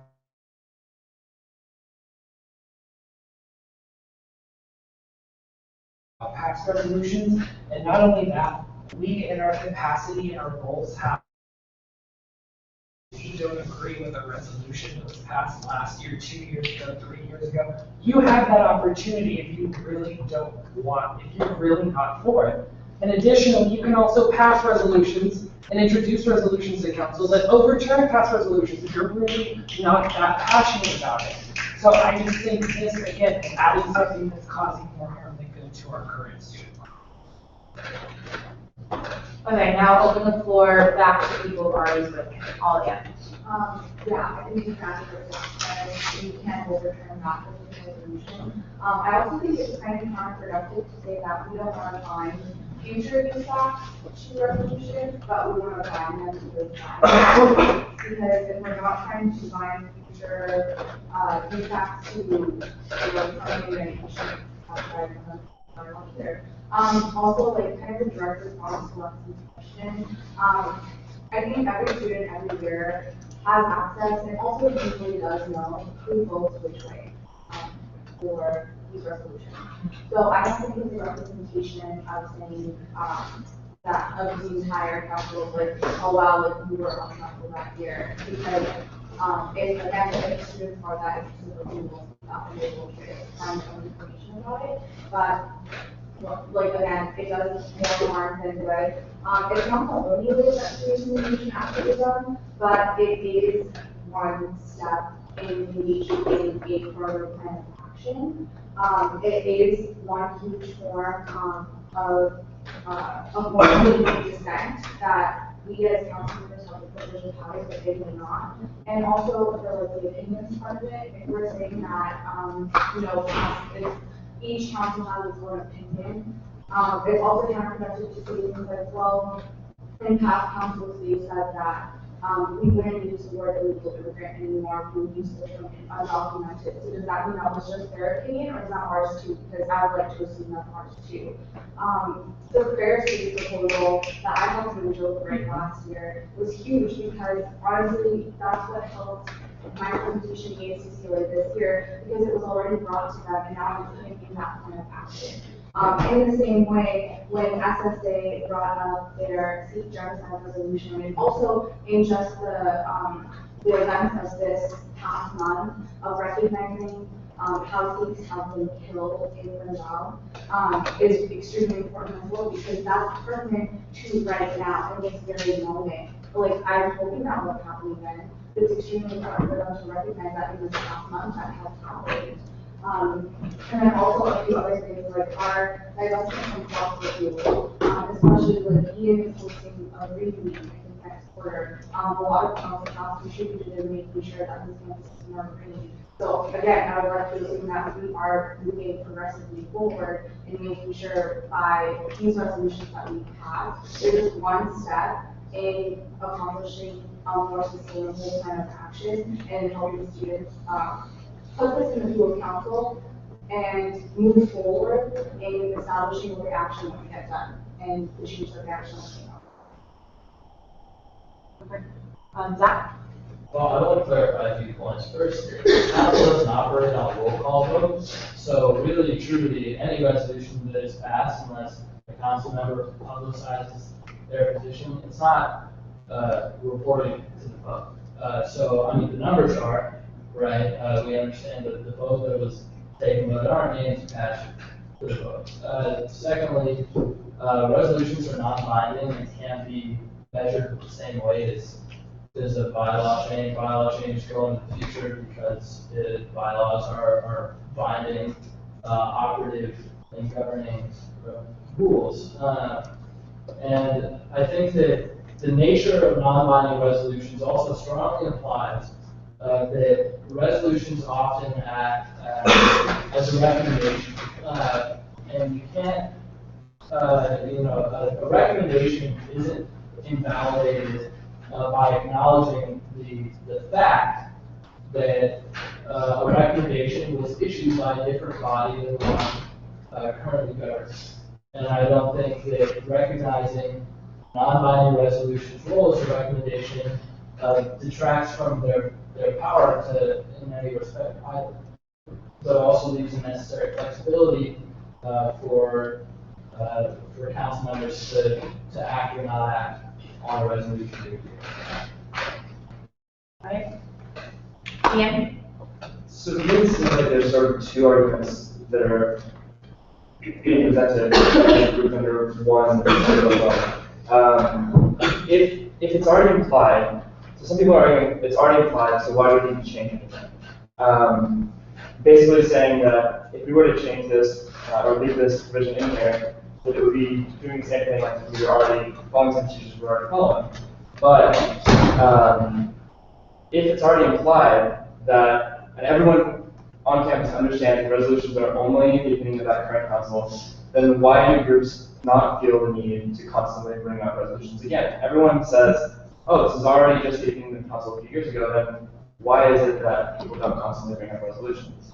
I don't think that this change delegitimizes or invalidates any resolution. It's simply saying, look, this is what that council decided, and you're right, we may have the same opinion. We adopted the Van Agler, or the council adopted the Van Agler resolution a few years ago, and that very well might be the opinion of this council. It's my opinion that that word shouldn't be used.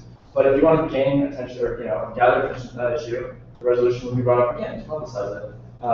And you'll be able to determine, is that everyone's opinion? But you can't say, that resolution is speaking on our behalf, because not everyone might agree. And like Zach mentioned earlier, the fact that the resolution is the opinion of that council doesn't prevent anyone from taking action on that resolution. There's a resolution that called for prayer space. We can still work on that. We can still come together and work on those issues. But that doesn't necessarily have to come. The fact that the resolution is only the opinion of the current council doesn't prevent us from acting on past resolutions. All it's doing is clarifying that we are not speaking for future use of the students. We're not speaking for future councils. And I understand some people don't necessarily see it that way, but I think that if it's already implied, then it won't do any harm to explicitly state it, so that people aren't allowing past, claiming that past councils are speaking for us and taking our voice. Any other points regarding this amendment? I spoke with the this amendment. Yeah. And just like the comment. Is it regarding this amendment? No. Okay. We'll come to the discussion of the bylaw in its entirety after. Specifically part of this. See? So, I do agree that there's a lot of things that are implied from the bylaw. There are instances on this council table that are really, some council members and a lot of public commentators don't necessarily realize that implied aspects. Year over year, council changes, we have to make approvals, we have to make resolutions. Or this year, for example, Marvin, you stated that it was council's responsibility to address all of this mental health issue. And so, yes, I do agree, and I love the work that y'all do, but I don't think we, as a council this year, ever voted on it. It was last year, right? And I think by having this, yes, that's not a resolution, but it's clarifying. Similarly, I think we had Simon a couple weeks ago talk about how it's our responsibility as council to really understand the see genocide in 1984. That was a council last year, and I do try my best to engage in conversation. I have a council who stood up earlier today, who's part of this student association, and to understand the genocide. But when we have public commenters, when we have council members who don't understand that council changes year over year, I find that problematic. And that's why for me this is really important that yes, it is a statement. Because in some sense, then are we accountable for everything in the past? And then if so, then are future council members or future academic affairs commissioners who care about academic equity going to have to essentially go back to the 2011 resolution, or the 2010 resolution, or 2011 resolution is to support the continuation of peer learning modes, right? Again, that to me is extremely alarming.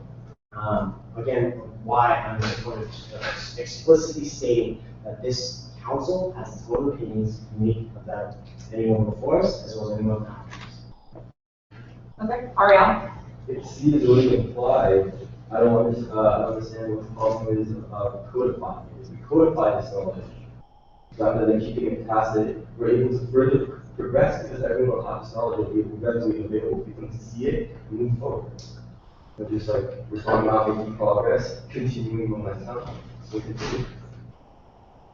Okay, are there any other discussion regarding this amendment? Okay, seeing no other discussion regarding this amendment, we'll go ahead and go to a vote. So all those in favor, please raise your right hand. One, this amendment. So you're in favor of the amendment? Are you sorry, let me clarify. So the motion was proposed by Martin and seconded to strike this amendment. So I'm so sorry. So all in favor of striking this amendment, please raise your right hand. 1, 2, 3, 4, 5, 6. So for a friendly amendment, we would need majority. So it's 6. All those against? 1, 2, 3, 4, 5, 6, 7. And those that abstain? Okay, to a 6-7-0 vote, this amendment will be kept in the bylaws. For each amendment, there's a majority to vote the bylaws generally in its entirety within 2/3. Okay, now we'll go back to our conversation regarding the bylaws in its entirety. So we are, just to remind everyone, we are on the second round of comments. Those who have already spoken for their second comment are Ian. Is there a question? Sorry, I have just a point of clarification. Yeah. Just to clarify, the only had already been struck from the vote from CRC, so I'm just keeping that in, because when I originally outlined it, it looked like it was all the same, so I just want to make sure that's there. So the only is struck at this moment based on the original. Okay, great, thank you. Okay, so just to clarify, people who've already spoken, it would be Ian, Anais, Zach, Alia, Heather, Amy. So now we can, for anyone whose name I did not just mention, that means you've not used your second speaking opportunity. So please go ahead and use that if you would like. Point of clarification. Yeah. Elder. Zach Elder. Sorry about that. Okay, so second round of comments regarding the bylaw change in its entirety. So again, the names to review: Ian, Ani, Zach, Ollie, and Heather, Amy. Anyone else has the opportunity to use their second speaking? If there's another comment, you can go ahead and vote.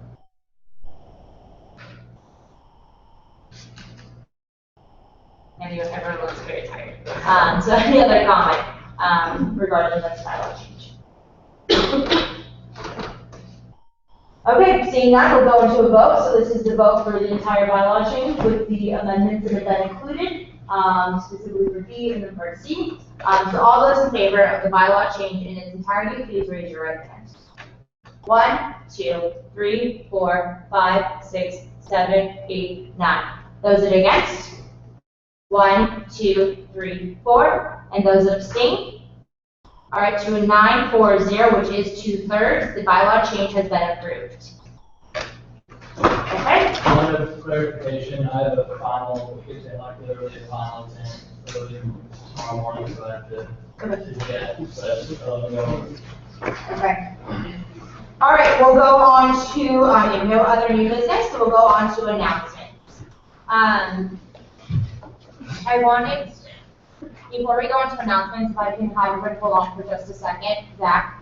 I wanted to take this opportunity, we didn't get a chance to do so earlier, but I'd like to take a moment of silence for all the victims of terrorism around the world. I think that we should take a moment and just kind of recognize the lives that have been lost around the world, the differences happening. Okay? Not just terrorism, but also just like natural disasters. Japan is a very serious thing. Absolutely. It's important for us to be cognizant of that issue. Okay, great. So the Calvin Fire has to take a moment of silence.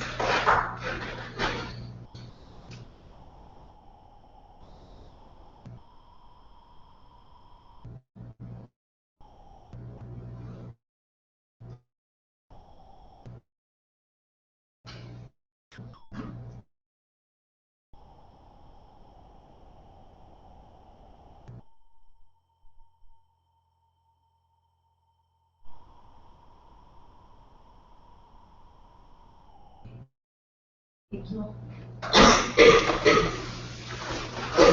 Okay, we'll go ahead with announcements. We'll go ahead and start here. Jane Jefferson. Yeah. I've been waiting to get to this for a little while, and I'll keep it really brief. But I just want to remind everyone that this Saturday, the Bruin viewing party for the UCLA versus Utah football game is going to be happening at Sunset Red Lake. Everyone here is invited. Really excited. It's going to be awesome event for the student body. My office, along with corporate partner Target, has been able to put this on to help from UCLA Recreation, the associate students of UCLA, and the Den.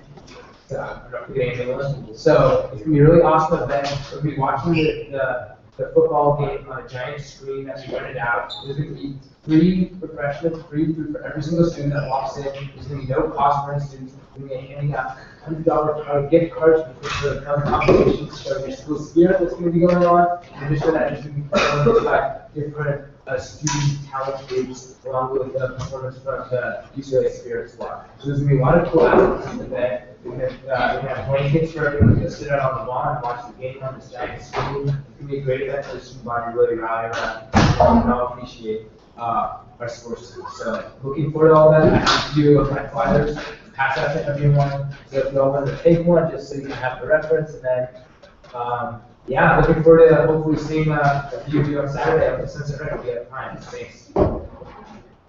What? Okay, Margaret. So tomorrow is actually a big day for the CDC Flyers Task Force. They're hosting their annual Thanks to My Body. It's going to include 5 different SOC committees, including Flyers Task Force, Active Mind, Kids Awareness, Student Health Advocates, and the Health Coalition. They'll all be tailoring tomorrow resource fair for body positivity as well as regarding or different aspects regarding body image and rise up. So that'll be 6 to 8 p.m. in the Plaza Room. They'll also have the HDI president, also CAP will be present. And that'll be, again, tomorrow, 6 to 8 p.m. in the Plaza Room. Also, same time tomorrow, but actually not at the same time, but tomorrow at 8 p.m., SWC CERT from the full committees, Student Education Research on Library Health. They'll be partnering with the Student Community Arts to host the Silent Disco in the Powell Library. Always a really fun event. It's going to be free food, pizza, so coffee, soda, essentially. If you can't get on the hill because you're too busy studying, why don't you take a break from the disco, learn some healthy information. Well, that'll be in Powell Library tomorrow. And so also, I wanted to highlight, I was on a meeting for the Longstime Campus Committee, and Sarah Potter, the Financial Wellness Program Coordinator, she was there and updated us all on this really cool event. I wish I had more slides to pass up, but hopefully I can make this as clear so you'll remember that. It's going to be a gift giving on a budget workshop. And so it's DIY tips and tricks on how to gift give on a budget, because we all want to be in the giving spirit and we all want to do the most efficiently possible. So we don't want to hurt our wallets. So the financial wellness programming, the financial wellness program is going to host this programming Thursday, 4 to 6 p.m. in Student Activity Center, conference room number 4. And so that's something I was personally really excited for because we're all in holiday spirit now, hopefully so. So I just wanted to those 2 events with you. Thank you. All right, any questions?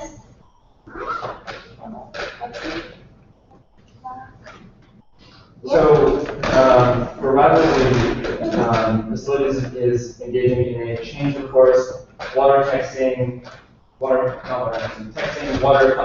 campaign against USC. So if you text in 7177, Change of Course is an organization that works with local businesses on the Colorado River to make it more sustainable and divert water back into the river. So every text is basically a pledge. It's free, it's free text, 7177, saves 1,000 gallons of water. And last year, I think we saved over 1 million gallons. We beat SC, which was great. So this is our 2nd year of the Thursdale water conservation contest against SC. So that's 7717.